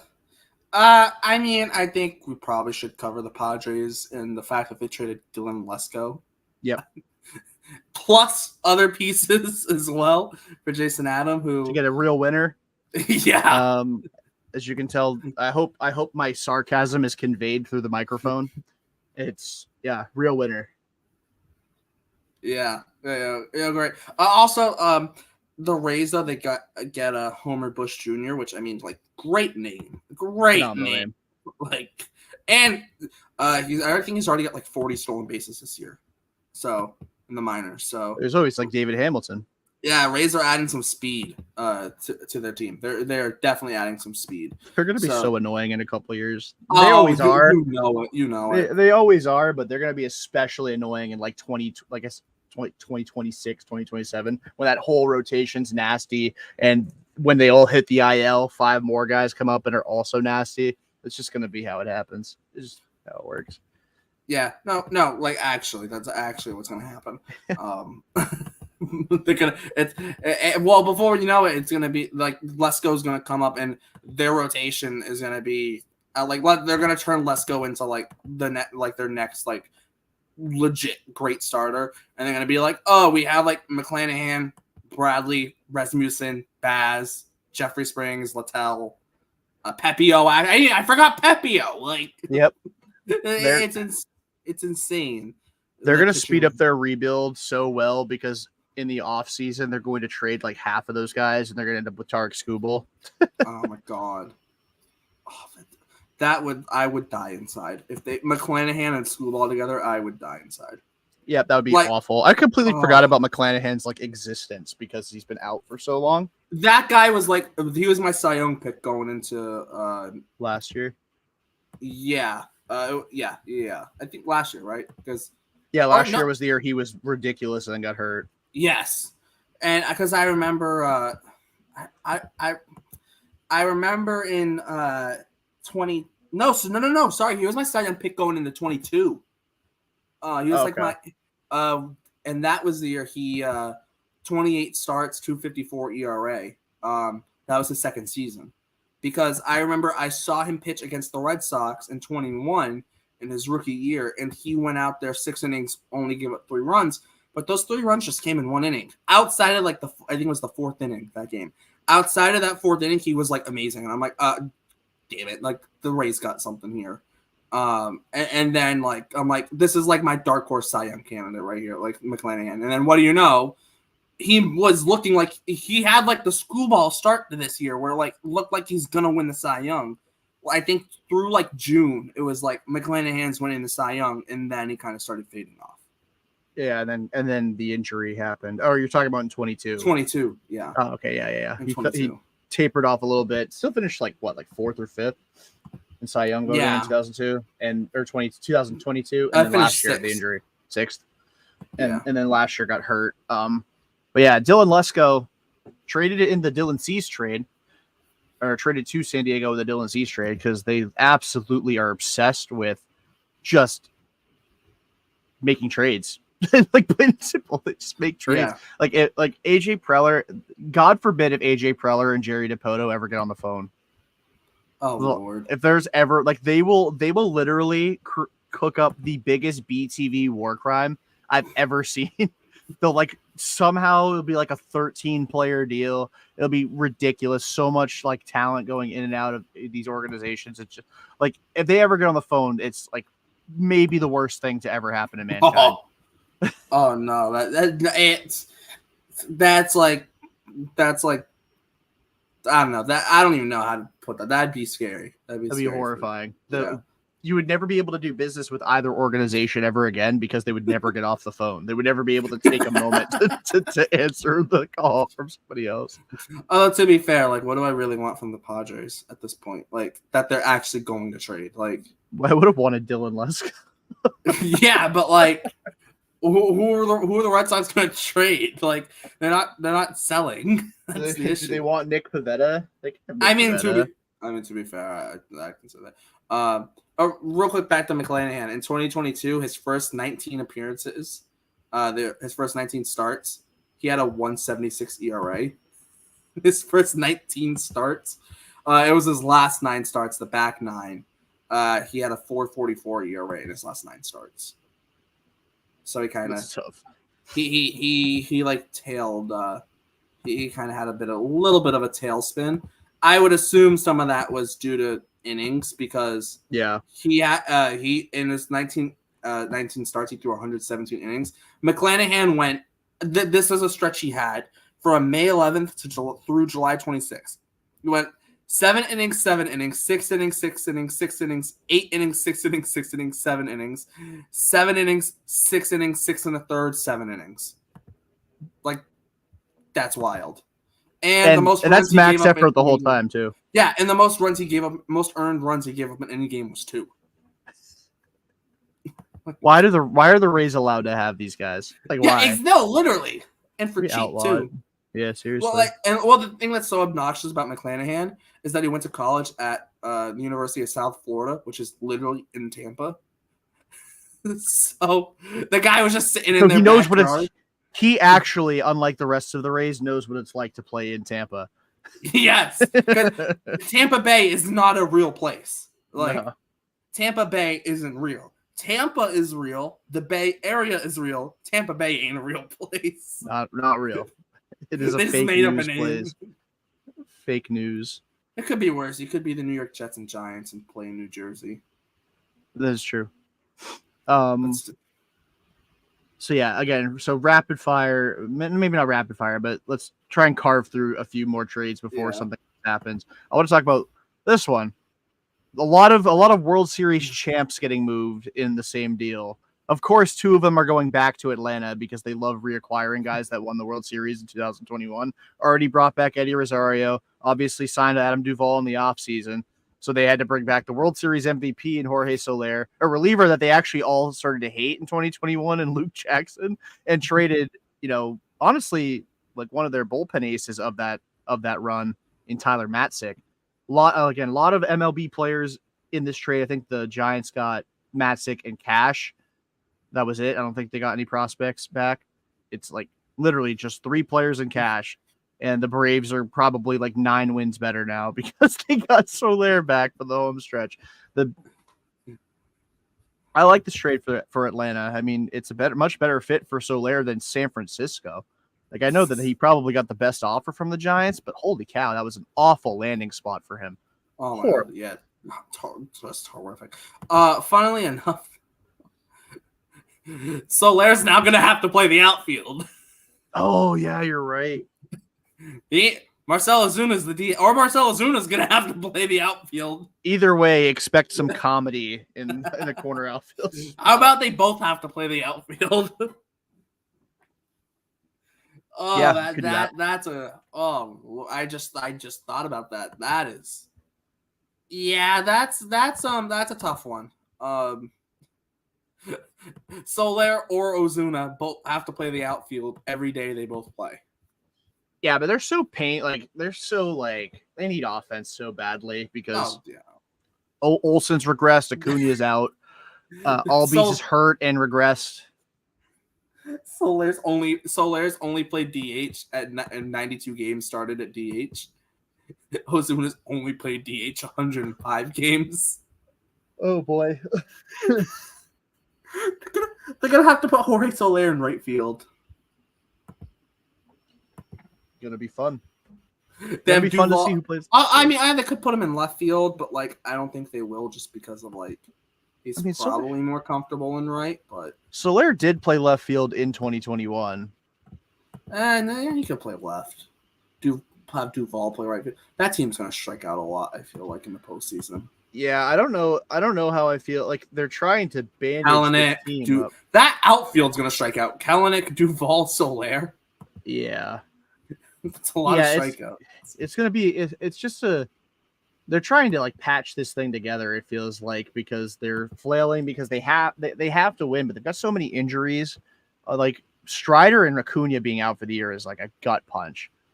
They're like almost trying to recreate the magic of the 2021 team, and it's like I don't know if I'm buying that they're going to be able to. Yeah.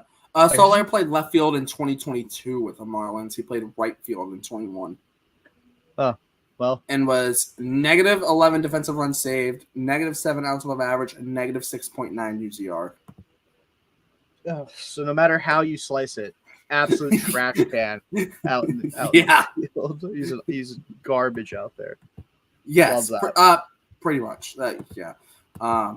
And on the Marcell Ozuna front, because why not? I doubt he's going to play in the outfield. The last time he played 14 innings in the outfield last year. The last time he consistently played in the outfield was in 2022. He got 420 innings in left field, negative 6 defensive runs saved, negative 4.2 UZR, negative 3 outs above average. I can't believe that guy was a center fielder at one point. Yeah, that's crazy. Like, it's so funny to me to think about like they had Yelich in left field and Ozuna in center. Yeah, that's crazy. Oh, the Kansas City Royals are getting Lucas Ursag. Yeah. Yay! Hold on, I got this. It's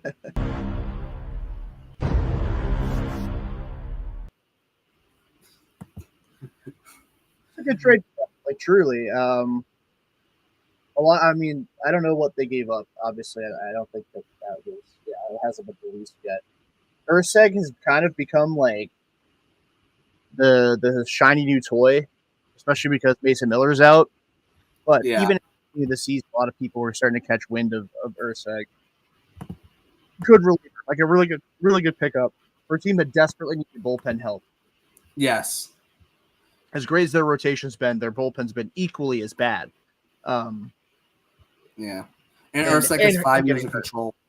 Yeah. And they've been hurt again. Like Schreiber's out, he's on the IL. Harvey left his last outing. You add a guy, I still think Lorenzen's going to be a reliever for them, and then you also add Urseg. It's a good duo. I would still, if I were them, look for more bullpen help. I don't know how much more time they've got. Like they only have 2.5 hours left to make something. I mean, really like 2 hours and 45, as long as it's like basically at the commissioner's desk by 6 o'clock. Yeah, you just have to file the after. paperwork. On 6. Yeah. So some stuff may trickle in a little bit after. Yeah. But or if it's like what year, whatever year it was when the Red Sox got Hansel Robles like an hour after the deadline. Oh yeah. Thank God they did. Thank God they did. I know that Robles run. It's hilarious. I might have been the happiest person they got Hansel Robles because he was an absolute cheat code for me in MLB The Show, and I was just like, yes, like I can use them in franchise mode on the Red Sox now. Crazy how good he was down the stretch in 2021, and then how, again, like similar to the Royals rotation versus bullpen, he was equally as bad in 2022. Oh my God, was Hansel Robles terrible? That after re-signing, Salomora was bad too. Salomora was like the king of like whenever he had a clean inning was fine.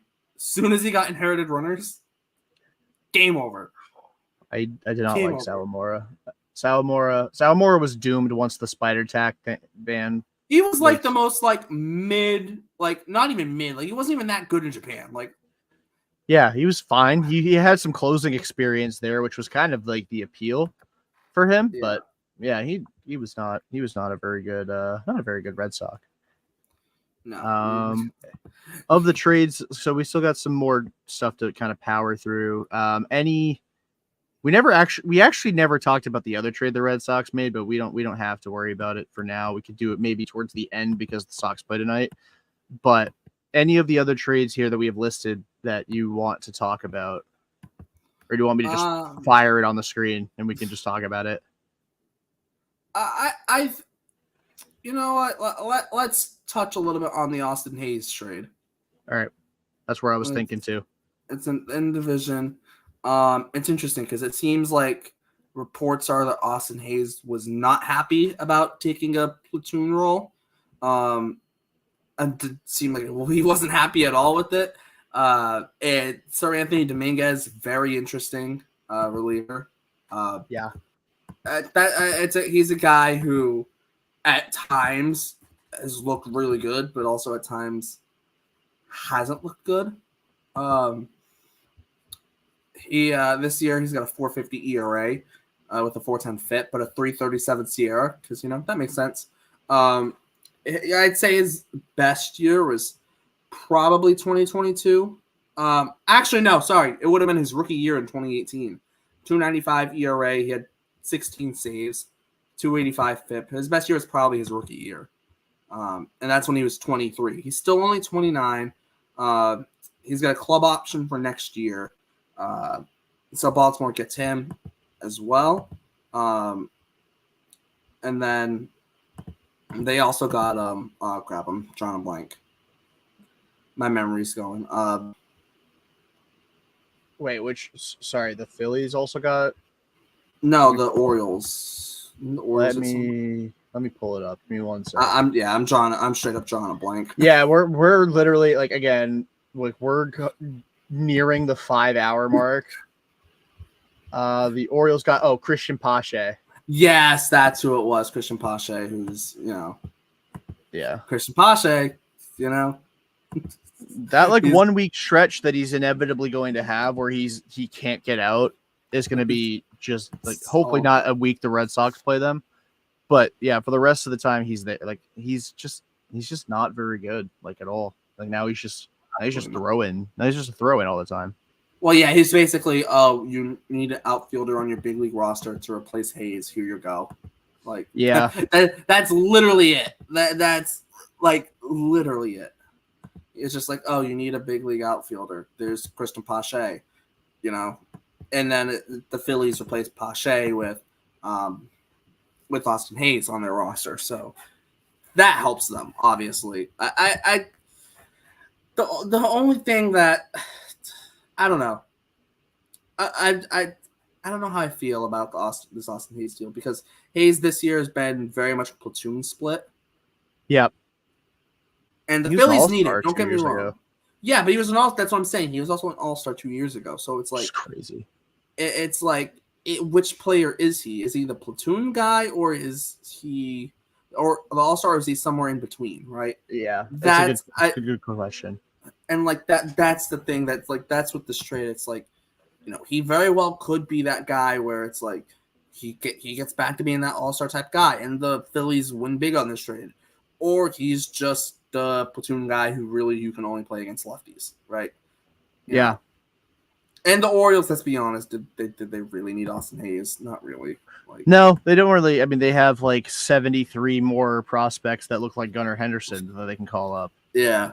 Well, I mean, like, they have their outfield. You have Mullins is going to play center. Yeah, Colton Cowser just got moved into the leadoff spot the last 3 games, so I wonder if that's going to be permanent. And then they have Santander. Yeah, Santander. And they also and have then Ryan O'Hearn's played a little bit of outfield. Heston Kjerstad. Yeah, Kjerstad. Yeah, Pache now. Yeah, so they actually still have a decent amount of outfield, like decent number of outfielders. But yeah, so I'll throw this question up on the screen because I do think it's an interesting question because there's like some weird. I don't want to say weird, but like the dialogue around the Red Sox is that they need more right-handed bats. Need more bats. Buster Olney on Sunday Night Baseball also said that they were in the market for another right-handed hitter. I still I stand 10 toes down on this. I don't even think they needed to trade for Danny Jansen. I'm happy they did because he's way better than McGuire. Yes. Like don't get me wrong, having less bad players on your team is good. But I just think that there's no real need to make another trade for a bat. If they want to, Andy Ibanez makes a lot of sense. And if they want Jack Flaherty, throw in Andy Ibanez, and maybe you can even if you have to.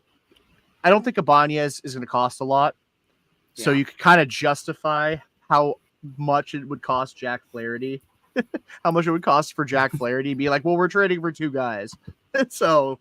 It is what it is, but Andy Ibanez. It depends on obviously how much this market.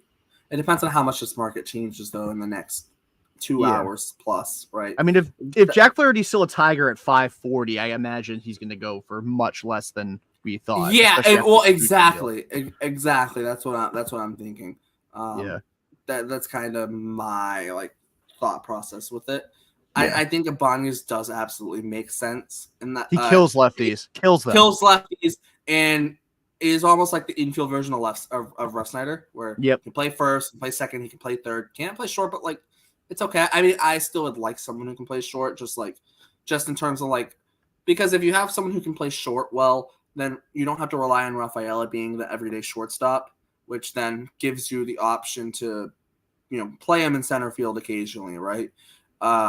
Which is that's a move where an IKF would make sense, right? Although he is injured right now, but still, right? But at the same time, IKF's not as good as a hitter, right? And he is under contract for next season, so you're gonna make that decision as well, right? Do you really want IKF that badly? I don't know if I want him that badly, right? So, I don't want to have to walk back the hate. I don't want to. I don't want to have to. I don't want to. I can acknowledge he'd be a fit, but that's the furthest I'm willing to go. My only concern with going Flaherty and Ibanez in a deal is we'll bring it up right now with the Red Sox.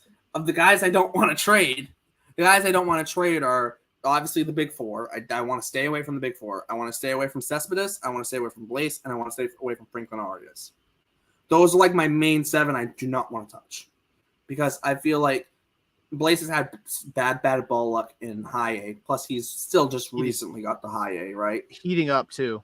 Cespedes has only played in low A, right? I feel like you'd be selling at. There's no point to sell on a guy who's in low A now with Cespedes because his value could be so much higher. And then Arias has so much helium right now, where it's why would you trade him as his value is only rising? His value is currently rising. It's not like his value rose and has stopped rising. His value is currently rising. It's only going to be higher, right? So I feel like those 7, the big 4, and then Blaze, Cespedes, and Arias are the 7 I absolutely don't want to trade. You can add Alan Castro to that list. You can add Elvis Portes, although he did get traded, but he was kind of someone who was more for my bit than actually. Yeah, I hear you. And then for me too, I'm on the like I don't think Peralta should be traded because of the Tommy John. That hurts his value. Same thing for Anangel Bastardo, who, you know, was having a solid year in Double-A. Unfortunately, he had Tommy John. I think that kind of makes him untradeable in some sense, just because it's like, not that you can't trade him, but like it doesn't necessarily fit, in my opinion. Garrett Cole just got scratched from his start for general body discomfort, so I would probably wager to guess that the Yankees are a little bit more motivated to add a starter now and not trade Nestor Cortez, because I mean Cole's been kind of dragging this year. Obviously, the injury in spring training. Yeah, I know he's on my fantasy team. I took him in like the 19th round of a 20-round draft. Yeah, yeah. I've been very upset with Garrett Cole for more reasons than him just being a Yankee. Yeah. Shoot, what was I about to say? Oh, so your point about Miguel Blaze, though, and I mentioned that he was heating up. So he had a 134 WRC plus the last 3 weeks, a little more than 3 weeks, July 5th. So he's been heating up, hitting 270, slugging near 500. He's been a lot better of late. I mean, some guys just take a minute to freaking learn how to play at the level. Like Jaron, he was having bad BABIP luck too. Yeah, his BABIP was in like the 160s. Yeah, and Jarren Duran did this too when he was coming up through the minor leagues. I know he was a different kind of player than he is now, but like he would hit like 390 at a level, get called up, hit like 140 for 2 weeks, and then hit like 600 for the next month. No, Tristan Casas. Yeah, Casas too. Casas is literally everywhere he's been a slow starter. It is like, it's kind of wacky how much of a slow starter Tristan Casas has been. The guy is just like slow start, and not in a bad way, but it's like he's gonna have a good start eventually, right? Like you would think he has to. Probably. I would hope that. I'm hoping that he comes back and just tears the cover off the ball. Yeah, that'd be so awesome, especially because I still think that there's like at least a non 0% chance that Dom Smith goes. Yeah. In that scenario, it sucks because I love Dom and I think he's a great vibes guy, but you don't really need two left-handed hitting first basemen on the roster. No. I mean, Casas is DHing tonight in his debut with Worcester. His rehab debut. First game for him since April 20th, 420. Which is so fitting for Casas. Yeah. I'm just going to say if they can do Casas and Hosmer, they can do Casas and Dom Smith. They could. That's true. That is true. I agree. And they seem to really like each other, which is funny because like Tom, like I can't imagine Dom feels comfortable knowing like he's not going to play again in like 3 weeks. But they seem to like each other a lot. And I love Dom. And again, where would the Red Sox be for his steady play, especially since Garrett Cooper was a complete mess. Anywho, one. Go ahead. We do have of note. Roki Sasaki has a new teammate. It's Dallas Keuchel. Guy's still kicking around. Jesus Christ! Somehow, I don't know how. But he's still kicking around. No clue. We are joined by Matt. Our second. We got a trade. We got a trade horn. Hold on. I see it.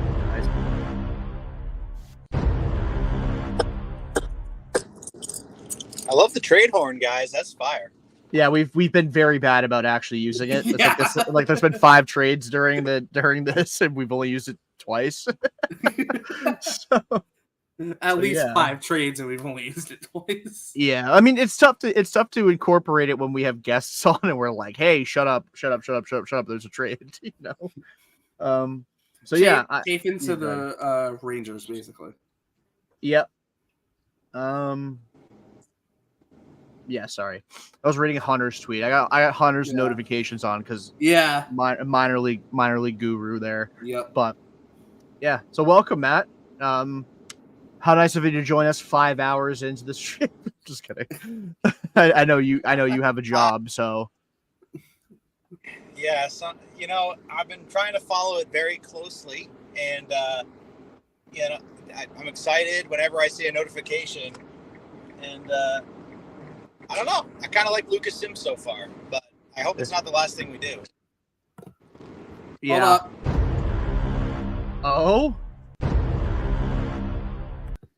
Paul DeJong is a Kansas City Royal. Nah, that's a nothing. You wasted the freaking horn. No, I'm kidding. We had to get back up to 50%. We had to get back to 500. We're the Red Sox in June. We just had to get back to 500. I mean, it's trade horn. It doesn't say the good trade horn. It just says That's trade true. horn. That's or true. Important trade horn. It just blockbuster trade horn. We should have. I mean, not that we're expecting any blockbuster deals because Luis Robert's not going to get traded, but we really should have had a horn. Maybe next year we'll do it. We'll have a horn, a special horn that's for like holy shit, the world just ended kind of horn. So, yeah, that would be like the Mike Trout has been traded type of horn. I think you got to get one of those. Yeah, like oh my goodness, yeah, like the Diamondbacks trade Corbin Carroll type of horn, which would never happen, but it's just I don't know why that. I haven't traded anyone since I put the D-backs hat on. I'm putting the Red Sox. Yeah, the Red Sox did make a trade more recent than the D-backs, right? Or no? No, the D-backs. The Josh Bell move was after Sims. That's right. Did you guys talk about the Christian Walker injury? How that must be pretty bad if they're already trading for another first baseman. Yeah, we had when we had Max on, that was like his first thought right after that was Christian Walker must be out for a bit, especially because they have Jock still. It's and like we said, or we've talked about in the group chat. Josh Bell's the perfect like half a year he's good, half a year he's terrible. So if he's been horrible for half the year, you may as well trade for him if you have the need for that position. Last year he tore it up when he got traded. I'm pretty sure if my memory serves me correctly. You're right. When he was traded to the Marlins, he was really good for them in the second half. Yeah, and then the year before he was insane for the Nationals, got traded to the Padres and was terrible for them. So you want to be on this. You want to be acquiring a bad Josh Bell is really the point. That's when you get him because you know he'll be good for you. Yeah, I mean we've been kind of all over the place as far as trades go. We were kind of going one by one and giving our thoughts on it, and then actual trades started happening during the stream. We did not factor that in, or at least I didn't when I was making graphics for the stream because there's I think 23 trade graphics over here, so something like that. We've talked about. We probably should remove the Dominguez Hayes trade graphic. We're not. Yeah, I'll throw up a trade for your beloved D-backs. We'll throw up the AJ Puck one because that was one I did want to talk about earlier. I'm actually going to delete the ones we've already talked about too because it's getting distracting. It's getting distracting going through them and not. Oh my God, Leon's just switching dugouts. That's hilarious. I just messed up. Where the heck is the? I screwed up. Where did the freaking Puck trade go? There it is. Okay. There it is. I accidentally clicked on the Soler trade again. My fault. We're good. Paul DeJong's got a Christian Vasquez. He's just changing dugouts. Yeah. Where did you say Paul DeJong is going? I didn't see the notification. Kansas City. Royals. Kansas City. Huh. They're having a nice little deadline. Royals are having a sneaky nice deadline. They are. It's definitely not going. It's not the sexiest beyond Hunter Harvey. That was kind of like their big trade. But yeah, they've impressed me this deadline. I thought they were going to be stupid. I thought they were gonna go crazy and try and land like one of the bigger name guys. I thought what the Astros did was going to be kind of what the Royals would do because I just don't trust that organization to like make sound decisions. But they've proven me wrong and they've had a really good deadline. They just need their guys to not get injured. I thought the Lorenzen pickup was actually really solid for them.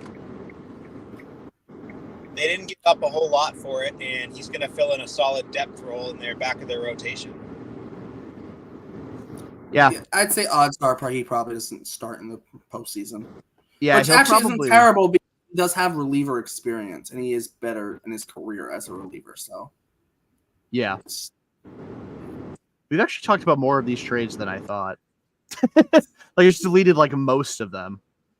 And then we have obviously the one that we're intentionally leaving for 5:30 because that's when we will be joined by a Cardinals fan. So, anywho, I should probably post a teaser for who we have at 4:00, and not the teaser. I'll just tell everybody who's going to be on. But it's so difficult. I'm trying to freaking like be part host of the stream and also like announced that guests are coming on. I'm struggling. I bit off more than I could chew today, and on top of that, we've been doing this for almost 5 hours now. We're about to hit the 5-hour mark. Yep. I know that you guys are probably delusional at this point from streaming for 5 hours, but I don't think it's still out of the question that the Mariners turn around and flip Justin Turner to the Red Sox. I'm just going to put that out there. Yeah, because they might be getting Yandy Diaz. Yeah, I don't want to. I don't want to fight with you on here. Yeah. The Justin Turner dream is dead, Matt. I don't know how nice to put it. Justin Turner's still missing the playoffs in 2024 anyways. Yeah, poor guy. I like that trade for Seattle to a degree, but like just because you get an adult in the room, but like I don't really think he's that much better, if at all, than Ty France. And you just waived him. No, dude, they're off. The offense for the Mariners is awful this year. Other than the big dumper and Julio Rodriguez, everyone else on the roster is hitting below 211 and with an OPS under 540. Everyone else. It's insane. Victor Robles has been crazy for them. Yeah, he has. I was about to say. That's only, but that's also only like 20 something games, so it's really not 32 games. He's got a 177 OPS plus. Kind of funny that Matt mentioned that Cal Raleigh is like one of the only guys not hitting under 211. He's only hitting 218, so it's not like there's a gap. That's why I chose that number. But he does have 20 home runs, and I think his OPS is in the 700s, if I'm not mistaken. Yeah, he's really good, especially for a catcher. Hopefully, a future Red Sox. I'm just kidding. They have Kyle Teal. No, we don't need more catchers. But Cal Raleigh would be fun at Fenway, especially. Also, we don't need any more nicknames. Big Dumper. You don't want Big Dumper. You don't want a dude whose nickname is literally after his ass. Well, we just had a guy who was all about jerking his thing. Yeah. Jerking his thing, and then now I get an ass nickname. Crank and hog. I'm only okay with Cal Raleigh if he comes out to the Ass Man theme song. Yeah, that works. I'm an ass man. I can get behind it. Yeah. So actually, yeah, we'll just talk about since we're talking about it, Justin Turner did get traded for RJ Shrek, which Shrek is love, Shrek is life. Just had a core memory unlocked. I apologize. That video is cursed as fuck. Why would you remind me of that? That's terrifying. It's just outrageous video. But anywho, shout out Baseball Savant, by the way, for being right on top of the PNGs, changing the profile photos to their new team. I think the only one that I had an issue with was last night was Soler. That's because I was making the graphics when the trade happened. So. But shout out to Savant for being on top of that. Again, like adult in the room, guy who's been there, done that. It makes sense, but I don't know. Like a guy with declining bat speed, that's a pull fly ball guy going to the AOS where there's a lot of guys with pretty good fastballs out there. I don't know. I don't know. I don't see the fit there. I thought Justin Turner made a lot more sense for like. Really, actually, not really a lot of teams. Like that again. I don't know. He just kind of like signed with Toronto and he kind of made his bed there. There's not a lot of use for. I know he like the platoon thing with lefties. He is good against lefties this year, but they also have Tyler Locklear, who was supposed to take everyday first base job. Yeah, I mean, who's their DH right now? So it'd probably be Turner. Well, it's supposed to be Mitch Garver, but he's been terrible. That's true, and hurt now currently, I believe. So, yeah. No, Garver's healthy. He's just is he? He's just bad. Yeah, no, he's bad. He's hitting 174. He does have 12 homers, but he's hitting 174. I wanted him so badly. Fangraphs right now has Turner penciled in at DH, but they have Luke Raley penciled in at first base. I don't know what's going on. They're probably expecting true platoon with him and Locklear, and you face more righties. Locklear's a righty, though. Yeah, no. But I'm saying, like, if they have him listed as the current first baseman, as the projected first baseman. Oh yeah, maybe, yeah. So they're like, oh, we'll face more righties, so Rayleigh will be the first baseman and Locklear will be the platoon. No, well, they guy have for the lefties. platoon set as Mitch Garver. Yeah, that's disgusting, actually. So never mind. Never mind that. Yeah, because Garver would DH and then Turner would maybe play first. I guess that's what Fangraphs was trying to say, but I say I don't know. For the platoons, if the guys suck, just don't let them play. Yeah, screw the Unless he's exactly. unless he's just Mitch play Garver. 9 good hitters. Just play 9 good hitters, man. Like that's all I care about. Like the Red Sox, Even if they all hit left-handed. There's this huge thing about the Red Sox and their inability to hit left-handed pitching. Well, the righties that they brought in to hit lefty pitching hit lefty pitching. Romy Gonzalez hits lefty pitching. Tyler O'Neill hits lefty pitching. Rev Snyder kills lefties. Connor Wong kills lefties, which is a huge development, by the way, because he was horrible against them last year.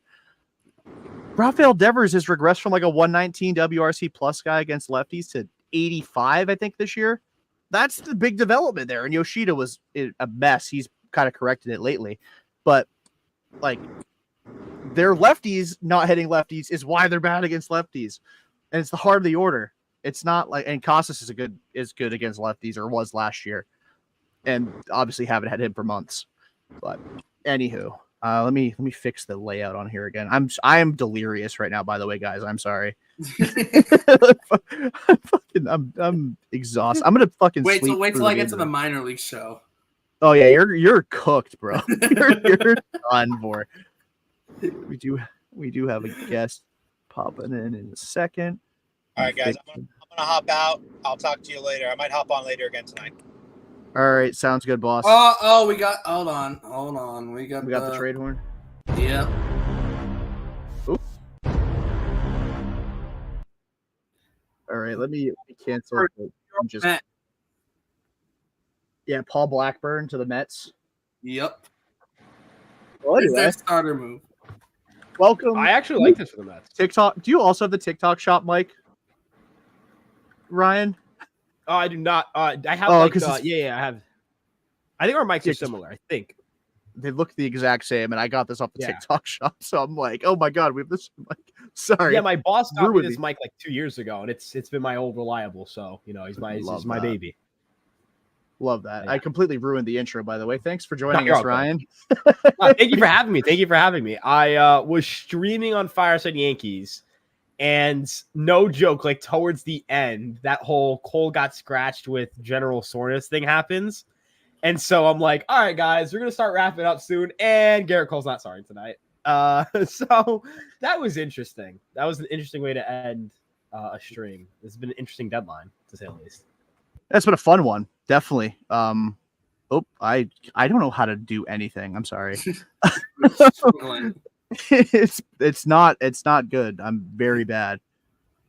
Oh no, I saw. There we go. I got it. We're good. Yeah.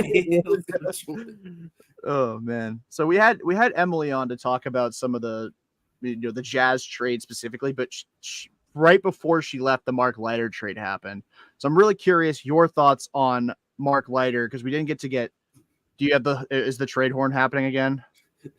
I'm not going to pull the horn for this, but JT Chargois is a Mariner. Okay. And also Chase Mydroth is not in the Woo Sox lineup tonight. Anyway, Ryan, your thoughts on the Mark Leiter trade? I like it. The Yankees needed bullpen help. That's obvious. Their bullpen was not in a good spot. You guys got to see it firsthand in Fenway. I mean, that bullpen was outside of Sunday.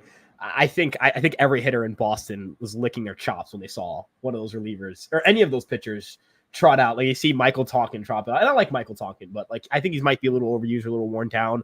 Caleb Ferguson didn't actually pitch bad in that series, but if I see Caleb Ferguson trotting out of the bullpen, I'm licking my chops. They needed bullpen help. Leiter's ERA isn't great, but the stuff is pretty good. He throws a splitter, which is important because the Yankees don't have a reliever who throws one. And I think varied looks in the bullpen is important. So like I think having a guy who does something a little different than everybody else, I think it matters. And a lot of strikeouts, a lot of ground balls. That's kind of the Yankees' MO. They have a good infield defense. So hopefully that converts into a really strong ERA. But 2 more years of control after this one. That's important too. Holmes is a free agent. It's a good deal. I'm not going to sit here and say like, oh man, the Yankees just got their next closer. This guy's a stud. Like he's a strong reliever. I think they traded two interesting pieces. Neely throws hard and he's good. And Cowles was having a pretty strong season in Double-A. So I like it for both parties. Yeah, fun fact on Cowles, Tim, fellow Pesky Report host, said that Cowles took him about 450 dead center in high school. So they're little tidbit there on him. So yeah, I loved that trade for the Yankees. Like at face value, saw what they gave up. It felt like it's one of the only trades where I've looked at the return and been like, that's kind of light. Like I genuinely thought that the Yankees made out like bandits there. Like that's a great, like controllable reliever with nasty stuff. Peripherals are through the roof. Like that's a home run acquisition. And like the tradition, like no other, the Yankees get another reliever from the Chicago Cubs at the trade deadline. They do this every goddamn year. So there's I think that. outside of 2023, which the Yankees weren't good and the Cubs were, so it kind of made sense. That's the 1 year in the last 4 where they haven't traded with the Cubs at the deadline. You got Rizzo out of nowhere. You got Efros. That deal was fun. That was legitimately out of nowhere. Like I think Leiter Jr. was kind of just linked to the Yankees by just like fans. I think I mentioned I would want Leiter Jr. I think other fans mentioned they would want Leiter Jr. Efros, that legit was just out of the blue, a Jack Curry bomb, which is the way I like trades. I don't know about you guys. I like when the local reporter, not say no discredits like Jeff Bassan or anything like that, but like it rocks when it's like the trusted local reporter just out of nowhere just drops a trade and you're like, oh my God, what the hell do I do? That's the best. Yeah, it's great. I don't think it was a local reporter that broke the Lucas Sims to Boston trade, but like a bunch of local media were like, yeah, they're about to get a reliever. And it's like, all right, cool. Like tell us who it is, man. Like, please. But yeah, I like that move for you guys. I like it a lot. I like Sims a lot. I really think that's going to be a strong move to make. Well, I don't think they wanted to say who it was because we had the whole Nate Pearson debacle where Carabas was like, oh, they're getting a reliever. And it was like, and then it didn't happen, which, I mean, to be fair, the Cubs kind of swooped in and made a better offer than Emmanuel Valdez, which fair to the Blue Jays, right? Not hard to do that either. Yeah, well, also that. I mean, you take the best offer you get, right? Yeah. But I think after that, it's like, oh yeah, they're getting a reliever. Well, that could be now or like in an hour. So there's a little bit of that too. But I do kind of I don't remember the last time a Red Sox move was like a actual like Red Sox like bigger move was broken by like a local. I feel like it's always like passing. Yeah, it's always passing that breaks that big trade. Benintendi was randomly announced in 22 out of nowhere. I remember it was like the Mets swept us. They walked us off. I'm in Florida, and Jack Curry just goes, the Yankees are acquiring Andrew Benintendi. It's like, oh, okay, thank you. And I had to record an episode in like a tank top in Florida, and it was like bugs everywhere because it's Florida this summer. And I'm like, this trade makes the Yankees better. I'm trying to like not talk super loud because I'm in like a vacation home with my family. That was a fun trade. Also, like the Soto thing was, it's weird because that trade never got officially announced until like MLB announced it. And I remember Yankees hot stove was going to happen right before it was officially announced. And I put out a tweet. It was like the Mariano Rivera video where he enters out of the All-Star game. I'm like, Jack Curry coming in to say the deal's dead at the last second. And then as I tweeted that like 5 minutes later, MLB goes, the trade's official and Yankees hot stove starts. And they're like, Yankees will trade for Juan Soto. I'm like, thank God. If that trade fell through, I don't think I'd ever be on Twitter again. Like, I think I just would have like, I'd be exploring other options in life. Exploring. Yeah, that I don't think I could imagine that kind of heartbreak. Although actually I shouldn't say that because I had to deal with the Red Sox trading Mookie Betts twice in 2020. The initial trade that didn't happen, and when that fell through, I was ecstatic. And then like 2 days later, there was another one. I'm like, yep, cool. Heartbreak twice in a week. Nice, love that. Great job. But yeah, no. Yeah, this deadline though has been super fun, which I thought like last year was super boring. This year, more teams in contention, which I think is just more along the lines of like less or there's not as much of there's more parity. So there's a lot of teams that are still in the race, sort of like even the Cubs made a couple of like buy and sell moves. Like 6 games is not really that insurmountable, and they're last in their division. Your thoughts on the deadline overall, Ryan? From the Yankee side of things, I know that you guys were seemed to be closing in on Jack Flaherty. Then that broke apart when Kikuchi got dealt. So just your thoughts on the deadline overall from a Yankee side of things and MLB at large. Yeah, so quickly on the Yankee side of things, you know, I think that they if they don't make another move, it'll be kind of an underwhelming deadline. Like, did they address 2 needs in the bullpen and lineup? Sure. And do I think they're a better team? Absolutely. But I think the Yankees, especially with Cole being scratched now, the rotation is going to become a question mark, a bigger question mark. I don't know. I don't really know what's going on with that. I think they have to get some pitching help, even if it's not a great starter and just a decent one. I just think they need somebody. And then looking at it from the LB standpoint, I fully agree with you on like the excitement levels. This deadline's rocked. This deadline has rocked right now. The stove is kind of heated up over the last 2 hours. Trades are kind of flying out now. Even the smaller deals are fun.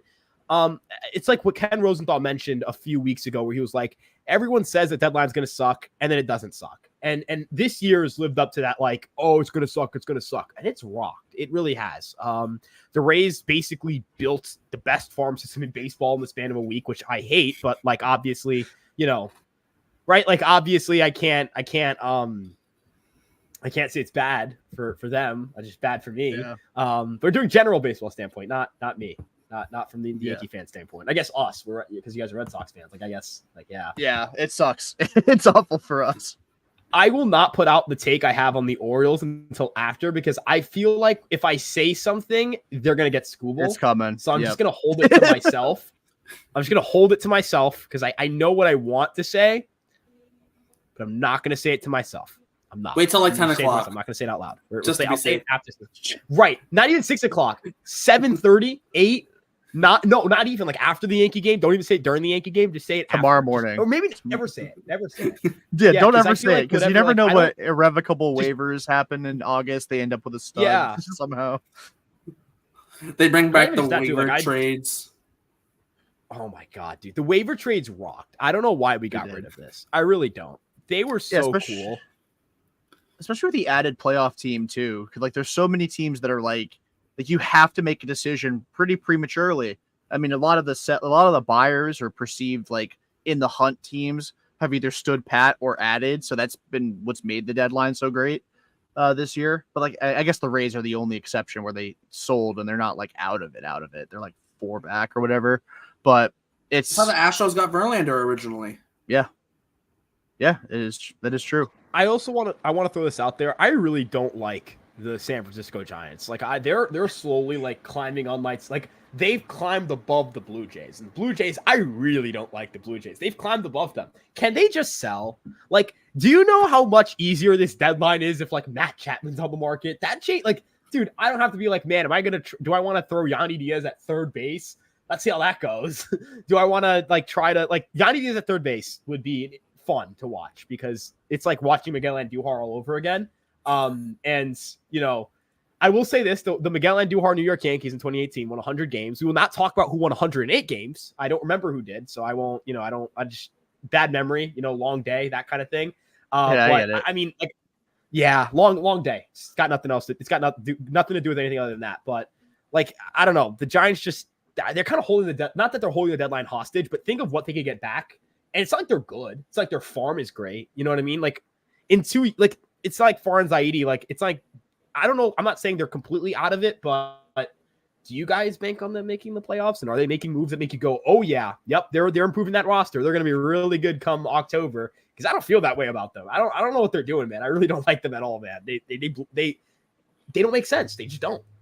Well, look at the trade they made last night. They got back a major league reliever and cash for Jorge Soler, which I'm not saying they could have gotten. Like, I mean, the Braves are absorbing that contract. That's good for the Giants in general.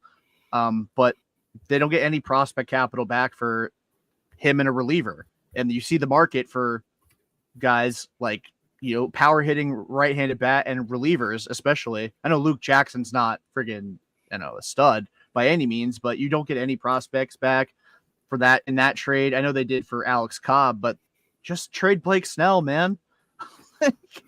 Just trade Blake Snell or trade Matt Chapman. Somebody of value. I mean, like somebody of serious value. Well, I'm not saying Alex Cobb's nothing, but no, they could imagine what they could get for Blake Snell or Matt Chapman right now. Like, I like you would get a team that is like, we need to do something and get a dangerous haul.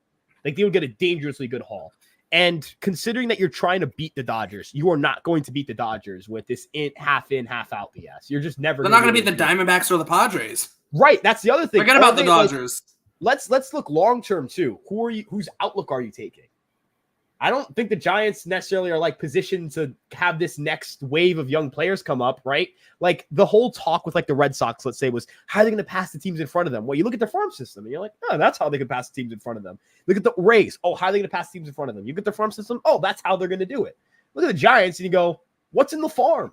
What's in the farm? What's there, right? Like Ramos is already here. Luciano's already here. Right. And they have some arms who are interesting, but they need bats.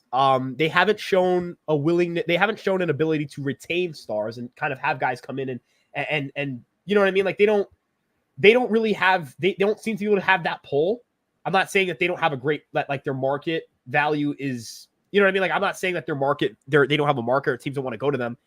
I'm just saying that I don't know. I don't really know what they're doing. Like I know people, and I'm putting this out there just like it pains me to say this, but like if you're a player and you look at like the Red Sox, and the Red Sox offer a player $200 million and another team offers $200 million, it's hard for me to turn down the $200 million from the Red Sox. If I'm Jack Flaherty, let's say, in this winter, and I get money from the Red Sox and money from the other 29 teams, unless the Dodgers, a team like that, I would go to the Red Sox. I'm a pitcher, Andrew Bailey. I got like 40 top 100 prospects. I got more of them than I know what to do with, right? Elite outfield defense. Right. I've got Jaron Duran. I've got Setian Rafaela. I've got Willie Abreu. They have so many outfilders that Willie Abreu is like, oh, could he get dealt at some point? Like that's how stacked that outfield. Still think there's a chance he gets traded in the next hour and 45 minutes. Right. So like why wouldn't I want to go there? Right.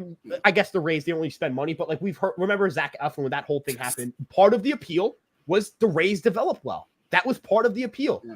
That what works in the Dodgers' favor. Like, what is the Giants' appeal? You'll be here and we won't trade you if you suck. They don't have Andrew Bailey anymore. They don't. Imagine what they could have gotten for like Carlos Rodon in 22. Because I've heard some things about like what like some teams willing to offer. Like I heard some things about like Dominguez's name being floated and that kind of thing. Like I've heard some like crazy stuff about that, and they just don't choose to sell. It's nuts. So strange. It's such a weird team. Like, although they won 107 games in 21 somehow. Right. And it's like either go in and invest and go, you know what? We're riding with this squad. We believe in these guys. Let's go make a big deal, or sell. You got to do one or the other. Even making a small trade, like Willie Abreu was acquired for Christian Vasquez. No disrespect to 2022 Christian Vasquez. That is not the kind of player I look at it and go, I'm trading him and I'm getting a legitimate like 3 to 4 WAR player with 6 years of control. Like that's not what I'm thinking I'm getting back. You know what I mean? And he was technically the second piece in that trade, right? In most people's eyes. Yeah, look, Valdez. I'm not saying that like he's gonna be. That swing is just so cool. Like I don't know what it is. Like I just like visually, it doesn't make sense how he can't hit. To me, it does not. Oh, he hits in Worcester. I'll tell you that, dude.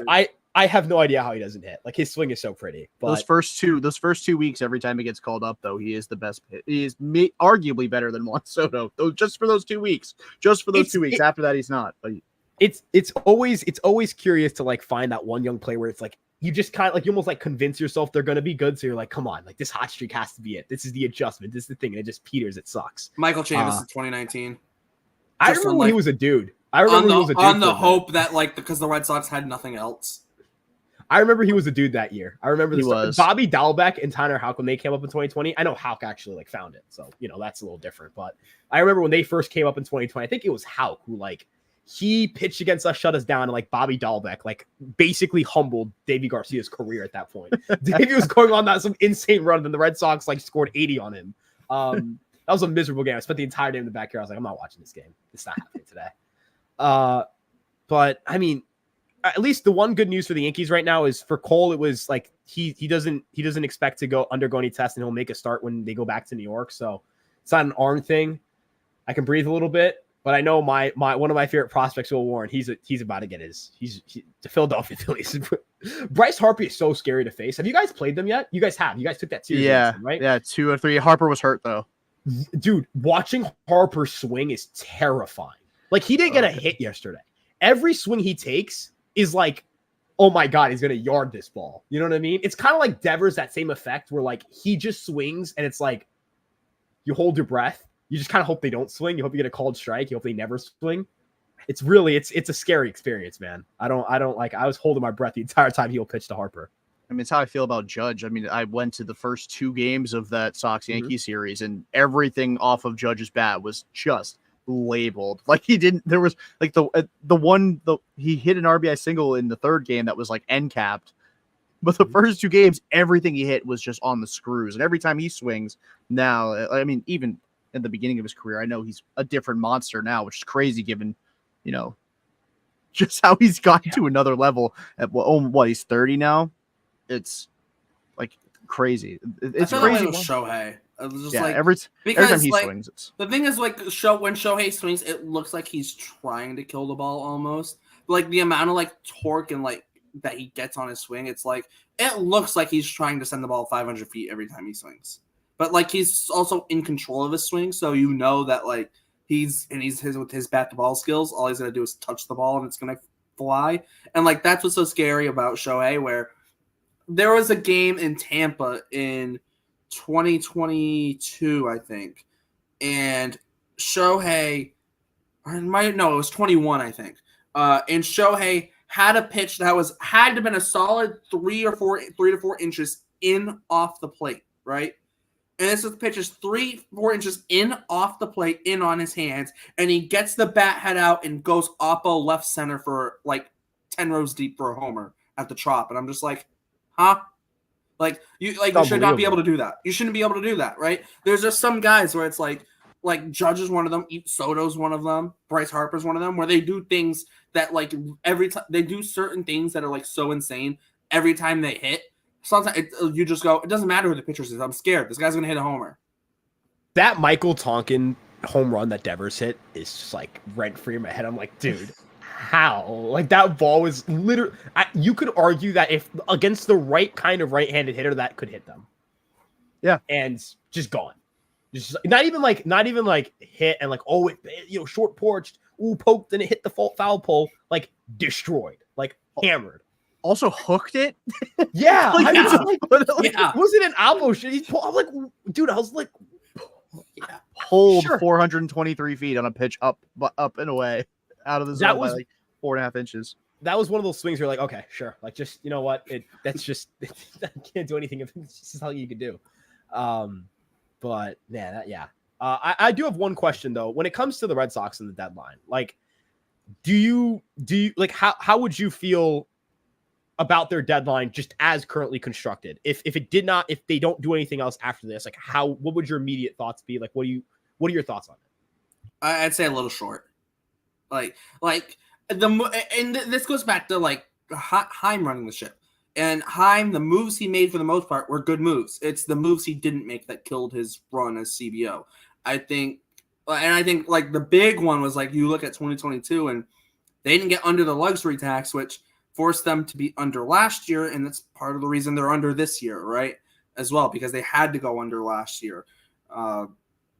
Because 2023 would have been their 3rd straight year going over, and the Red Sox weren't going to do that. All they had to do was trade JD Martinez. Just trade JD Martinez, and then your 4th round picks, comp picks, for Bogarts and Erod leaving, Bogarts and Evaldi leaving, become 2nd round comp picks then. So and then obviously you can go over in 23 if they want to. So I think Heim was the moves that weren't made killed him. I think if nothing else happens, you look at the Red Sox and go, yeah, the moves they made were solid, but they didn't make enough moves. I think that's kind of how you put it. In my opinion, they still need another reliever because I'm not banking on Liam Hendricks to be Liam Hendricks. If he is, amazing, but I mean, the guy really hasn't pitched since 2022. Made 5 appearances last year. That doesn't really count, right? 5 appearances out of the bullpen. It's 5 appearances out of the bullpen. Trey Wingenter, I think, is going to be at like 5 appearances for the Red Sox. That means, it shows you how much five appearances is. So I think for the Red Sox, would be falling a little bit short. Lucas Sims helps, obviously. Getting Slayton and Martin back healthy helps, but I still think they could use another bullpen arm. And then a right-handed hitter would be nice, but I don't think it's a full-blown need. If it happens, great. If not, and same thing with the starter. If it happens, great. But if not, I'm not like rolling over. But they need something. I would rather get a starter and no reliever than nothing, right? I think that's kind of where I am. They need at least one more move. That's how I feel. It feels a little incomplete at the moment, but I will say that I still feel like if they don't make another move, I'm still like firmly like B grade, B plus, like maybe like an 86 out of 100. So like right on the fringe of a B plus. I've liked every move they've made. I think that like Quentin Priester, I don't know if he's going to end up being good. Really like projects as a pretty good player, pretty good pitcher down the road. You know, maybe like a 3-4 starter at worst, kind of. But he's not had success at the major league level yet. But neither did Tyler Glass now when he got traded. Again, I keep making the comparison just because it's a Pirate starter that had bad numbers that got traded to an AL East team. That's more along the lines of what I'm doing here.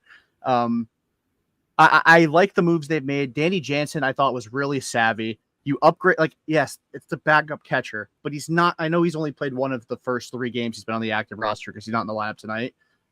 But that's a really good move. He's going to play a lot. He's not going to be the backup catcher. He'll be the second catcher, but he'll DH. I'm sure that at some point they're going to try him at first base. I just feel like they're going to at some point. It allows you to use Connor Wong as a utility man because he's not a catcher. He's just not good back there. Plain and simple. He's cost them so many runs from not blocking pitches in the dirt. Did it last night. You won 14-7, but swung and missed at a slider. Like, you called the pitch. How do you not expect it to go there? You called for it. You put your glove there, and then you miss it. Jensen's just a better defensive catcher, not a better thrower, but better defensive catcher. I like the Lucas Sims pickup. I think it's intriguing. Got good strikeout stuff. Walks are crazy.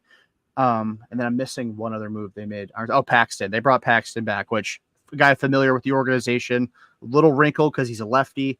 I still think that Breslow hasn't made a difficult decision yet. And in his intro presser, he said, I have the conviction to make difficult decisions to help the major league team win games. I don't think he's made that yet. And maybe the difficult decision is waiting till the offseason or next year to make that big trade.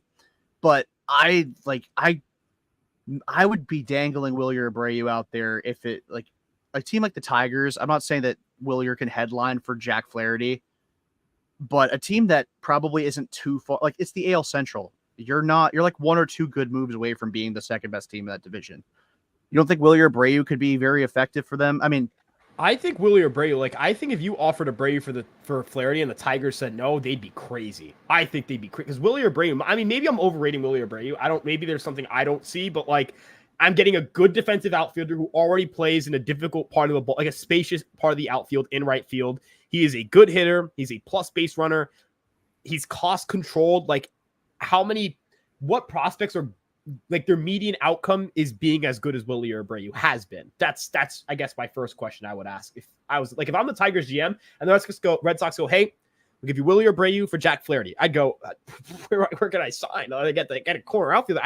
Their lineup can't hit. They can't. Yeah. I saw this crazy stat. I think they've been scoreless in 25 of the last 27 innings. Every Tigers fan I know who watches that offense, it's miserable. It is a miserable offense. And you would turn a 1 year, what was it, $12 million signing, and maybe somewhere around that range for Flaherty, into Wilyer Abreu. I think that if you're the Tigers and you don't take that, like, I would have no problem Breslow going, all right, I'm not giving you more. Like, yeah. I'm giving you a legitimate major league starter, like a great corner outfielder. And I guess the other thing I really liked that they did was trading York for Priester, or is it Priester? Priester. His stuff, man. Like, I don't want to. I'm not comping him to anybody because I think, like, comparing a pitcher, like, it's kind of rough to do that because stuff can change. What if they change one of the pitches he throws, all that stuff?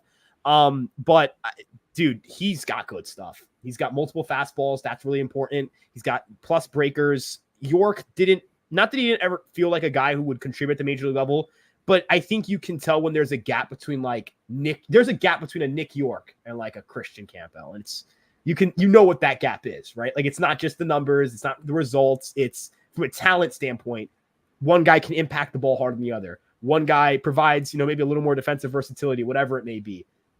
York is expendable. He's not going to start over Campbell. He's not going to start over Mayer. He's not going to start over, Rafaela, even in the middle infielder. I don't know. Middle infield. I don't know who he's maybe even over. Vaughn Grissom. Maybe not even Vaughn Grissom. Yeah, like, is he starting over Vaughn Grissom? That's a great point.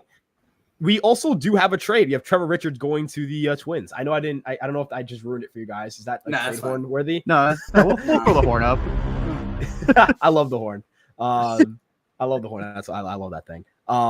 But no, like I love that deal because and I kind of not saying I don't like it for the Pirates, but I don't like. I don't know if I like it for them. I'm kind of on it for them. Like, is York right? Like, you should be trading him for like maybe a proven major league bat, somebody who can help you right now. If you're going to trade him for York, you got to be like York. It doesn't feel like you're getting an equal level of prospect, in my opinion. I think when Nick York is, where does he play for the Pirates? Because you have Nick Gonzalez long term at second base. You have Tamar Johnson long term as an option as well.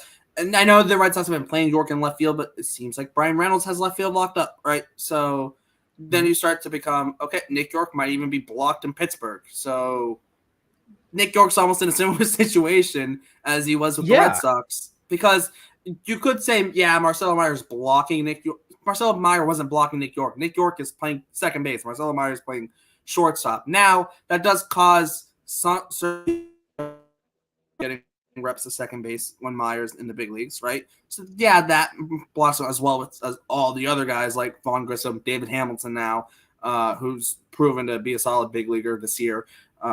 Christian Campbell, obviously, and go down the list, right? So York's kind of – even Chase Nijop even, you could consider Trevor Story. I mean, yeah. Well, Trevor Story is an excellent defender. I know he hasn't. I know the injuries, but like this one felt like a freak accident. Is that really did his shoulder get messed up because he's injury prone, or did it get messed up because he was trying to make a great play and something? Part of it is probably injury proneness. The other part, that one just felt like bad luck. Yeah, I mean, Xander Bogaerts had the same injury, sort of, but he obviously came back quicker. But right, the severity is probably more injury proneness, but the actual we needed a more dramatic horn for that trade. The San Diego Padres are finalizing a deal to acquire closer Tanner Scott from the Miami Marlins. How the hell did they what do they have to give? So what are they are they trading Snelling now? Like that's like it's considering the closer market. I'm so excited to see this return. The closer market, dude. I am stoked. If you are a team and you're selling, and I put out this GIF for like because the Giants were like, there was like a report about the Giants needing a center fielder, and I put out like this GIF of like I've never played Overwatch, but I know like the GIF of the healer. I put that out. There's like Trent Grisham coming in to save the Giants season. If you're a team and you are selling, AJ Preller calling your phone has to be the best thing to ever happen to you. AJ Preller calls you, and it's got to be like, oh my god, dude, my job is saved. Or Dombrowski. I can't believe that trade happened. I actually cannot believe that Dombrowski traded George Klassen for Carlos Estevez. Like I would, if that was for Tanner Scott, Aiden Miller too. No, not Aiden Miller. It was another pitching prospect. He was a good pitching prospect. You got two trades. You got trades. Mixed up. Yeah. But Aiden Miller got traded. I'm getting some mix, I think. Oh, okay. I might be completely off. Let me pull up the tracker here. It was someone. See, we're over 5 hours and we're almost 6 hours. Yeah, dude, it was Aiden Smith that got traded in the Ranger Rose Arena trade. Close enough. Aiden, he's good though. It's not like he's. But still, the fact that you get extra pieces though on top, I think that's kind of the point. We brought this up earlier. The level, if Jerry DiPoto and AJ Preller ever got on the phone, good luck ever doing business with either organization ever again because they'd never get off the damn phone. That's what I mean. Think of the trades that they pulled off in what was it 2020? That trade that they pulled off where Padres got away like thieves. Just AJ Preller again. If you are AJ Preller, you got to be like everyone's favorite. Except I will say when the Yankees were dealing with him, that was an annoying process. It was like a multi-day they're getting Drew Thorpe. Like it was, we knew the package for like 24 hours before the trade got completed, which I thought was so funny. And I really thought somebody was like Michael King's medicals or whatever. I don't know whose medicals it was, but somebody's medicals got held up. And then Preller immediately deals Thorpe for Cease, which I think is just prime AJ Preller. How many All-Stars has he traded? That AJ Preller trade list has to be incredible. And he's also the guy who traded James Shields for Fernando Tatis Jr. The thing is, he is objectively, though, like a great talent evaluator. He clearly knows how to pick up guys in the draft and international free agency. I just don't know if he knows how to keep them. That seems to be his issue. That may seem to be the issue. Yeah, like the Juan Soto trade. He also acquired Dylan Lesko in the offseason, then traded him for Jason Adam. Another, which is, dude's a menace. I want to know what the experience of like, what is the experience of being in that room? I want to know, what's it like to be the second in command to AJ Preller? Right. Brian Hoeing will also be going to the Padres alongside Tanner Scott, so they're getting 2 arms. Hoeing is a dude. I remember I watched him pitch in New York when we lost to the Marlins. Shout out Jake Berger for hitting a 3-run home run off Marcus Stroman. I really appreciate you, man. Thank you. Appreciate that.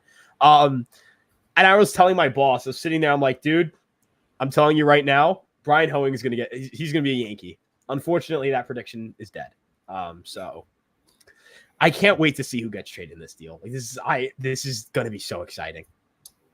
It's going to be crazy.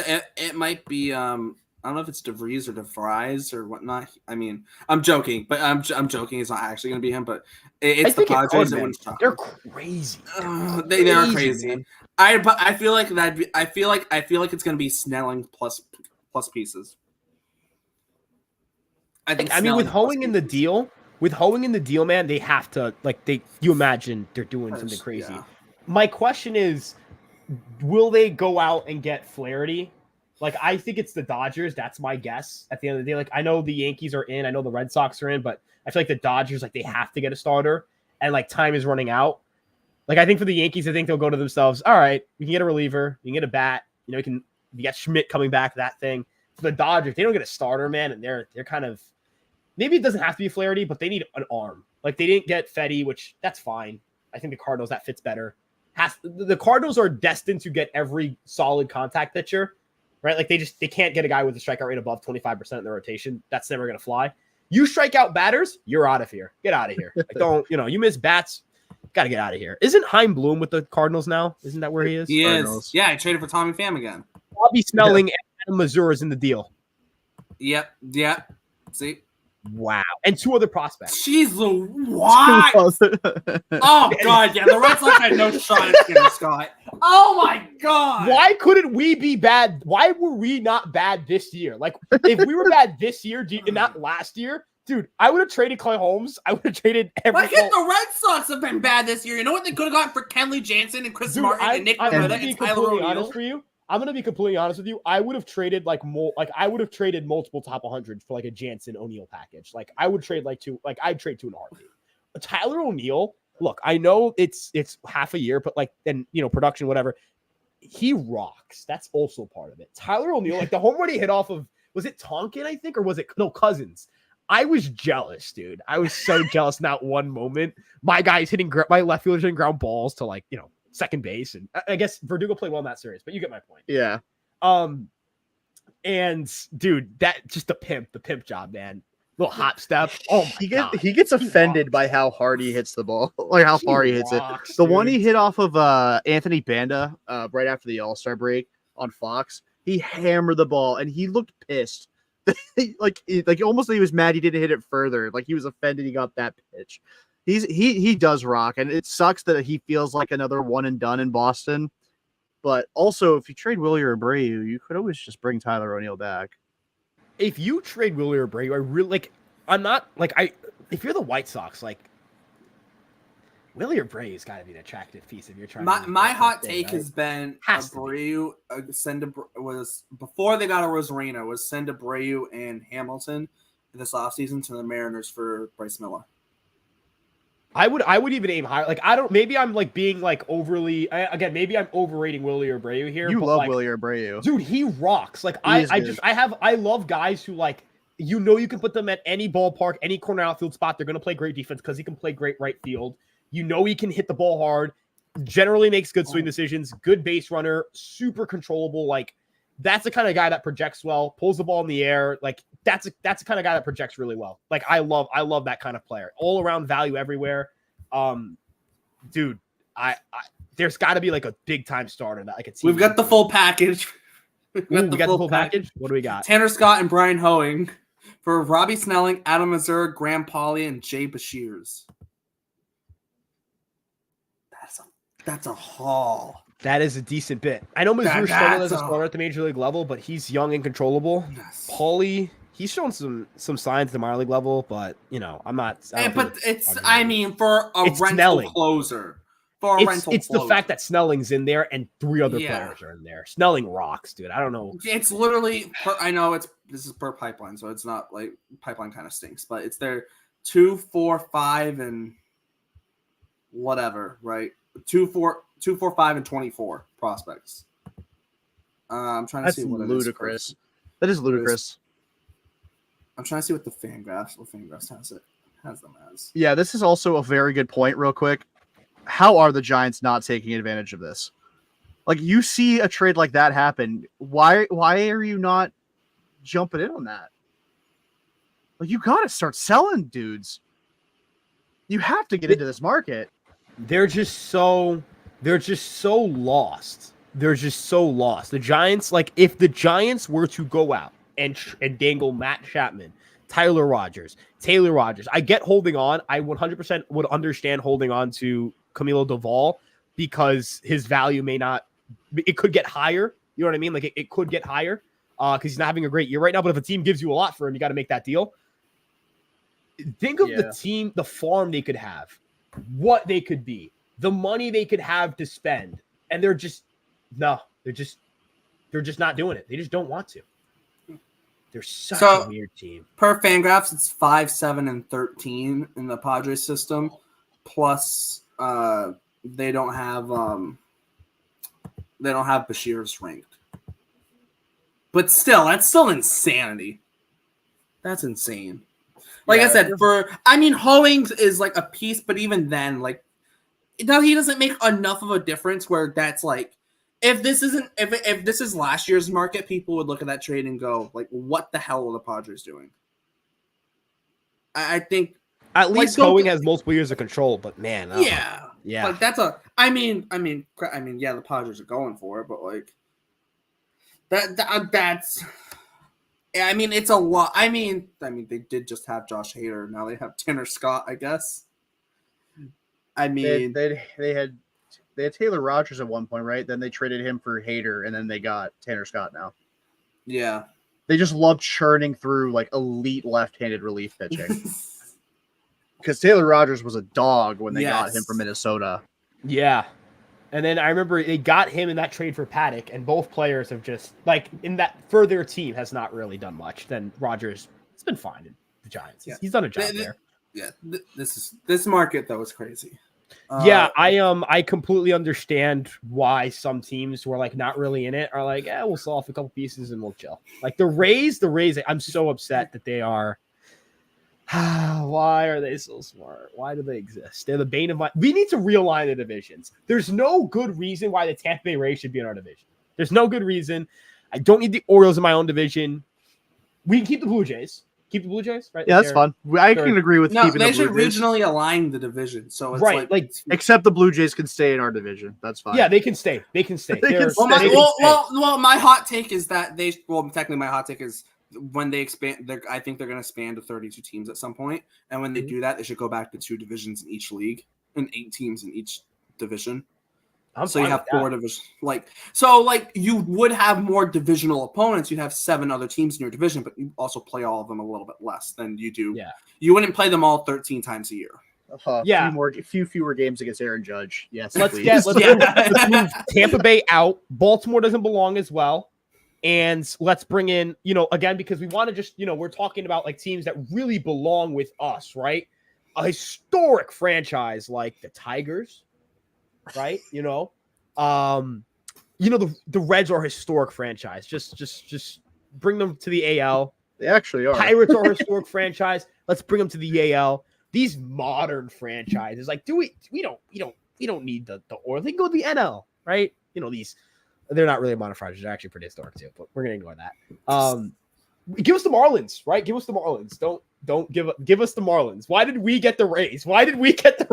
Maybe not now. Maybe not now after that trade for Tanner Scott. Maybe not. Maybe Peter Bendix knows what he's doing, and tearing it down was the right idea. Maybe. Oh, Garrett Cole had a stomach bug too. Okay, thank God. Oh my God, dude. General Do you know body how good it discomfort. feels? Do you know reported how from good the it toilet. feels when a player is scratched and then it's like, oh, they're just sick? You're like, oh my gosh. I'm like, yes, thank God you're just vomiting up your intestines. Yeah, Thank God. thank God you're probably having the worst weekend of your life. I enjoy the fact that you're suffering heavily right now. You're Thank you. suffering heavily, but only for a couple of days. My life is better and the world revolves around me. That's how it works, you know? Exactly. Like sometimes I'll talk to Max, and you know Max. Yeah. You know Max. Yeah, we I'll had be him like, on a couple hours ago. right. He'll be like, how do you think the Yankees are going to even get the guy that you're talking about? And I'm like, I deserve good things to happen to me. I don't care how it has to happen. Like I deserve good things. It's simple. Yeah. I don't view it any other way. Good things happen to good people. I don't know about that because that's the case. That's I'm a good person. I'm not a good person. I don't want to tell you know. I am a Yankees fan. Like I do have like a competitive. Yankees fans are an example of good things. Those not always come to good people. I think so. You know, interesting fan base. Interesting. Well, they say a few bad apples ruin the whole orchard. So Hold on, I just realized What's up? you can put someone needs to put the Scott and Arias packages together. They're both Oh, the yeah. Marlins. oh my gosh, you're right. God, I cannot believe. Like, of course, leave it to AJ Preller to like make the move of like the deadline. Just like in terms of like headline value, like you get the elite lefty reliever, but you give up an arm and a leg. I'm sure somebody will tweet it out at some point, but I will say this: the Yankees may need pitching, but I just would like to point out how absolutely sick it would be to get like Yandy Diaz, just so that they can. I like hitting a lot. Like I like how cool it is to score a million runs. Also, the Yankees and Red Sox. This past like really the I think the entire season as a whole, because most of like really the last 2 series when they played in New York and Fenway, it finally feels like these two teams are like neck and neck with each other. For the like 2023, I think for most of the year, the Reds, like I know the Yankees finished with the worst record, but I do think that Red Sox team was like the Yankees were really bad that year. I think their record, pretty sure the expected runs, their expected win-loss record it reflects that too. We were just not good. I don't know how we won 82 games. 2022 was a big imbalance. 21, that felt really good. That was a fun year for that rivalry. But like 23, 24, this year finally feels like, okay, the Yankees, like they're not like 21, the Yankees were a disappointing team all year. Like it's Soto and Judge, and you guys have like Duran's a stud. There's a lot of guys on the way. Baseball needs to return back to its glory days, which is not the Orioles being good, not the Rays, not the Blue Jays. It's Yankees versus Red Sox. Like no one's going to put on a Sunday night baseball Yankees versus Blue Jays game. Oh, Yeah. It's Yankees, Red Sox, and Dodgers, Giants. Let's be honest. Yeah, except the Giants don't seem interested. Yeah. They don't seem particularly interested in that. So I have the full like combined package. So the Padres have acquired Luis Arias, Tanner Scott, and Brian Hoeing for oh crap! I just lost the Padres the country. For Robbie Snelling, Adam Mazur, Graham Pauley, Jay Bashirs, Dylan Head, Jacob Marcy, Nathan Martorella, and Woo-Suk Do. That is an insane list. AJ Preller has fed the Miami Marlins an elite great farm system. Well, the one downside That's gonna be like 7 of their top like. Yeah. No, 6 of their top 15 prospects probably. It's crazy because like the one valid criticism of Kim Ng was that the farm system was never really that good under her leadership. Peter Bendix in 2 trades with AJ Preller has rebuilt the farm system. It's incredible, dude. Also, I don't know if you guys saw Heyman. I mean, I don't know what your thoughts are on Heyman, but I'm just gonna say it because like Red Sox are among teams interested in Rengifo, but there's a gap in talks with them. Is that like news or anything? I haven't kept up with Red Sox rumors. Like, have they been linked to Rengifo? They've been linked to Rengifo. Okay, so but, like just yapping. That's what. So we got a yap report. This is a yap. Yeah. Dude, I will say, John Morosi needs to be handed like an award for how well he can yap. He's got so it, great. He's so good at yapping for baseball and hockey. Dude, he's got that. Like, dude, if you can 80 grade a tool. The yap tool is special, man. The yap, like what would I grade higher, his yap tool or Judge's power tool? That's a question. I think it's a worthwhile conversation in terms of like I think you could go either way. I really think it really is a coin flip. the guy, I don't want to trash Morosi. You know, Morosi is good review. hated in Canada. Like he's got to be like the number one most hated guy in Canada for the Shohei stuff. If what happened to the Blue Jays ever happened to me, like whatever reporter that is, like I don't know. I would have to delete Twitter because if I didn't delete Twitter, I would really say some things. I would really say some things. Like I'd really be frustrated. Well, it's hilarious. They probably hate him too because every time the World Juniors come around in hockey, all he does is talk about how great Team USA is and how they're better than Team Canada. Dude, did you see the tweet where it's like the Jack Flaherty one where it's like Jack Flaherty, you know, the Padres want pitching and Jack Flaherty, he used to pitch for the Cardinals and he was close with Mike Schilt. And Mike Schilt manages the Padres now. Look out. It's like, dude, I don't care. I'm like, bro, all due respect. I don't care. I really don't. Like, dude, tell me about how, like, give me a source, man. Don't speculate. I could give you that tweet. It's different if you said, like, oh, Chaim Bloom's in the front office of the Cardinals. They need an outfield. They're looking for an outfielder. Tommy Pham's available. That's different. Yeah. Like saying something like the Cardinals and the Cardinals and the Tigers have had conversation about Jack Flaherty. Obviously, the Cardinals are very familiar with him. They'd be like, "Oh, that's something. That's substantive, yeah." Like, what do I do with? Yeah. Yeah. I don't know. That's like saying, "Oh, the Diamondbacks aren't going to trade for Tommy Pham, even though it was with them last year because they now have Jock Peterson."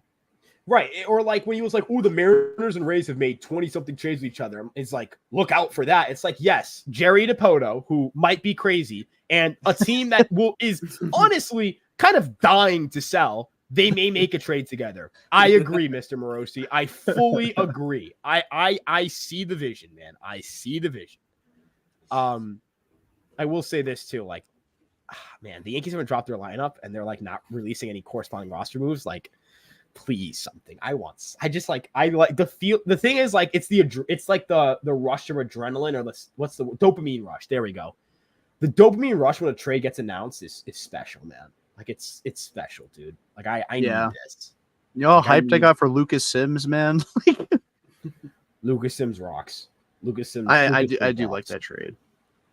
But I just hate that they traded Ovis Portes. Ovis Portes, this is like a kind of bit I have on our minor league show, but he's the only ever professional baseball player from Antigua and Barbuda. So it's kind of like a fun fact that only professional baseball player ever from there. So that was like, dang it, my bit's gone. I think he was the guy that. What's up? I said you still get at least one more sad one though, because you record. So I still don't know how you're doing a 7-hour live stream and then recording a podcast after this, Derek. That's probably going to be almost 2 hours long. Yeah, you're a sicko. Anyway, I did a live. Yeah, dude, I did a live stream before I hopped in here, and like the views did well. But I remember, like, during the chat, like, there's this one guy who's just all caps, like, "You suck. The Yankees suck. I hate the Yankees. Brian Cash is not going to do it." And I was like, all right, chat. Do we ban this guy? Do we ban this guy? Dude, I got like 100 comments in a row. Yes, ban him. Like, oh my God. So bad. Yeah, smell ya. Dude, I was like, see ya. Goodbye. But yeah, we'll see how this deadline. I need action. Jock Flaherty has an hour and like 9 minutes to get traded.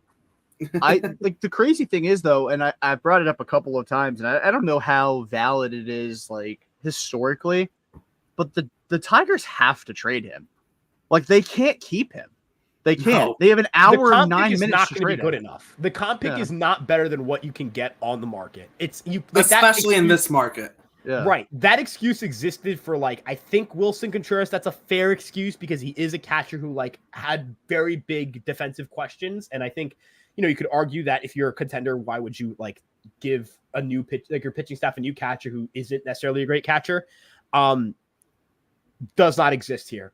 Does not exist. There is no excuse to not trade Jack Flaherty. Even if you get slightly less than what the Marlins got for Tanner Scott, like, you get something. It's more than you're going to get that comp pick. It is more than what that qualifying offer is going to bring you. And if Flaherty gets hurt, which, let's be real here, Flaherty's injury history is not great. Yep. You are not going to be able to slap that qualifying offer on him. Just not going to be able to. So, yeah. Hour and 8 minutes to trade him.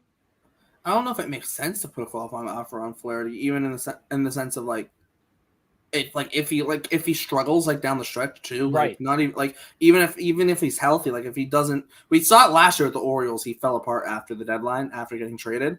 He needs a guy like continue. Paxton. We saw that last year. Dude, he looks like he's back. And then second half was awful. You weren't. Yeah. No one's slapping a qualifying offer on Paxton at that point. Nobody. Right. Was. Well, Boston wasn't going to do that. No. But I would also say, again, kind of that market. Not that market wasn't strong, but it was not nearly as strong as this one. It wasn't. It's not close. And that's also what got Heimblum fired. Heimblum got fired a couple months later, in part for not doing things like, hey, maybe you should trade James Paxton if you're not going to buy. That kind of thing. Although they bought. They got Mauricio Llovera and Luis Arias. I remember Luis Arias hit a grand slam off of Garrett Cole, and I was just so checked out of the season at that only point. good thing he did. I was like, dude, are you really just gonna ruin his side? Can you just not ruin his side? This is all I have. This is all I have. Well, I don't know if you know this, Ryan, but Luis Arias' last at bat of the previous game was also a grand slam. Yes, so he's hit grand slams in consecutive at bats. It was consecutive pitches too. I remember hearing those consecutive pitches almost. Was it the first pitch of the Cole at bat? I don't remember. I think it was. And I just remember I was watching it in the office of because I used to work in a radio station over the summer in Binghamton, and I'm getting set up to be the radio producer, and I'm like, are you kidding me? Really? This is all I have to look forward to. I'm not going to look forward to the offense. I'm not going to look forward to the bullpen's good, but I'm not no one goes, oh yeah, I can't wait for niche reliever to come in on a bad team. I am kind of sick. I am kind of sick. So when I Tim would Hill totally comes to a be game, like that. Tim Dude, I Hill, have when a he came Garrett into the Richards game- jersey. Garrett Richards, I irrationally wanted Garrett Richards that offseason when you guys signed him. Because that was before I understood what spin efficiency was. The spin rates rocked. That's a sick jersey. That's a sick jersey. We got a junk ball G jersey. I also have a Hunter Renfroe jersey back here. Hunter Renfroe. The junk ball I need sticky stuff jersey. That trade ended up being good. David Hamilton. I'd rather have David Hamilton than whatever Hunter Renfroe gave after that. I'm going to be honest. Yeah. I think that ended up being a good trade. Yeah. Hamilton is a decent player. And hey, we got another 2 months of Jackie Bradley Jr. that we didn't ask for. But I will say, Jackie Bradley Jr. objectively rocks. Rocks. Former Long Island Duck. I want to point that out as well. Yes. Worked with Juan Soto in the offseason with defense, apparently. And his OAA is now positive. So is he should the Red Sox just hire him as a outfield coach? Because if you can do that to Juan Soto, dog, who can't you fix? Because Juan Soto, dude, I see him. Although I don't know if the Red Sox need anyone to be fixed for their outfield defense. Could he turn Cedric Rafaela from really good defensively in the outfield to the greatest Andrew Jones of all time? Well, better than that. Let's go higher. Kevin Kiermaier on steroids. Yeah. Just the better version of Kevin Kiermaier defensively. There was a play. Crazy. There was a play, Jordan. You'll probably remember this, but this was when they played the Rays back in May. I think there was a third week of May at Fenway, and Rafaela was playing center field. It was the first game of a 4-game series, and I forget who it was. It might have been. I don't know who hit it for the Rays, but they hit the liner in the right center gap, and Rafaela had no business even being close, and he almost Superman caught it. Oh yeah, I remember it. He dove and the ball hit his glove, and because I was at that game, and I'm like, how the hell did he get his glove? He had no business. Literally, crack of the bat, you look over to Rafaela, and he's already 10 feet from where he started on the crack of the bat, and it's his center field. If you ever go to a Red Sox game or just Red Sox are playing and Rafaela's playing center field, just watch him because the defense is wacky. The jumps he gets on balls, how quick he reacts, it's so impressive and it's so insane because this guy's he's a rookie, right? How many rookies can do that, right? It can be that good defensively. It's rare. I will never forget when Bradley made that catch against Judge. Dude, oh my God, that catch was one of the best catches I'll ever see in my life. And I hate to say it, the ballpark's electric when something like that happens. Fenway and Yankee Stadium, when something awesome happens in a rivalry game, it's unmatched, dude. That weekend series, I was I was miserable on Friday. Took a walk level. I took one frustration walk in 2023 after a loss. The Red Sox have given me 2 on their own this year. the The Yoshida game and Friday. Yep. Like serious frustration. Like whenever I'm frustrated after a game, like I'll just turn off my computer after everything's done because I have to clip everything. And I'm like, you know what? I'll talk to my girlfriend. I'll go play video games. I'll play some Pokemon. Get really frustrated when I can't like beat a random NPC. Play Smash with my little brother. Sometimes like we play wiffle ball in the backyard. Sometimes I hit moonshots. I hit this ball, dude. My little brother threw this, and I don't know what he was thinking. He was trying to throw like lollipop it in and throw a strike. Dude, hit it to the. We had to look for like 10 minutes for it, dude. Hammered that thing. Walked around the bases. No running. I don't have to run for that one. I'll take my sweet time. I wish I was half the baseball player I was as in comparison to wiffle ball. But I saw that report. Yeah. Astros and Yankees are making a final push for Yandy Diaz. The Yankees have more to give than the Astros, but I think the Astros are crazy, right? Yeah, Astros also need him way more, so they're desperate. Right. Are the Yankees as crazy as the Astros are for Diaz? That's, I guess, the question. I wonder if the Yankees can get like Fairbanks. I don't love Fairbanks, but like, will I take Fairbanks over nothing else in my bullpen? I'll take Fairbanks over my arms in my bullpen. You know what I mean? Like, yeah, I'll take something over nothing. Or even Clevenger. I would love Garrett. Is it Garrett? It's spelled like differently, but Garrett Clevenger. Yeah. Yeah. He rocks too. Good cutter. He rocks. Fairbanks is crazy, but like I don't know. Like every Yankee fan's like, oh, look at his post game conference. We should trade for him. Like, you will hate him if he does that and blows a save. Don't kid yourselves. You guys, like, Yankee fans are so funny. Like, oh, we're gonna love this guy. And it's like, we traded Hoy Park for Clay Holmes, and by 2022, everyone in the fan base hated him. We traded Hoy Park, not a dude, like a guy who has never been good at the major league level. Has he even played at the major league level? He made one pinch hit appearance and flew out for the Yankees. He played a little bit with the Pirates and stunk. He was a Red Sox for like 3 weeks. Oh my God, I remember that. Speaking of former Yankees turned Red Sox, Rob Refsnyder bangs. Rob Refsnyder, Rob Refsnyder. He just destroys the baseball in contact. Like, he's a dude and a half. Yeah. Like, if there's a Red Sox fan who does not like Rob Refsnyder, like, you're spoiled. I don't like you. How about that? Yeah. Like, Rob Refsnyder fans, let's ride. Ow. Okay. We have an injury horn. We have an injury horn. Hold on. We have an injury horn. Yeah. Broke my hand once because during a live stream I was getting like amped about something, and I almost like straight up just shattered my hand. That would have an actual injury report, though. We actually do have an injury report. What happened? Placed on the 10-day injured list, retro to July 27th due to low back inflammation. Anthony Rendon. Injury horn. Rendon's back on the injured list. Has he even played since he got put on there earlier in the year? I don't even remember him ever coming back. Oh my God, Morosi yapping. Roman Anthony was scratched from the Double-A lineup. He tweaked something though, I think. Yeah, he's been banged up. He didn't play really much against Somerset. Yeah, Morosi though, just ultimate yapper. Like, he's the ultimate engagement farmer. That guy. Like, unless they got like, am I crazy for saying Crochet does, like, not that the fit doesn't make sense, but like, I think if you're cashing in on Anthony as your chip, it's got to be a dude where like a Scooble, where like, you know what I mean? Scooble was the only guy I would have traded him for. You get what I'm saying? Yeah, Scooble and Crochet was a guy I threw into the mix, but if it's really dark Scooble or it would be weird. It would be weird if they were like, yeah, we're just gonna trade him for Crochet. Like, it'd be a little weird. It'd be a little odd. Not saying it's a bad move, just like I'll take Logan Webb. I don't even think I would trade Roman Anthony for Logan Webb. At this point, is Anthony like the Webb guy? I would do you consider Anthony to be your best prospect? Because in my head, like, that's who I think the Red Sox best prospect is at the moment. I have an unpopular opinion on the best prospect in the Sox organization, but yeah, Roman Anthony. I think it's Kyle Teal, and I'm like the only person that thinks that. I love that take because I remember in 22, I wrote an article and I was like, Wells' defense is getting better. And if it gets better, I think he's more important to not trade than both Volpe and Dominguez at the time.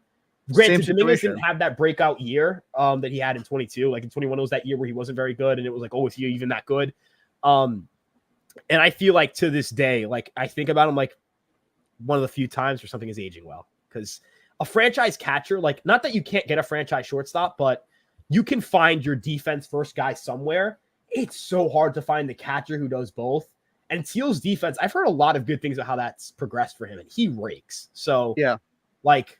And I also finding an elite two-way catching prospect is so difficult. Yeah. Like again, like I don't want to. It feels like I poo-poo the skill set and the talent of Marcelo Meyer and Roman Anthony, but I just think positionally, like I overvalue the hell out of having a really really good catching prospect. And I think his floor is super high because of that. I think it's like. You can potentially look at your roster and say, okay, there can be a shortstop somewhere here. Your outfield, you have a center fielder, you have a left fielder, you have a right fielder. It's like catcher is like you can't just sign a catcher. Like JT Realmuto might be the best free agent catcher. Like Yasmani Grandal was really good when he signed, but even then his body kind of broke down pretty fast in Chicago. I think it was by 2022 he was done. Realmuto's he's probably the best free agent catcher hit the market in a while. Who's the last free agent catcher were like, you have to get that guy. That's the top of the market. Spend top dollar. This is the dude. You know what I mean? Yeah, I'm gonna throw up the trade horn. It's the Morosi horn real quick. Roman Anthony was never in the lineup. It was a scheduled day off. So he was not even scratched. He was never in the lineup to begin with. I'm not gonna lie, I wasn't even paying attention, but yeah. Christian Campbell was always scheduled to be the center fielder tonight. The lineup that released 25 minutes ago. That's incredible. This guy is fucking hilarious. Wait, am I allowed to curse? Sorry. Oops. You can. No, yeah. I will not drop another F-bomb, but I apologize. I can't. Oh my god, this guy's so funny.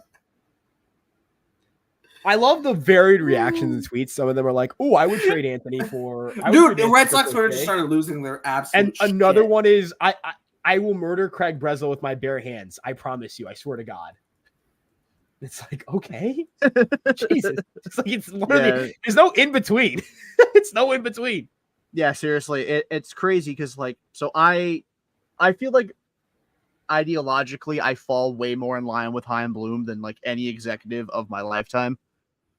But the level of brainwashed that he's got some fans in this organization, every prospect you trade is like, how could you do that? Again, we talked about it earlier with the Danny Jansen trade.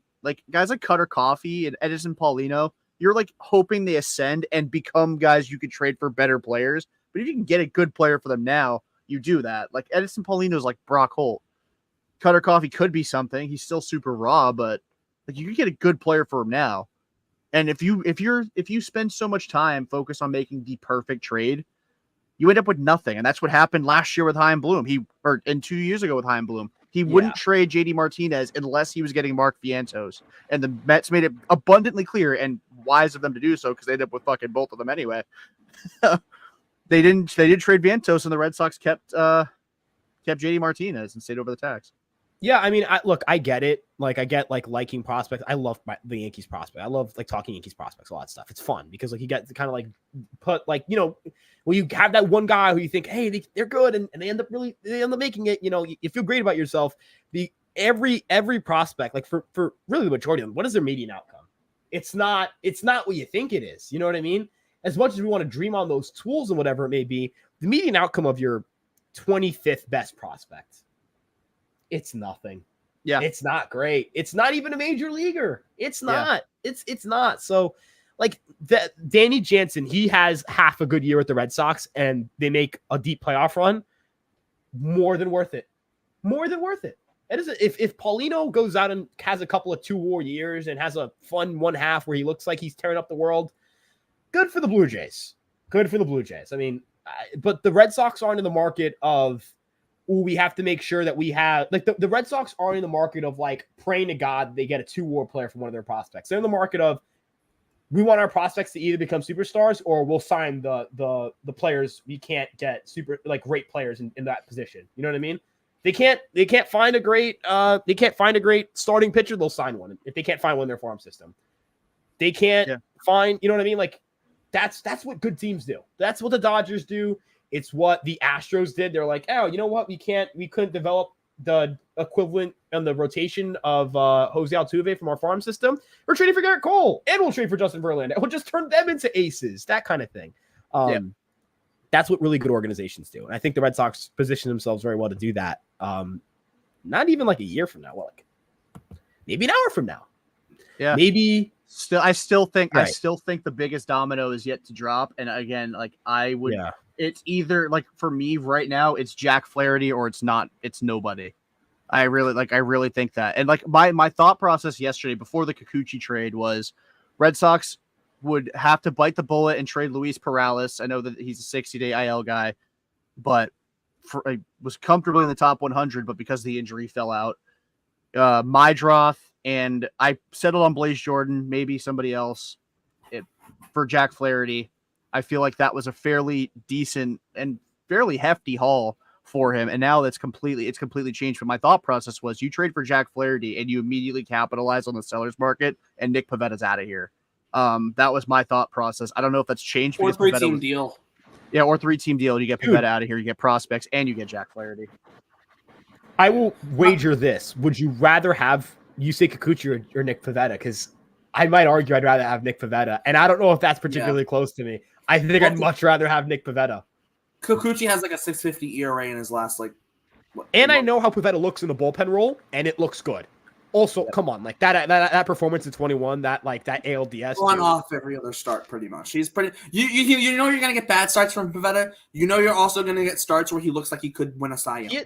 Right. He has a 104 ERA minus, which is like what? It means his ERA is 4% worse than the league average. Kikuchi is at 118. So he's 14% worse at preventing runs than Pavetta. He doesn't miss as many bats. He walks more guys. You could also do the whole, well, Pavetta plays in Boston. What if he didn't play in Boston? One of his starts was against the Rockies, that kind of thing. Dude, I would, if I was the Yankees, if the Red Sox wanted to deal Pavetta, I would look into it. Like as a back-end starter, I would look into it. Yeah, well, Pavetta too, in terms of the hot stretch, the run he can go on if he's hot, right? Like he can have a 5-6 stretch. And again, how he translates to a bullpen role.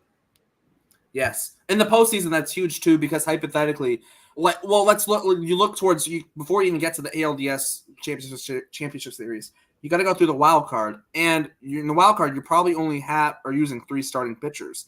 If you're the Red Sox, they very well could go. Houck, Bayo, Crawford, and slide Pavetta to the bullpen. They very well could. I still can't get over JP Morosi grifting for engagement to the bullpen. Dude, the snarky tweets from local reporters, he was never scratched. What are you talking? I love it.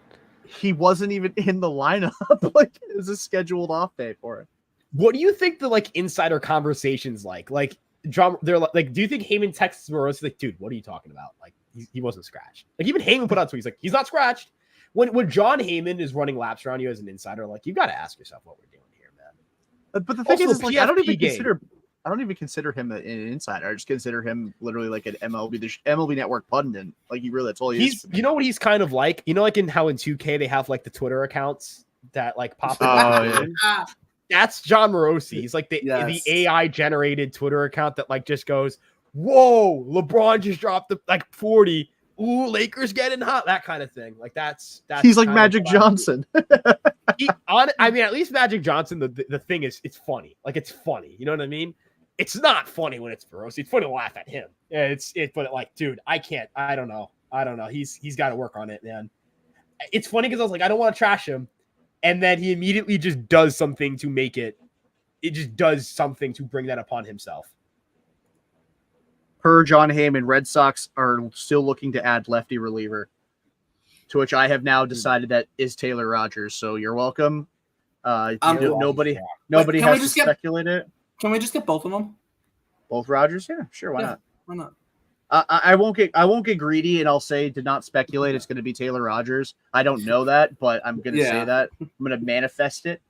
But We're in the last hour, man. Like this is crazy. Like where we're like, how the hell There's have gonna we be been a on this? flurry. Derrik, we've been on for 6 hours and 12 minutes, dude. Yeah, how you guys I'm like doing? a- Have you guys how are you guys alive right now? I have not gotten up from this chair. I haven't either. Hours. I stocked up. I filled all 3 of these with water. I don't know if you see all That's 3 cups. fire. All 3 of these I've, with water. I have to piss so bad. I but we got a cooler. 48 minutes. I get a cooler. Dude, I gave up Red Bulls and I've been off Red Bulls for like 2 months now. And man, this deadline was really tempting. This deadline, like, dude, there are moments where it's just like, I just got to get one. Just got to get one in my system. And I haven't. I stuck to it. Drinking coffee. A lot of coffee. A lot of Red Bulls. I missed the Soto sweepstakes and the Yamamoto thing, dude. I probably drank in the month of December, like not enough, like way too much Red Bulls compared to water. Oh, Brian De La Cruz goes to the Pirates. Oh, okay. Is that interesting? That's interesting. Well, let's throw the horn on. I'll throw the horn on for that. Yay. Yeah.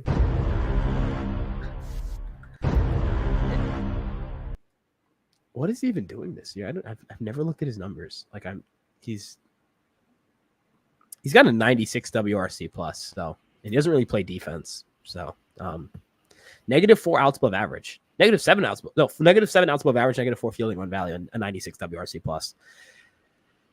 Yep. You know what? Right. If the Red Sox want to double dip on the Reds, they could go after Sam Mole. I Yeah, like but Sam Mole. I think that would feel make like- sense. I feel like they've already announced the Sims trade, so it would have to be And 2 Kyle separate trades. Bodie, How often does that happen? Former Reds employee, right? Didn't Kyle That's Boddy true. work with the Reds? Yes, he did. He was their So- director of pitching.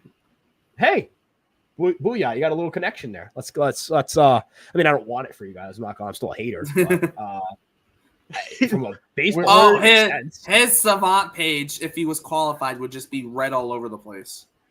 Aubrey Huff would be proud of that red wave. God. Aubrey Huff, what a character. He's a Average character. fastball. That's the word we're gonna use. That is probably the nicest way, like nicer than he'd put it. Yeah, Much nicer than he'd put it. Yeah, no, dude, I'm delirious right now. I'm like, dude, I'm so my lights are done too. I don't know if you guys can see them flickering. It's not stormy here. My lights are just done. They've had enough. It's bad. Okay, apparently Anthony was actual. I know some apparently I don't know if Anthony was actually he wasn't scratched. What am I saying? I'm looking at the fucking Morosi thing again. I'm so fucking stupid. Yeah, he wasn't even sorry. in the lineup. I She's can't got believe that. Dude, I legit looked at like the thing and I'm like, because I saw Heyman go that Anthony Scratch has no relationship to a trade, and I think Cotillo put about like I think he put out there was no other lineup, and I saw that literally immediately right after. Yeah. So yeah. Oh well. I need trades. I need like good players. Yeah, get me traded. like No again, disrespect to we Brian got De La Cruz. 45 minutes for Jack Flaherty. We'll conservatively say an hour for Jack Flaherty to get moved. We will not be on if he gets traded at 6:12. That's just not going to happen. I refuse. I'm sorry. Oh my God, Yeah, Morosi, she's Louise, I'm gone. Morosi tweeted out, replied to his original tweet and said, "Update: This was not trade related." Yeah, I already am in his mentions like a freaking demon. I'm like, yep, no, it's because he was never in the lineup. JP, I would be the biggest troll if I were managing the team with all the top prospects. I'd be like, listen, guys, text them the night before. Be like, listen, schedule a day off. What I'm gonna do is I'm gonna put you in the lineup and scratch you all. Dude, I would have my manager dog. I would have my if I was like the Seawolves manager, I would just for joke's sake. It's gonna say the other one, but the other one is I'm trying to avoid cursing. I would legitimately just like go, Campbell, we're just gonna scratch you in the 7th. We're just gonna pull you in the 7th. Yeah. Oh, Chase Hampton's finally back with the AA team. That's good for me. I like Chase Hampton. That's my dog. Hopefully your stay in Somerset lasts for like 10 minutes. Is that messed up to say? Hog watch. Yeah. We got, oh my goodness. Like I need some crazy hug watch. And I need something wild to happen. We got 45 minutes. 43 minutes. Like today was supposed to be the day of all the relievers, and so far it's delivered. Like Tanner Scott got dealt. That was the big fish, quite literally. Also, the Mark Leiter deal was still, I think, one of the better trades of the entire deadline. Was that trade for Mark Leiter. Red Sox got Lucas Sims, so we've seen some relievers move around today, but there's still like the biggest one yet to drop. Well, Garrett Crochet, who apparently this morning was like a lock to get moved before 6:00. So there's that. Also, we've been talking about Jack Flaherty because of the seller's market on rentals, but Crochet, according to Heyman, was going to get traded today. Like it was going to happen before 6:00. So like we've been so focused on Flaherty, that domino hasn't fallen yet. And then I don't see why the White Sox would feel compelled to like absolutely have to trade him, but then you run the risk of him getting hurt. And again, like Skubal, like Flaherty, injury history doesn't necessarily favor Garrett Crochet. So, but then if he doesn't get injured, the White Sox could tell teams, "Oh no, now he's pitched a full season as a starter without getting injured." Yep, that's also part of it. It's a very big risk. It's just so strange, dude. The Angels, have they sold anybody? Nothing I can. Oh, Estevez, that's it. Yeah, Estevez. Right. So Luis Garcia's still there. He's still there. Right, Taylor Ward's still there. Taylor Ward, yeah. Because I have a couple Yankee fans, and they're like, what should how have the Yankees not done anything since the Leiter trade? It's like, well, I mean, Scott was a target, but I don't think the Yankees are trading a top 100 prospect for rental reliever. Diaz is still available. Flaherty is still available. Like, weirdly enough, maybe you guys feel the same way too. It's like the guy you probably put as like the number one on your board right now has not gone. And Flaherty's been the number one. Diaz and Flaherty have been number one on my pitcher and position player boards for like 2 days now. And they haven't gone. I don't necessarily know how to get frustrated about my ones not going. You know what I mean? Yeah. Like if they just don't go, I don't know what I'm supposed to do. That's kind of been like my point in some like in previous deadlines. It's like, yeah, we wanted this guy, but if he's not available, like if he's available and he's traded, then like you can obviously criticize. But if he's not available, he's not traded. Like, how can you complain that you didn't get somebody that didn't get moved? Like maybe like some things sound better, like some things sound like they make sense, but oftentimes they're not. Like so, like everyone's like, "Oh, Nick York should have been in a package for a better player." It's like, well, yeah, well, if he could have been, he probably would have been. Like he's like again, I don't want to like I don't want to say Nick York is bad, but if they could have gotten Brent Rooker for him, I wonder if they would have done it. Yeah, like. Do people think that like the Red Sox went to that negotiation was like, all right, what are you gonna offer Nick York? All right, I'm not gonna ask anybody else. Thank you. All right, that's great. Thank you. Have a good one. Like that's not like that trade is they've probably been working on that trade for days. They probably had I bet you Craig Breslow had a conversation with Pittsburgh in the offseason. Like I guarantee you he had a conversation in the offseason where he's like, hey, you guys have a bunch of arms, you have a bunch of infielders, like, can we get something working here? Or have guys like run like data reports on some of these guys. People don't understand just like the way that trades work. And it's so like, it's strange to hear like people who are loud and don't care about being wrong, like just loud about like how wrong they are. It's unbelievable. I get being wrong. I'm wrong all the time, but like, come on, like it's baseball. I feel like most people are wrong all the time, unless you're like a reporter and you like just report stuff that happens. Like Passan, basically. Yeah. Like if you're Jeff Passan, like you're not wrong very often because you don't really. He even put out Brantley going to the Blue Jays, if you guys remember that. Like, I remember when he put it out. That's what made it a big deal. But, yeah, and then, I mean, he's wrong. He's wrong, too, whenever, like he said. Although, I don't know if he was necessarily wrong. I think Brantley might have just changed his mind. Yeah, totally. I'm just, like, saying, like, this idea that teams, or, like, that teams aren't trying to get the most that they can for players is crazy to me. Nick York returned a guy who's I think either was or currently is a top 100 prospect. He may have graduated, so that's why I'm saying was. Yeah, he graduated. I'm pretty sure.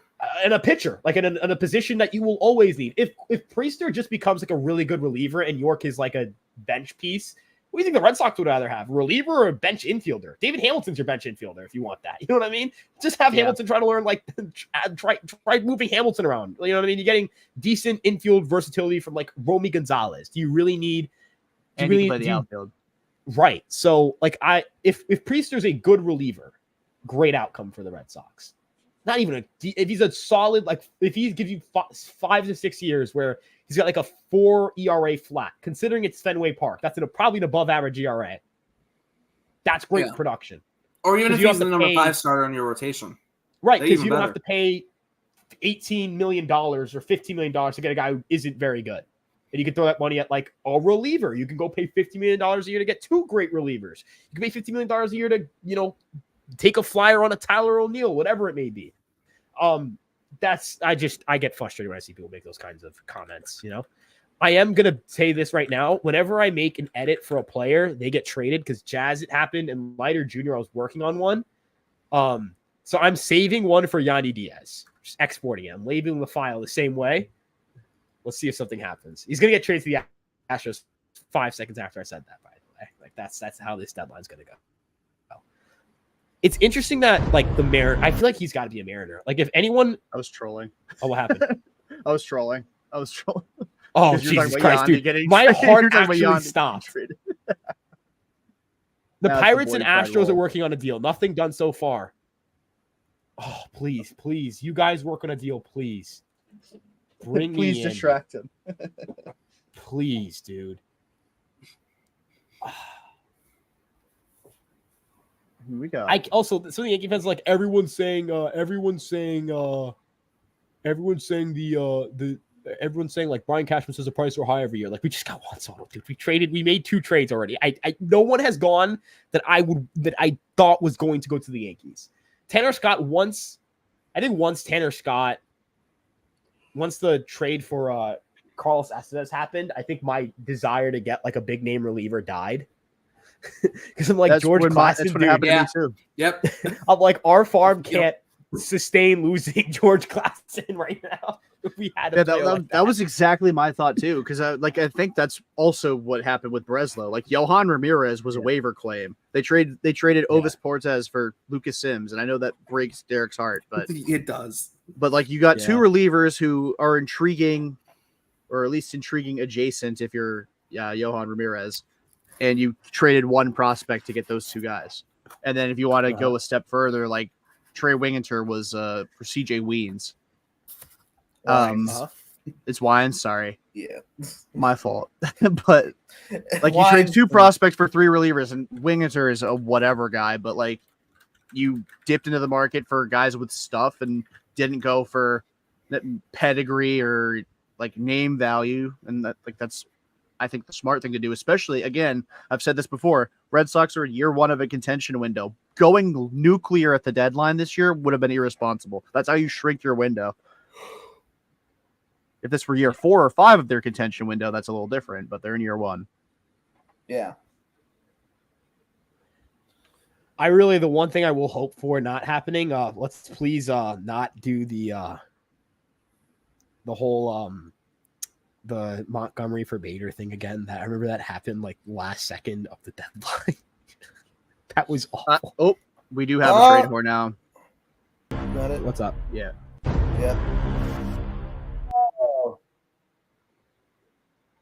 Sorry, my fault. The Pittsburgh Pirates are finalizing a deal to acquire super utility Isaiah Kiner-Falefa from the Toronto Blue Jays. That's for Jeff Passan. Yep. Come on. Also, big news. New York Knicks re-signed Precious Achiuwa. Bang. Love Precious Achiuwa. But seriously, like, that's a good deal for the Pirates. I don't know what they're going to give up, but I like they need somebody. They need a breathing human being who can hit the baseball, kind of. And I don't know if IKF's actually a good hitter, but you know what I mean? Yeah. They need anybody who can hit the baseball, and IKF has a chance to hit the baseball. Please don't get Yandy Diaz, Houston. Please don't. Just let me have this. Let me have one thing, please.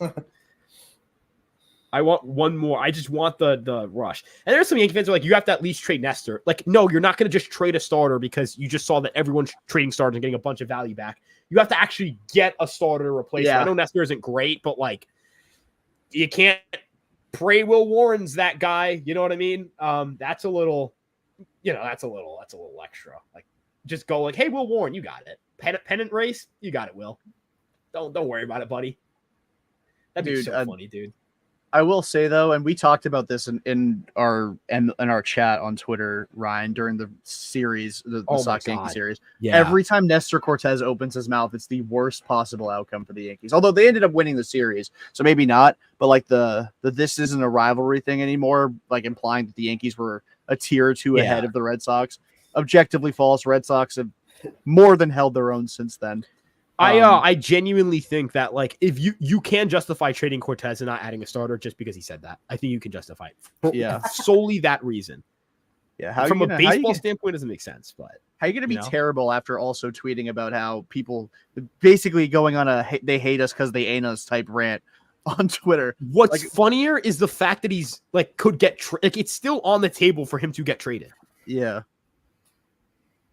it's still on the table. Yep. And I'm sure somebody out there would give the Yankees a pretty good value. I mean, like in theory, this is also like the 3-team trade territory. Nestor goes somewhere else. I mean, Verdugo too. Like we talked with Emily about this earlier. The Jazz Chisholm trade. Obviously, they had him at third last night. They had him in center in his debut. But there is a logjam, sort of, with Cabrera playing better, and then Verdugo in left field. Glaber is at second base. But if you trade Verdugo, you could put Judge and Soto on the corners, which would be great for preserving their body. Jazz can play center because he's been doing that for the last 2 years, and then Waldo plays third base. So, I think the Yankees' ideal deadline would have probably maybe even been Jazz and then getting a third baseman. Yeah, I would also like to throw in here like the kind of player I thought of when I thought of Jazz at first. Like, wouldn't it be sick if Jazz was like 2021? Kike Hernandez for the Yankees. Like, that'd be dope. Because that was the first thing I thought of. Like, just kind of play all over the infield, gadget player, can hit. Kind of like what made Hernandez a really good fit in Boston was he was a right-handed bat who had some power. Jazz Chisholm, like it's Yankee Stadium, so left-handed hitter with some power. Good base runner, that kind of thing. Not like a star caliber player, but just like a good one. You know, and but can play at that level for a little bit. Like and play anywhere in case injuries or because what's really killed the Yankees is come October, they'll lose like a big piece. And it's like, all right, what are we doing? You know what I mean? Like I remember when Carpenter fouled that ball off his foot and he got pulled. And I was like, yep, he broke his foot. It was just like, oh, okay. And then Benintendi snaps his wrist on just like a swing. I was at a game. The Binghamton Rumble Ponies were playing the Somerset Patriots, and I was watching that minor league game. By the way, Will Warren, the starter for tonight's game, gave me a ball that day. So Will Warren, thank you, my man. And I remember just like seeing the clip, and I'm like, oh, okay. So Benintendi's done for the year. Cool. And then LeMahieu like shattered his foot. I don't know what happened, what it was exactly with his toe, but he basically like shattered his toe. It's three of your better hitters that year. Was awful, dude. Just it's every year that happens. Every year. And they have to have a guy who can give them insurance, you know? I do think it's kind of funny how people forget for like 6 weeks every year that Brian Cashman's good at his job. Yeah, the problem is probably just ownership. Like I do genuinely think ownership plays a role in like influencing decisions or whatever it may be. Like, I don't think the Yankees re-signed LeMahieu because Cashman was desperate to bring him back. I think he signed LeMahieu because Hal was like, hey, can we please bring him back? We need to bring him back. That kind of thing. I think it is obviously convenient to just blame one of the worst moves they made in free agency on their owner and just like speculate. But it does not feel like Brian Cashman told Derek Jeter to his face he would rather have Troy Tulowitzki than him. I don't think Brian Cashman was like, we have to have TJ back. He's probably like, at the right price. We'll see. That kind of thing. Yeah. Oh, hang on. 29 minutes, man. I have no idea what I'm doing with the display here, but we're gonna figure it out. Ryan, if you want to stick around through this, you can. We're gonna bring Quinn on to talk about the Fetty trade because we haven't talked about it at all. If you want to hang around to talk about it, you're more than welcome. go start up a stream on FSY just because the deadline. I did say I was going to hop back at 4:30 there, and it's not 4:30. It's not. It is later than 4:30. It is not 4:30. But I'm going to just go 5:30. stream there. But thank you guys for having me on. I really actually appreciate it. This was awesome. It's good talking to you guys. You guys are awesome. Yeah.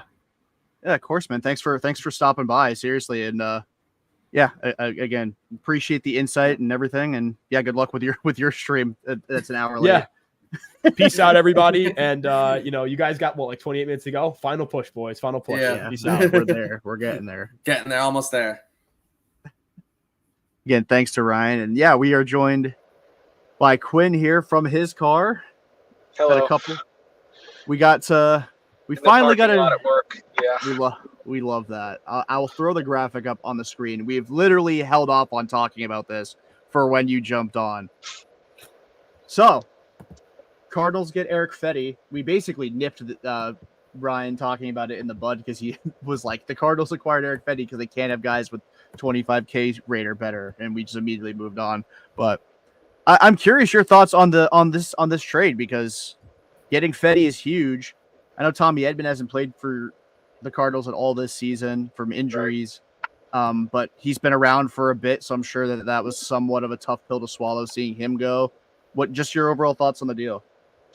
Yeah. So overall, I think it's definitely a big move because especially just looking strictly at this year, Edman hasn't played this year, so we're not going to be. I don't want to say we're not losing out on anything because he's been a big player, but it's just strictly from this year. We're not losing anything we had this year, and we're not losing anything we had this year to get him. And also just the state of the rotation in general, and also just the for the price that. Yeah, for Edman, for Fetty, and also Tommy Pham, considering what some of the pitchers have been going for these past few days, that's pretty great deal, I think. But yeah, and I feel that they, especially with Mason Wynn pretty much taking over shortstop this year, and Brendan Donovan really becoming the utility guy that Edman was for a while, just playing anywhere, playing good defense everywhere. He kind of made himself, the plan was to have him in the outfield full time going into spring training until he got set back again. But so yeah, I think that he was a surplus at this point, and they traded him for something that they really needed, and yeah, especially compared to some of the other trades that have happened recently, I think that was a really good return. And yeah, just the state of the rotation in general, it's changed a little bit since then, but the plan originally at the beginning of the season was for the rotation to be Sonny Gray, Lance Lynn, Kyle Gibson, Miles Michaelis, and Steven Matz. And Steven Matz was 33 and the youngest of those five. So obviously needed something more long-term, needed a pitcher more long-term. And he's signed both through next year, I believe. Is that right, Fetty? I should know yes, this. But believe so. Yeah. So yeah, that also gives them some clarity beyond this year, because really it's kind of been, the rotation's kind of been a concern for the past couple years, really, especially just going into 2023. The rotation was Adam Wainwright, Jordan Montgomery, Jack Flaherty, Steven Matz, and Miles Michaelis. And Wainwright was retiring, and three of the other four, other than Matz, were going to be free agents. So they kind of knew that after 2023 they were going to be in a little bit of, they were going to need some starting pitching. And I think there were a few younger guys who I assume that they were hoping would come up and get a place in the rotation. And Palante has kind of done that recently, but for the most part, There haven't been too many who have really come up and stuck around. So yeah, and because they signed like Lance Lynn and Kyle Gibson to 1-year deals, so that's good for this year, and they've been decent. Like for 10 million deals, they've been what you'd expect and hope for, I would think. But yeah, like after this year, they're going to be gone as well. So getting Fetty, that's going to help them for going forward into this offseason and make them not quite as rushed to get to like sign 3 more pitchers again like they had to last offseason with Gray, Gibson, and Lynn. So they could, but yeah, kind of went on a little bit of a tangent there, but that's you're good. my overall thoughts. Yeah, no, you're good. It is funny though, because I remember when the Cardinals like bull rushed into the offseason and scooped up those 3 stars instantly. Yeah. Like it was almost like sort of something of a little bit of a joke. Yeah, I mean, yeah, and they ended up extending Michaelis before the 2023 season, so that meant they were only going to be losing 3 after that season. But be in my car. Yeah, I mean, I think this has been kind of a crazy season for the. I didn't think the Cardinals are going to be this good, especially if you told me that Paul Goldschmidt was going to have taken kind of the regret, like the step back that he's taken, and like Jordan Walker hasn't been the guy that he was kind of expected to be, at all. Like not even close, and even in AAA, he's not, tearing the cover off the ball. So I don't know how inspiring that is for the future, but like. Those 2 guys haven't been good, haven't been contributors. I mean, I shouldn't say Goldschmidt hasn't been a contributor. He just hasn't been one consistently. And they're still like right there. Buyers at the deadline, obviously getting Fetty and Tommy Pham, who will really help the lineup. Like they're in a really interesting spot. And shout out Chaim Bloom. And I'll like Derrik will mention again about how Chaim Bloom has a thing for Tommy Pham. the 3 times now trading for him, but. Yeah, literally, the guys traded for Tommy Pham 3 times. I mean, I don't think that's right. Yeah. Traded with them with Tampa, with Boston, and now with St. Louis. Right. Loves Tommy Pham. Yeah, and from what I heard, like a lot of the players, some players were like asking for him by name. I was trying to remember because I know of the current team, Michaelis is the only one who's been on the team since uninterrupted since Pham was traded, and then Carpenter and Lynn were both played with him and left and are back now. But I would imagine there's probably at least 1 or 2 other players on the roster who played with him on a different team. But it was kind of cool to see that a lot of players wanted him back, especially because like he was kind of upset about a few things, which he gets upset about things. But yeah, I mean, just having him back is going to be pretty interesting because, and I remember there was a story back in like 2017 or 18 that they were kind of going through some, they weren't, those were by Cardinal standards, not great years. And I guess Tommy Pham was like in the clubhouse, like just like kind of jumping up, like he was up on a table, like calling everyone out. And I guess everyone was like looking towards Adam Wainwright, like expecting him to like step in and say something. And he's like, no, go ahead. Just listen to what he's saying. I mean, that's the kind of stuff you don't, that you don't hear about as much, like, or you don't see like watching the games, but it's gonna be interesting to have him back. Yeah, I completely forgot Tommy Pham broke out with St. Louis. Really, like I completely forgot about that. Like I knowing Tommy Pham got traded to Tampa Bay.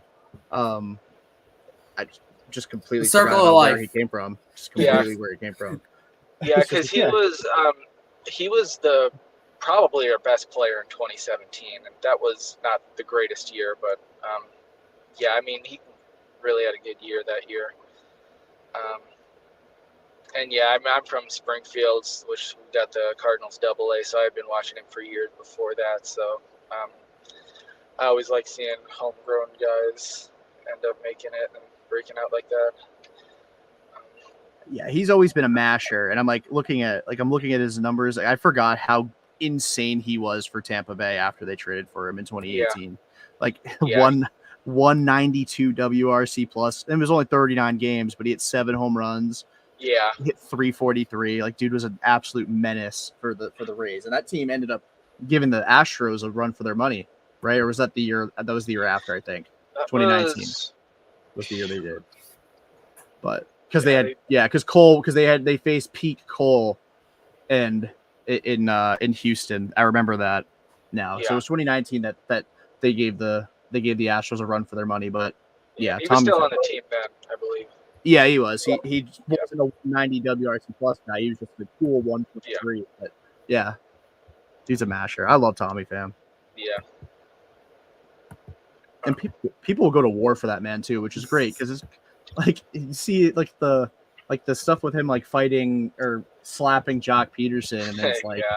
but like you talk to like his teammates and like they all love him. Maybe not Mets teammates because he like called them out on their bullshit, but Yeah. he's loved. He's guys loved. Yeah, and especially just like, I was kind of surprised to see him trade for an outfielder because in recent years that's kind of like been where they're trading from. I mean, like Edman was intended to be an outfielder this year, like that's where they were mainly going to have him play. And but yeah, just like in recent years, especially like because we had like a log jam of outfielders for a while there, like because the Memphis won the PCL championship a couple years in a row in 17 and 18, and Jimenez to the Orioles. Yeah, Eloy. It's time to drop the trade horn. Double up on it. Um, Has abandoned the Mets. Oh yeah, I'll throw one more. Yeah, Oscar Brosman to the Mets. But yeah, just in recent years, like they've made a lot. They've like traded outfielders for pitchers at the deadline. Like it was like Bader for Montgomery a couple years ago, which worked out really well for the rest of that season, and then Lane Thomas for John Lester, which worked out surprisingly well also, and then like J.A. Happ, and because we keep getting outfielders through the system, but not a whole lot of starting pitchers have stuck in recent years. Like Jack Flaherty is probably the big one that stands out, but it's been a lot of developing hitters and trading them for pitchers at the deadline. And so, we'll see if Fetty makes a big difference because, I'm not entirely sure what the rotation is going to look like, if they're going to have like a 6-man for a while. But that's. Yeah, I mean, like if you're not good at developing starting pitching, you better be willing to trade for it or sign it. In the I mean, that's what the Cardinals have done. Bloom will help with that. We'll see if he takes on a more active role. Well, it's tough to know with Heim because his thing here was hitting, and pitching was kind of secondary, at least from a development standpoint. But a lot of the guys he's drafted in the last couple of years have really taken strides. But how much of that is Heim's eye for talent versus Breslow's pitching development system in place? It's tough to tell, but yeah.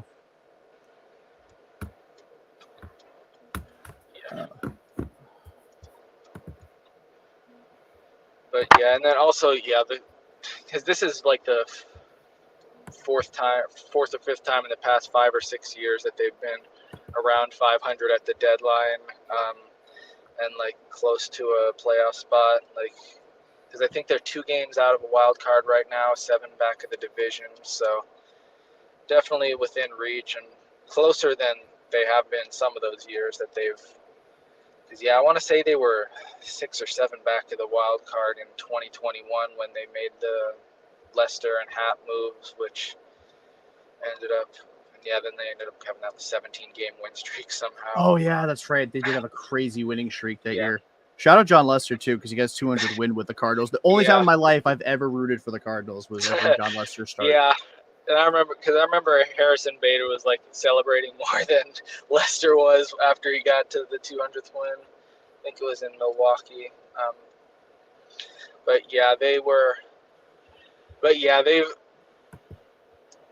And then also like Tyson Ross is one that sticks out. That was 5-6 years ago. It's 2018.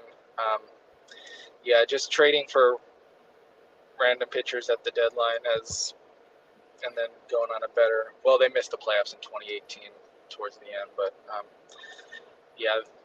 that it seems like that's usually like around 500 at the deadline. Trade for some pitchers, then go on a run in September. So we'll see if that's what happens this year. But especially because the pitching hasn't been great. It's been better than expected. Oh, did we lose him? Maybe. Oh, the trades are starting to go. Yeah. Tanner Banks to the Phillies. I'm gonna remove him from the screen just because he's frozen. I'll Yeah, add him back. so- I'll add him back if he's back. If he comes back. I will message him and let him know. And then Eloy Jimenez to the Baltimore Orioles. Yep. Saw that. Brazaban to the Mets. We talked about that. Yeah. Let me get rid of this. Yandy Diaz does not look like he's going to be traded. Yeah, which is huge development, and sorry to Ryan for that, but Yep. he is gone. So there's that. So let's rattle through since we got 12 minutes here without There was nothing. I did see something that said like that. I don't believe it, but it was someone did say that like for the Red Sox to get Crochet, that the White Sox want them to eat Benintendi's contract. Yeah, Like, it's James Stewart. It's James I'm like, Stewart. Like, yeah. I think it would be funny though if they did. I would not be laughing. I would not. I am done. No, because Benintendi's contract's so underwater where you wouldn't have to give up much to get Crochet. That is true, but you have to extend Crochet for him to pitch for you in October. And I would rather trade for Crochet in the offseason, see him pitch for a full season, then trade for him when you don't have games to worry about and try and extend him in the winter. Yeah. No, I just think it'd be funny because the whole like Benintendi thing part of it is just like hilarious. For sure. We have 5 trade graphics in here. I'm just gonna rattle through them just so we can and we just give quick hitters on it, just so we have something to talk about in case nothing else happens. But so here's the first one. Ty France from Seattle to the Reds. Obviously got DFA'd or put on waivers rather earlier last week or end of last week. He's back. Nope, white screen. No, he's back. He's back. Okay. Let me fix the screen again real quick. There we go. Sorry about that. My phone overheated. Oh no, you're all good. Jeez. Oh yeah, I always forget about that aspect of doing literally anything in a car. Your phone explodes basically. Yeah. But yeah. So we were. Shoot, I've lost my train of thought. Was there anything left on the car? Like, did the Cardinals do anything else this deadline that I'm missing? Gallegos. Oh right, they designated him. Yeah, for they assignment, designated right? Giovanni Gallegos for assignment. Yeah, I mean he's hopefully another to clear money. I think. He's another one. Sorry, what was that? I think the reason that came out was they're hoping someone claims them to clear money. Yeah, that's right. Because I think he's owed like $5.5 million, something like that, and they're kind of hoping that someone will claim him so they don't. They can spend that elsewhere. I'm not sure if that's going to happen or not because he's had a bit of a rough year. He's been like a mainstay in the bullpen for a while. There was like there was every year there's like a big 3.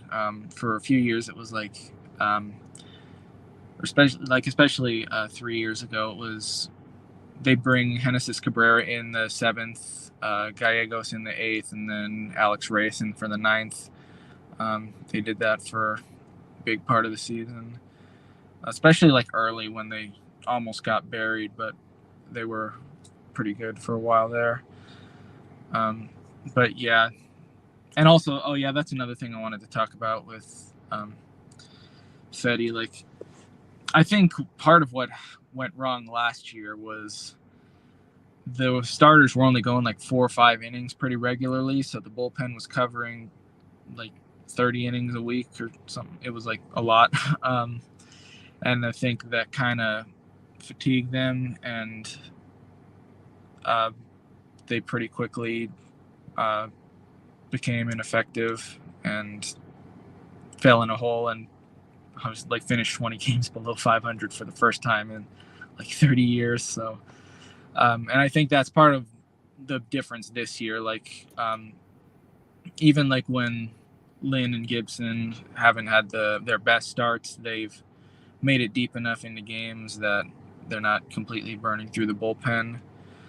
And yeah, I'm also kind of thinking the Cardinals would benefit from some bullpen help coming down or going down the stretch, because this year they've been using like Jojo Romero, Andrew Kittredge, and then Ryan Helsley for 7, 8, and 9, and they haven't like been blowing games, but they haven't been quite as effective. Like, especially like Jojo Romero, his strikeout rate has dropped consistently month by month.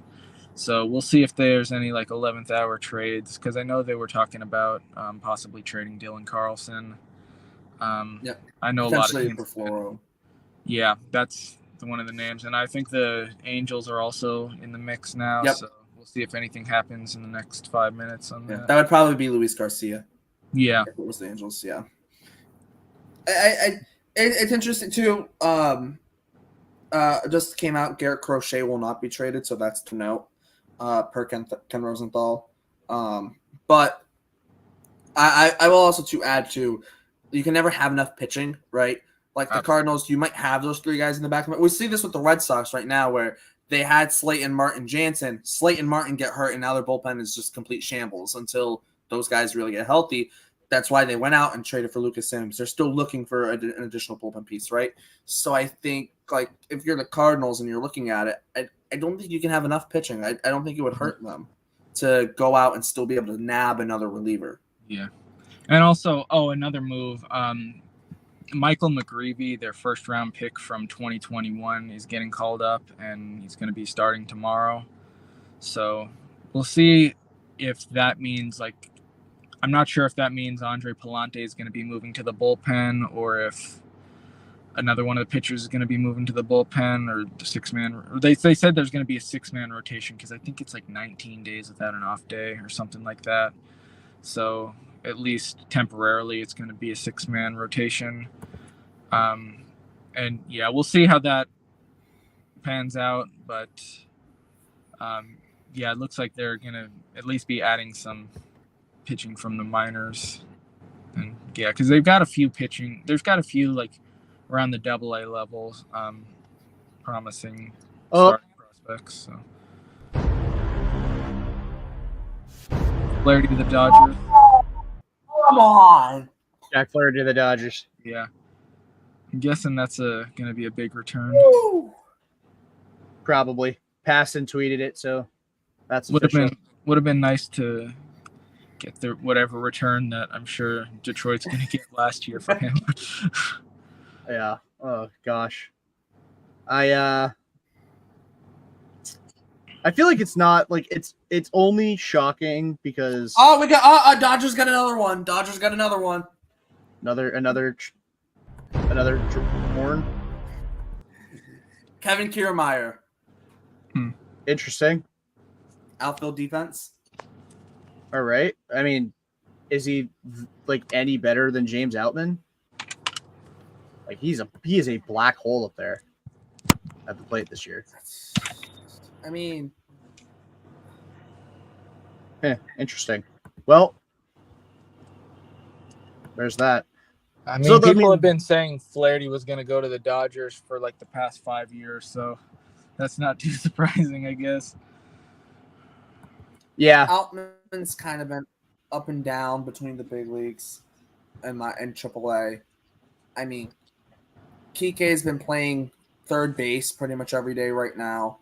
I mean, Amar Rosario, I don't know if they'd like to put him in the outfield necessarily. I don't think it hurts.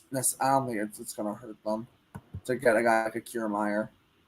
I think you could see Outman maybe going back down to AAA and Kiermaier taking over playing against righties in center field.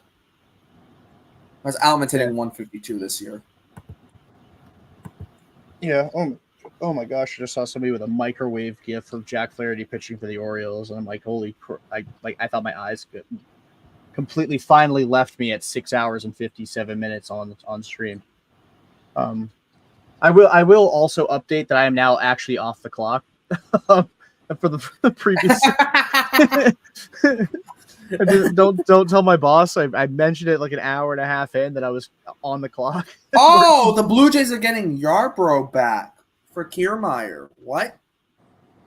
Oh, so we can freaking strike out the side against the Red Sox again. And the Yankees. And the Yankees, yeah. What the heck? I knew that Flaherty was going to be traded at the gun there. I just knew it. Yep. Wow. Still no word on Carlson. Nothing on Carlson. Not yet. I don't know. Sometimes it's not official until like 10, 15 minutes. Oh, Martin Perez to the Padres. I'm not putting a horn for that. I'm sorry. No, I know. It's Martin Perez. I on principle, I am not allowed to give any sort of hype to Martin Perez. I had to deal with him I had to deal with Red Sox fans saying he was good in 2021. I just disgusting behavior. You know, he had some good starts. He had like a couple good starts. He did take a no-hitter into like the 8th inning against the Astros that one time, and then the next time out, he gave up like 9 runs in 2 innings. So, Martin Perez. Man, I freaking could not stand him. I know he was a good guy and all, but like, goddamn, it was not. Nope, it was not ironic because I freaking loved Garrett Richards, but I hated Martin Perez. Isn't he like doing like some like cheese thing, Martin Perez? Like, isn't he like into cheese? I think. I have no idea. I don't keep up with Martin Perez lore. I don't either, but I thought I heard it somewhere that he was like big into cheese. It's possible. I mean, cheese is good. Cheese is good. All right, full trade. Jack Flaherty for Thayron Lorenzo and Trace Sweeney. Oh, Trey Sweeney, former Yankees prospect. Yep. That was for Flaherty. Yes. Yankees added Aniel De Los Santos as well from the Padres. Dylan Carlson to the Rays. Ooh. I'll play a horn for that. I'll give a horn. Yeah, trading with the Rays always works out for us, of course. Yeah. Nice little horn there for Dylan Carlson to Tampa Bay. I don't know why, but like in my Luis head, Garcia to the Red Sox. Let's go. That's a horn.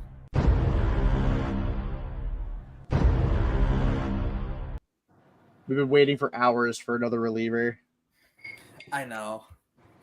I wonder what the Red Sox gave up for him, because if Dylan Carlson was kind of the market for Garcia, do the Red Sox trade a major leaguer for him? I doubt it, but Valdez makes sense. That would actually Sean Armstrong for Dylan Carlson.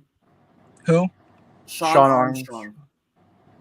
Okay, that reliever sounds familiar.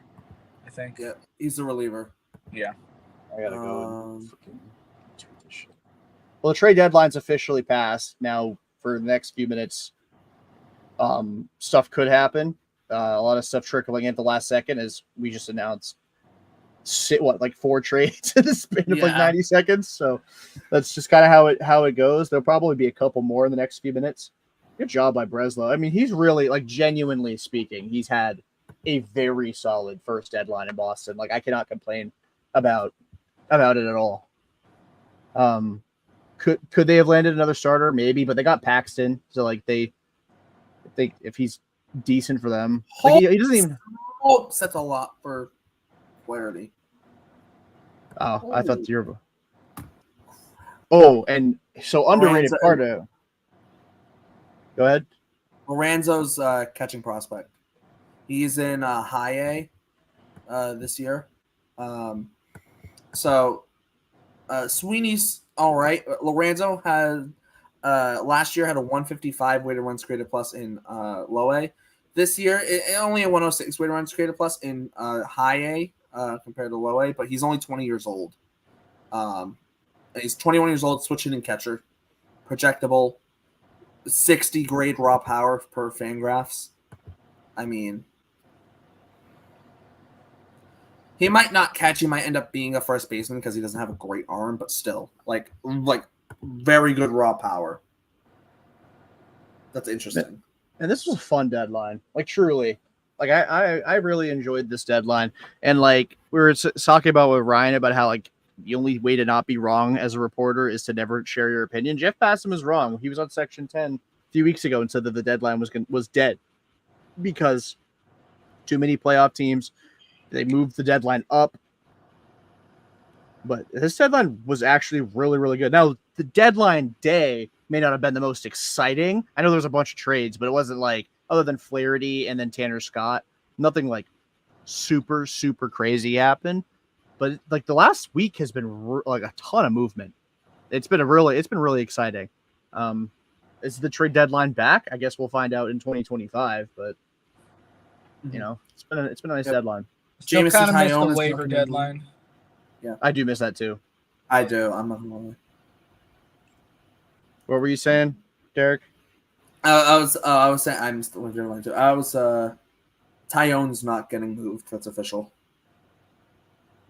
Tyone's not going to move. Yandy Diaz, Pete Fairbanks, Brandon Lau all stay in Tampa. The Yankees helped the Dodgers get Flaherty because they got Trey Sweeney for Victor Gonzalez. Who they DFA'd after he earned his pinstripes by pegging Gunnar Henderson with like 91 mile an hour slop. So yeah. Anyway, Derek, y'all starting at 6:30? 6:30 ish, 6:30, 6:45. All right. I feel like we should give you some. No, I'm good. I'm fine. You sure? Yeah, I'm fine. All right. I'm waiting for the last couple things to come through. I feel like there's still got to be a couple more. Yeah, I think 6:10 is a good ending point. At that point, I mean, like, what trade is coming through? I mean, we already know that Tyone's not getting moved.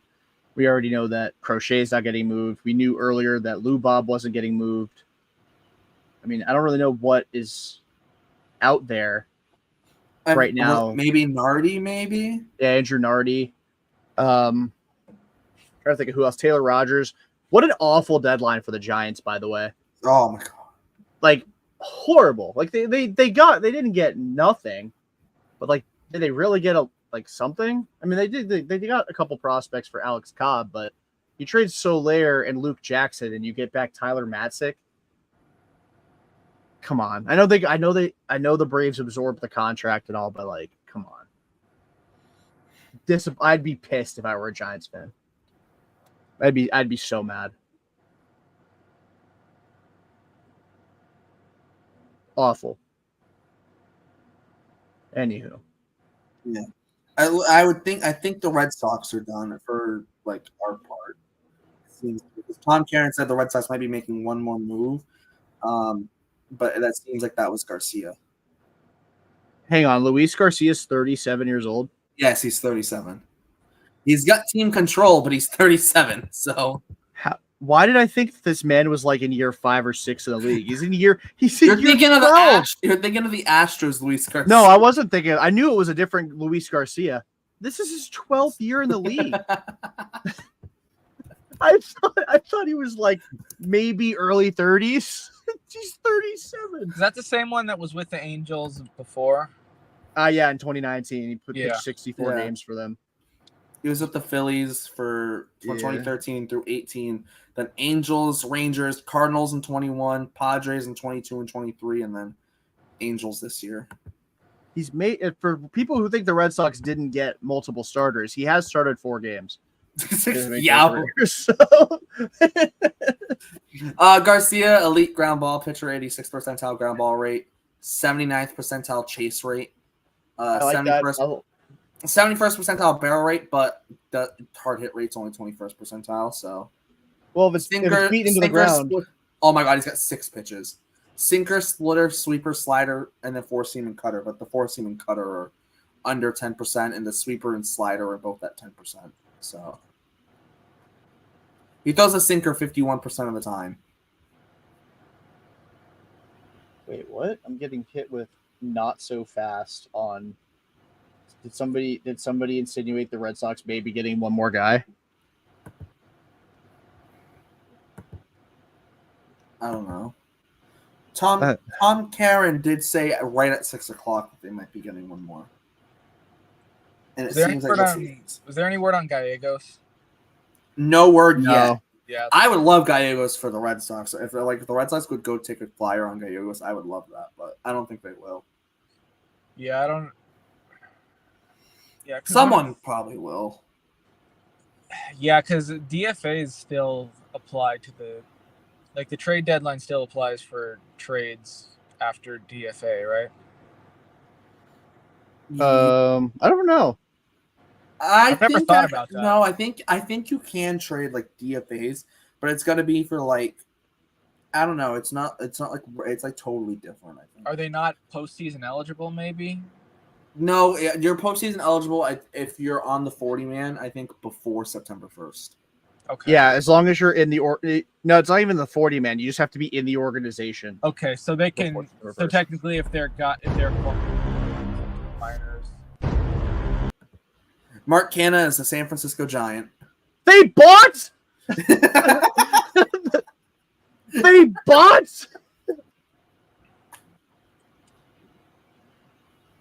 I sat here for 7 hours and 8 minutes for the Giants to buy.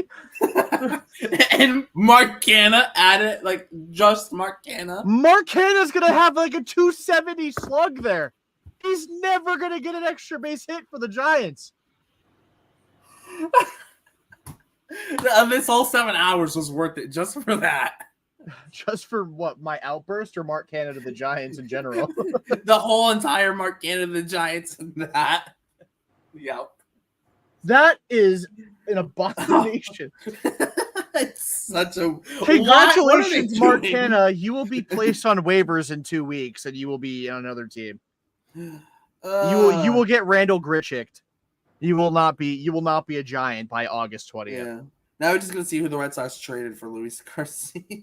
What the hell are the Giants doing?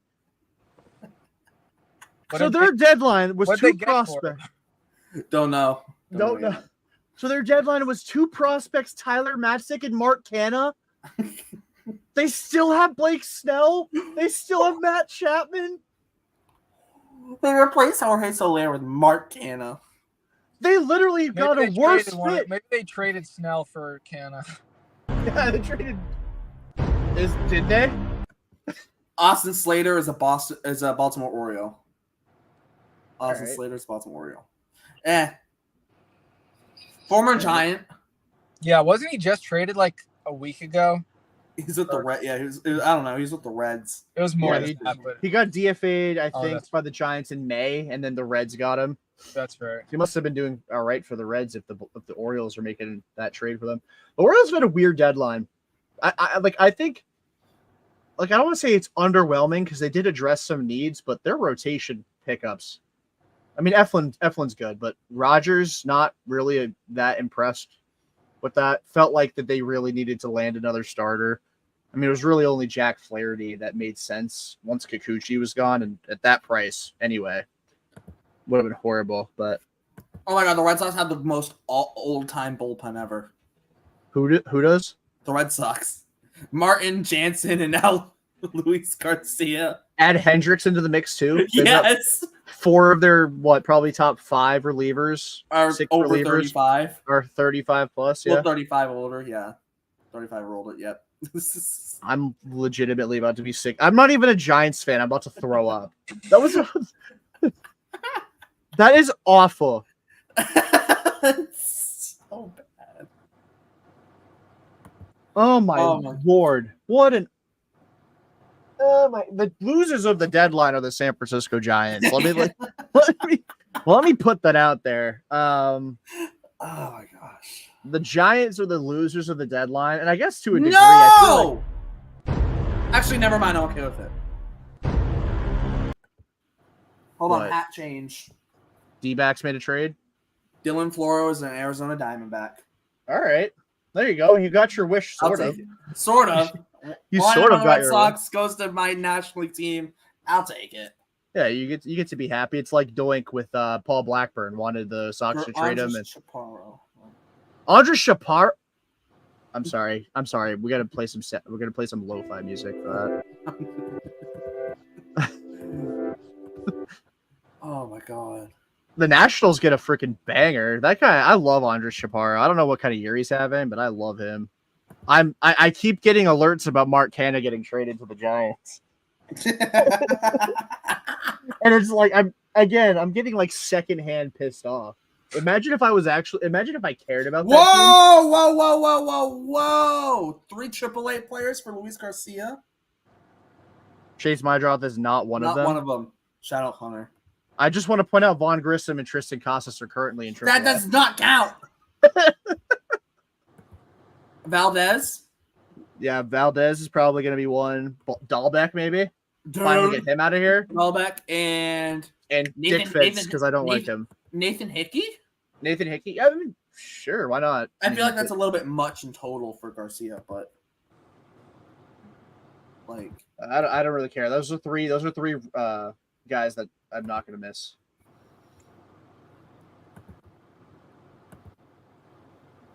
I mean, I'm trying to think like. So Floro's probably the last new one we're gonna hear about, I imagine. Yeah, until we find out the Giants traded for like I don't know some other freaking vet for no reason. Please tell me Joely is one of the AAA players. Oh, you do not understand how happy I would be. Oh, who would it be? Who is it? Or it might not even. It might be like Valdez and like Hunter. Be a dog and just send it in the group chat. So who it is if you know in the group chat. It could be like Nick Sogard or like Mark Contreras or like Wyatt Olds. Wyatt Olds, yeah. Like non-40 guys. If Penrod is one of the three, I might commit. That might create a more visceral reaction than the Mark Canha. Yeah. It could be like a Grant Gambrell though. Could be. We're just or Hagenman. Yeah, Hagenman. On and off the dev list. We're just rambling at this point. We're at 7 hours and 15 minutes. We're like literally just waiting for the Red Sox return at this point. Can we talk about the Red Sox bullpen though, if everyone's healthy? Jansen, Martin, Slayton. Then you bring in Hendricks if he's healthy and good, and then you also add Sims and Garcia. That's 6 guys. Maybe Johan Ramirez, and then you add you add Bernardino. Well, Bernardino 7, and then Longman is 8. Criswell is 8. Criswell's 8. So maybe Kelly's gonna end up in AAA. Kelly is when everyone's healthy, Or you could send Criswell back down. You don't really need a Bolt guy, I feel like. For the regular season, yeah. Yeah, true. I think I'm gonna hop off now. All right, Quinn. Yeah, sorry, we just immediately started rambling about this. Thanks for joining us, man. I need to actually look at whoever they traded for Carlson's stats now. Yeah, I got you. Yeah. All right. Thank you for having me. Yeah, of course. Yes. I appreciate your time. Yeah, dude. Just need to know. Yeah, who these guys are. If Dahlbeck is in this. Oh my God! Please be Bobby Dahlbeck. If Dahlbeck is in this, I'm willing to move the. I have the deadline right now as a B+. Dahlbeck in the trade. It's an A+. It's an A+. It's an A+. If Bobby Dahlbeck gets traded, this is an A+ deadline. I don't care. Screw it. Red Sox hats going back on. Screw it. We're manifesting Bobby Dahlbeck to this deal.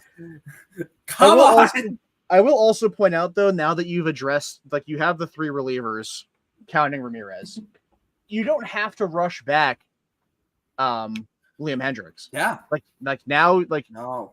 I don't want to pretend like Yohan Ramirez is gonna be, bullpen ace. He might not but be around for long though. He might not be. He might be here for like 2 days. He doesn't have any options, so you could DFA him. Winginter's gone. Like Winginter might be a DFA candidate too. Yeah. You got 20. I'm just happy they didn't trade most of the guys.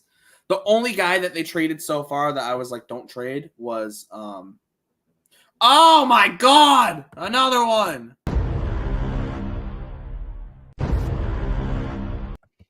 The Orioles have acquired from the Philadelphia Phillies Gregory Soto. They made it okay. So it's funny because I was just talking about how it's not often you see 2 trades happen with the same team, and the Orioles and Phillies did it. Yeah. Gregory Soto is going to be this year's Shintaro Fujinami for them. Like, yeah, I love the arm, I love the stuff, but that dude does not know how to harness it. I don't know what kind of year he's having, but former All-Star with the Tigers, Gregory Soto. So now 2 AL East teams have a Soto. He's got a 4.08 ERA, 3.61 FIP, 11.2 Ks per 9. Still walking the ballpark, but 50% ground ball rate. So if you're gonna walk guys, you better get a double play after. Oh, we totally missed the fact that the Yankees acquired Enyel De Los Santos. Yeah, we just glossed over it. I didn't even realize that happened. I said it. I was like, yeah, they made this trade. I went over my head. Yeah. Can we get the damn return, please? Yeah, someone, come on. I'm begging. Yeah. Come on, give me the return.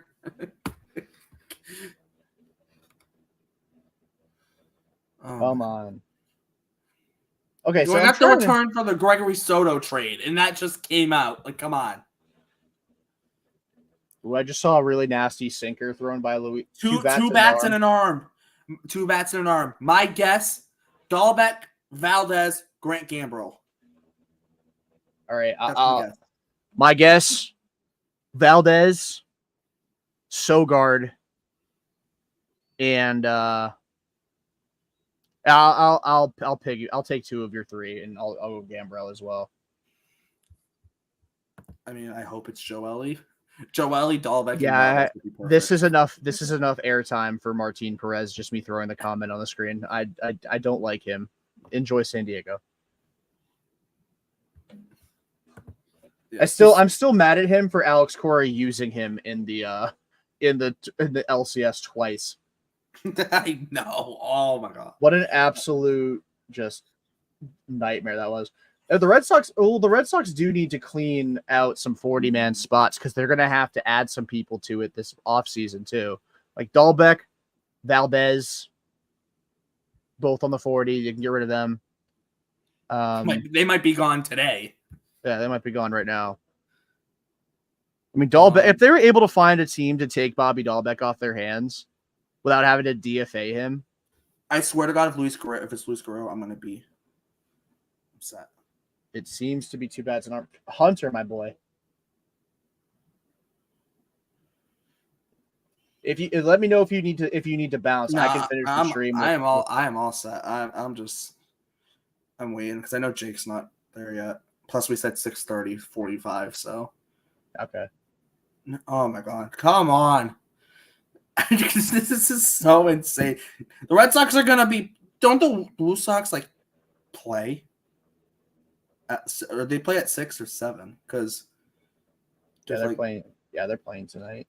They play at 6:45. Keep an eye on the lineup. Yeah, I still can't believe JP Morosi's grifting. This MILB.com still has Kiner Falefa in the Bison lineup for Buffalo. So Valdez and Dahlbeck are both in the Red Sox AAA lineup. So is Matthew Lugo. So is Nathan Hickey isn't in the lineup. Maybe it's Hickey. Who knows? Who else isn't in the lineup that's like potential? I mean, yeah, I don't know. I mean, you can't go based off who's in the lineup, but you never know. Yeah, I will say though, if they're clearing space off the 40-man and then also in AAA for the roster, Hickey clears the way for Kyle Teal and Valdez clears the way for Meyer. Yeah. No. Well, because you can move. Well, because you move. Valdez could play has played elsewhere though. Fair. But so is Dahlbeck, right? I think Hickey definitely, or it may not be Hickey. It could be. I don't think it'll be Mickey Gass. I think Hickey's more likely, but or maybe it's screw it. Maybe it's Heineman. Maybe they have faith in. I don't know. As much as or maybe Hickey's gonna play more first base, right? Maybe Cavadas. Yeah, maybe Cavadas, or maybe Nico in the maybe Nico. I think he's in line, but maybe it is Dahlbeck and Valdez, and that opens up some more first place playing time for Hickey. Or there was rumors at one point that Hickey could get time in left field. I doubt it now, but yeah, I doubt they would do that now. But you never know, right? I highly doubt it. Plus, they do have a DH spot in Worcester. That is true. I know Tristan Casas is there right now, DHing on rehab, but oh my God, John Heyman just said Luis Garcia to the Red Sox. Oh, Heyman. Can't wait for his catching up on credit tweet later. I don't understand people thinking that this. I mean, how would you grade the Red Sox deadline as we wait for the return to come in? As of right now, I think it's a B+. It's you know what? No, screw it. A-, A-. I like the moves they made. I don't like that they traded Ovis Portes just for my bit, but there's nothing wrong with that trade, right? And then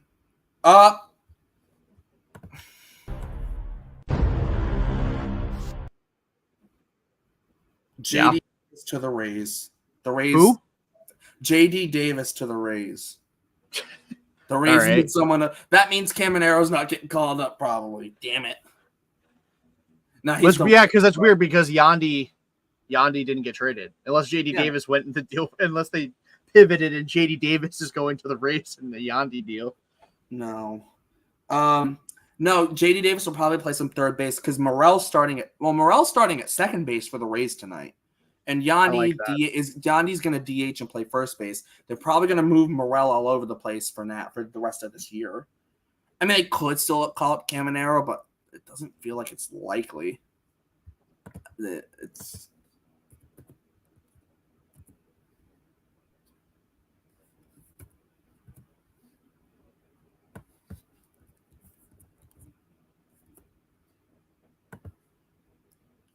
my God. I mean, Camanero's only got a 104 weighted runs created plus in AAA this year. It's not like he's been tearing the cover off the ball in AAA, so maybe they don't call him up this year, but I just need the return to be announced because I have to piss so bad. Luis Garcia was in his second stint with the Angels. His first was in 2019 with Andrew Bailey as his bullpen coach. Ooh. Interesting. So a guy Bailey is very familiar with. Matt Couture just said Valdez, Gambrel, and Lugo. Dude. It's almost the same thing I have. Are we all just thinking? I mean, Valdez, I think, is a lock because Valdez is definitely going because they were willing to. They were going to trade him for Nate Pearson. I know Pearson's better. But Pearson has more upside. Well, Pearson's got control, I should say. Yeah, so he's a more enticing prospect player because he's younger, great stuff, and has control. Exactly. I wonder how much different people would grade the deadline if the Red Sox didn't trade for Luis Garcia and instead got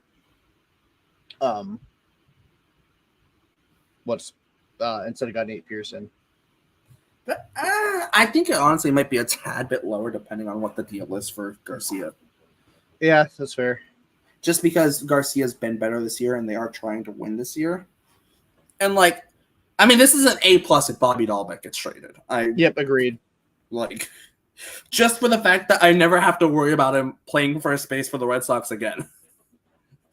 Just for that. Or the outfield, or third base, or shortstop.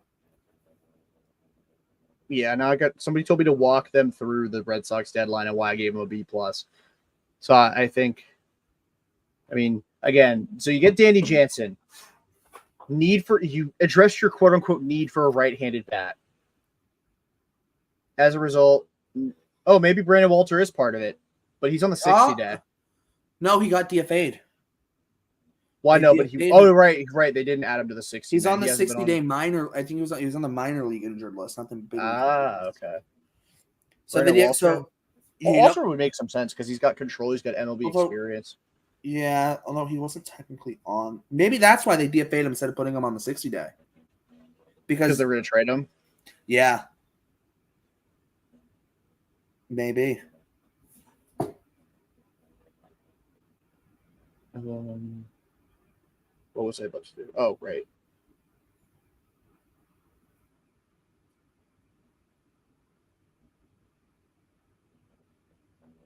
Although if he's DFA, doesn't he have to go through waivers? Oh no, because you get a week to trade him, trade or release. No, yep. That's true. I forgot. You got a week to.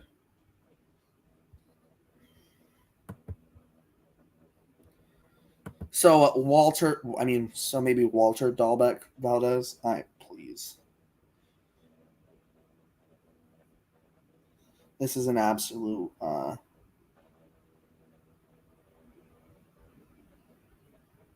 No, this is an absolute A deal. This is an A+ deadline if Dahlbeck goes. I'm getting sick. Like the Red Sox game starts in half an hour. I know.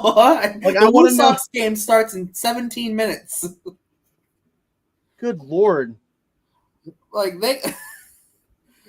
if the Blue Sox game starts and we see the lineup and it's different, like Valdez isn't there, Dahlbeck's not there, I think we know what happened.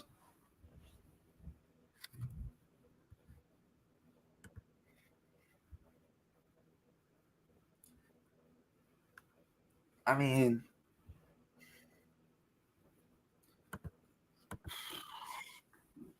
I'm trying to think too in terms of like catchers, if they're trying to take a spot for Teal. I feel like it'd have to be Hickey. I feel like it can only be Hickey because Heineman is on the 40-man. Gasper, they're not trading, and then Colesbury is on the dev list. So 4 players. Oh, 4 players, not. Wow, 4.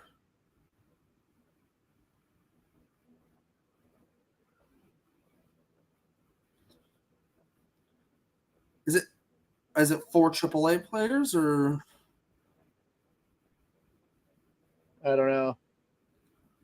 I mean, it could be 3 AAA players plus someone else. Give me the names. For the love of God. I don't really like. Okay, so I like. Hold on. So 4 prospects, which that's means wouldn't be Valdez or Dahlbeck.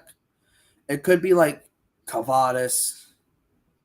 I mean, Sogard's not really a prospect, but he like kind of is because he still hasn't played in the big leagues. Gambrell's like technically a prospect. Dear God, I won't ask for another thing for the rest of 2024. If you just let the damn return come through, please. Walter, one of Dahlbeck, Valdez, and like Colesbury or Valdez. Yeah, I mean maybe. I don't think it'd be Colesbury. I think he's probably just going to get released. Yeah, probably. Unless he's the 4th guy in the trade. Unless he's the 4th guy.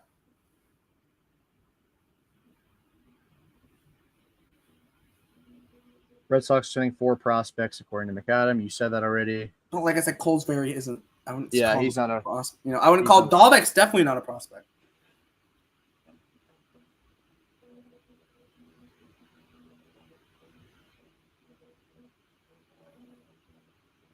There's no way they're trading like 4 legitimate prospects. Like prospect literally just means minor leaguer. Like, but prospect, you can exceed prospect status. So yeah, but I mean, like Colesbury isn't a prospect; he's a minor leaguer. But like prospects, like Dahlbeck's not a prospect; he's a minor leaguer. Exactly. Gambrell's technically a prospect. Gambrell's a prospect. Nick Sogard's a prospect. Nico Cavadas is a prospect. Cavadas is a prospect. Fucking Eddie Alvarez is a prospect. No. Sorry, no. Eddie Alvarez got 32 games. Sorry, not 32. 14 games with the Dodgers in 22. Eddie Alvarez is not a prospect. Actually, no. Actually, he'd still technically be a prospect. He wouldn't have exceeded prospect status. Never mind. He still is technically a prospect. Hunter just said not Dahlbeck. Fuck. Not Dahlbeck. Okay, so this deadline is actually an F.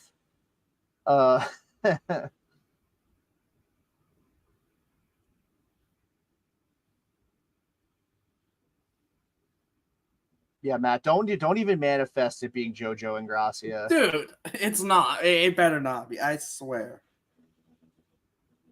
Please, God. The longer we go, the more prospects that get added to the deal. In 5 minutes, the entire Woo Sox lineup is going to be... The Woo Sox play in 13 minutes. The Woo Sox are going to... Jesus Christ, man.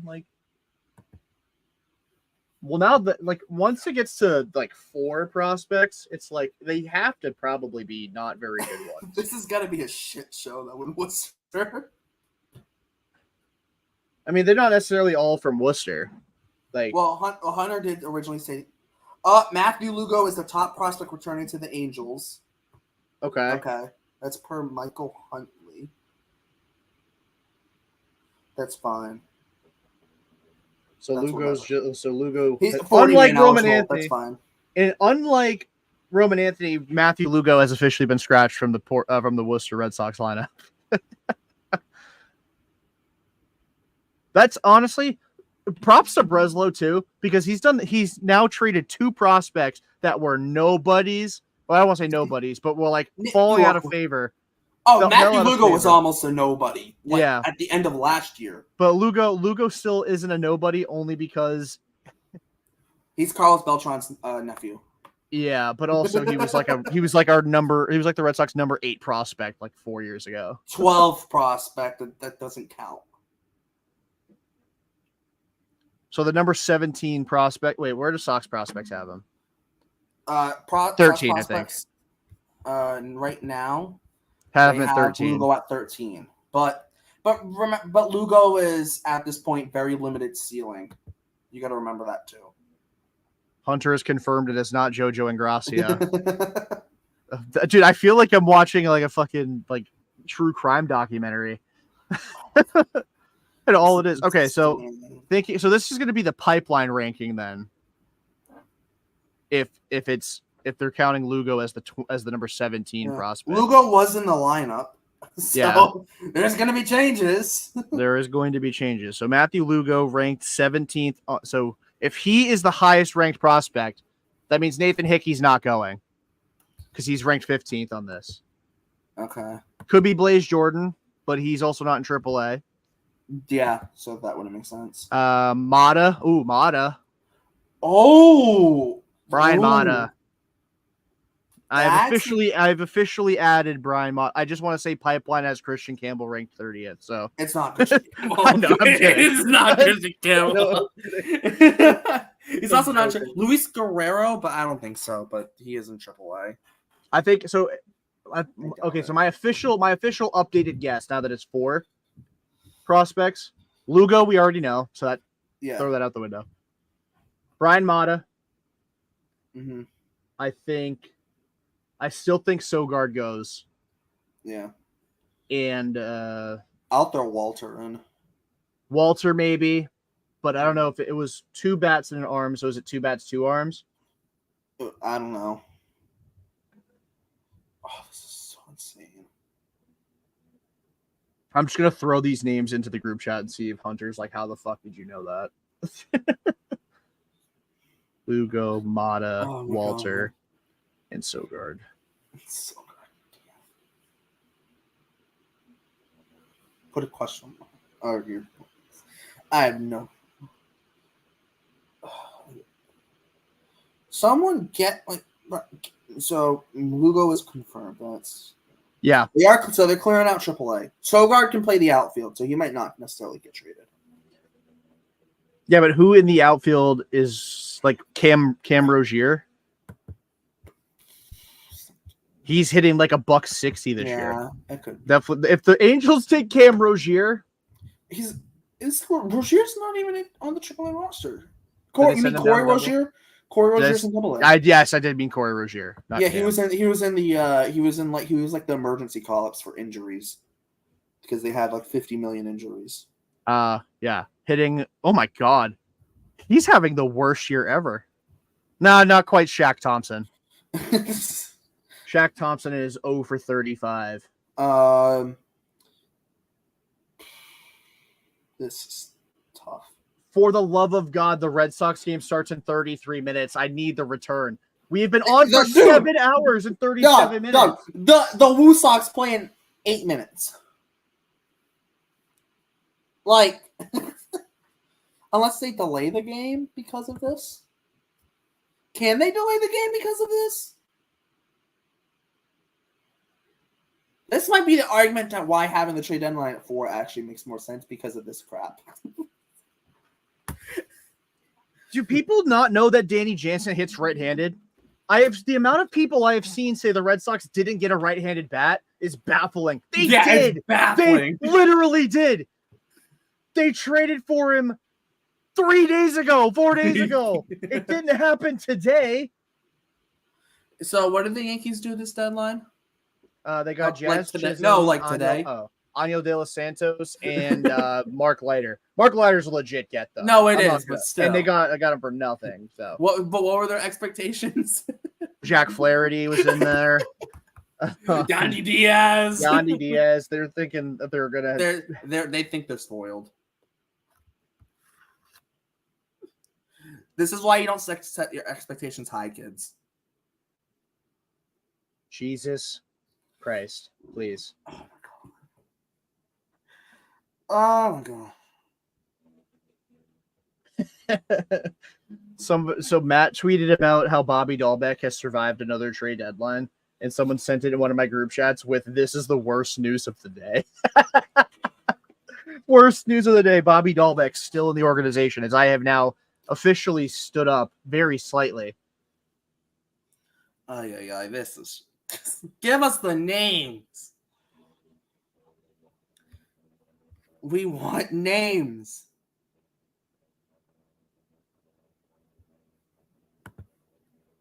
For the entire love of God, I'm begging.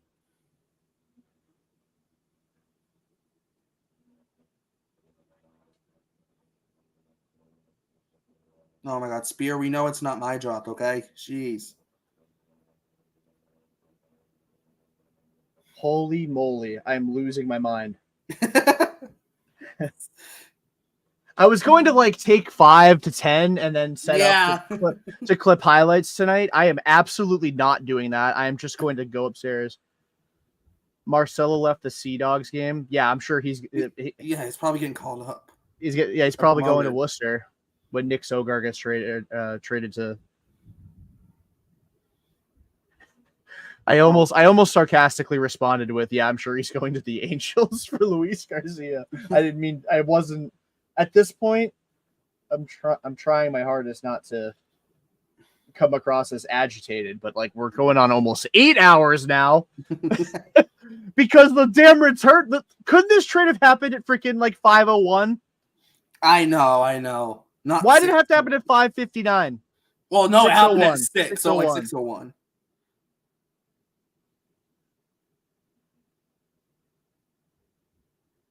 Oh my Lord.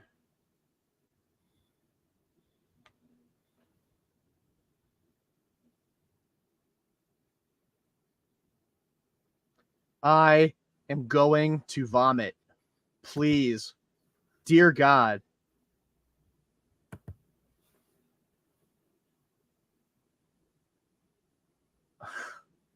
Sorry for all the dead air time, but y'all. This is bad. 7 hours and 41 minutes in. Yeah. So. Oh my gosh.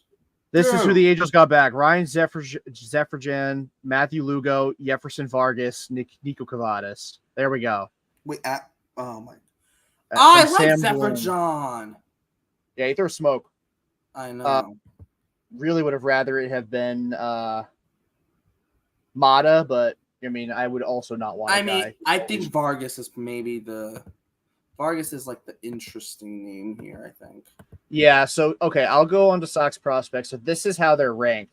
Lugo is in fact the highest rated prospect traded, 13th, which I think is crazy that like debatably the worst player that they acquired at the deadline cost the best prospect that they traded. No. Oh yeah, York's below him now, isn't he? Oh, sorry. Yeah, York is 12th. Sorry. Oh yeah, 12th. So Lugo 13th. Zephyrjan is outside the top 30. He is number 37. Jefferson Vargas is 54th, and Nico Cavadas is not ranked. All right. Oh yeah, I figured he wasn't. It's fine. I can live with it. They had to clear spots anyways. I can live with it. I don't love giving up Zephyrjan, but whatever. I won't die, I don't think.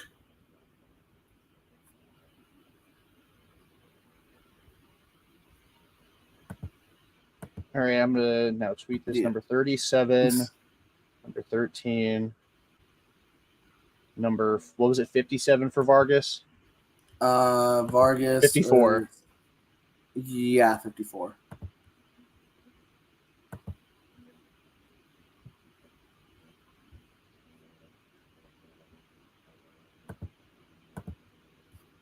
So per baseball trade values, they have it as a minor overpay.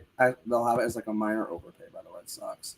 Luis Garcia Luis Garcia. They have Luis Garcia at -0.2. So basically 0.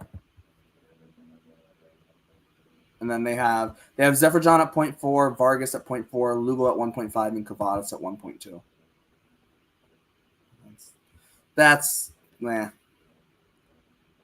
whatever, I guess.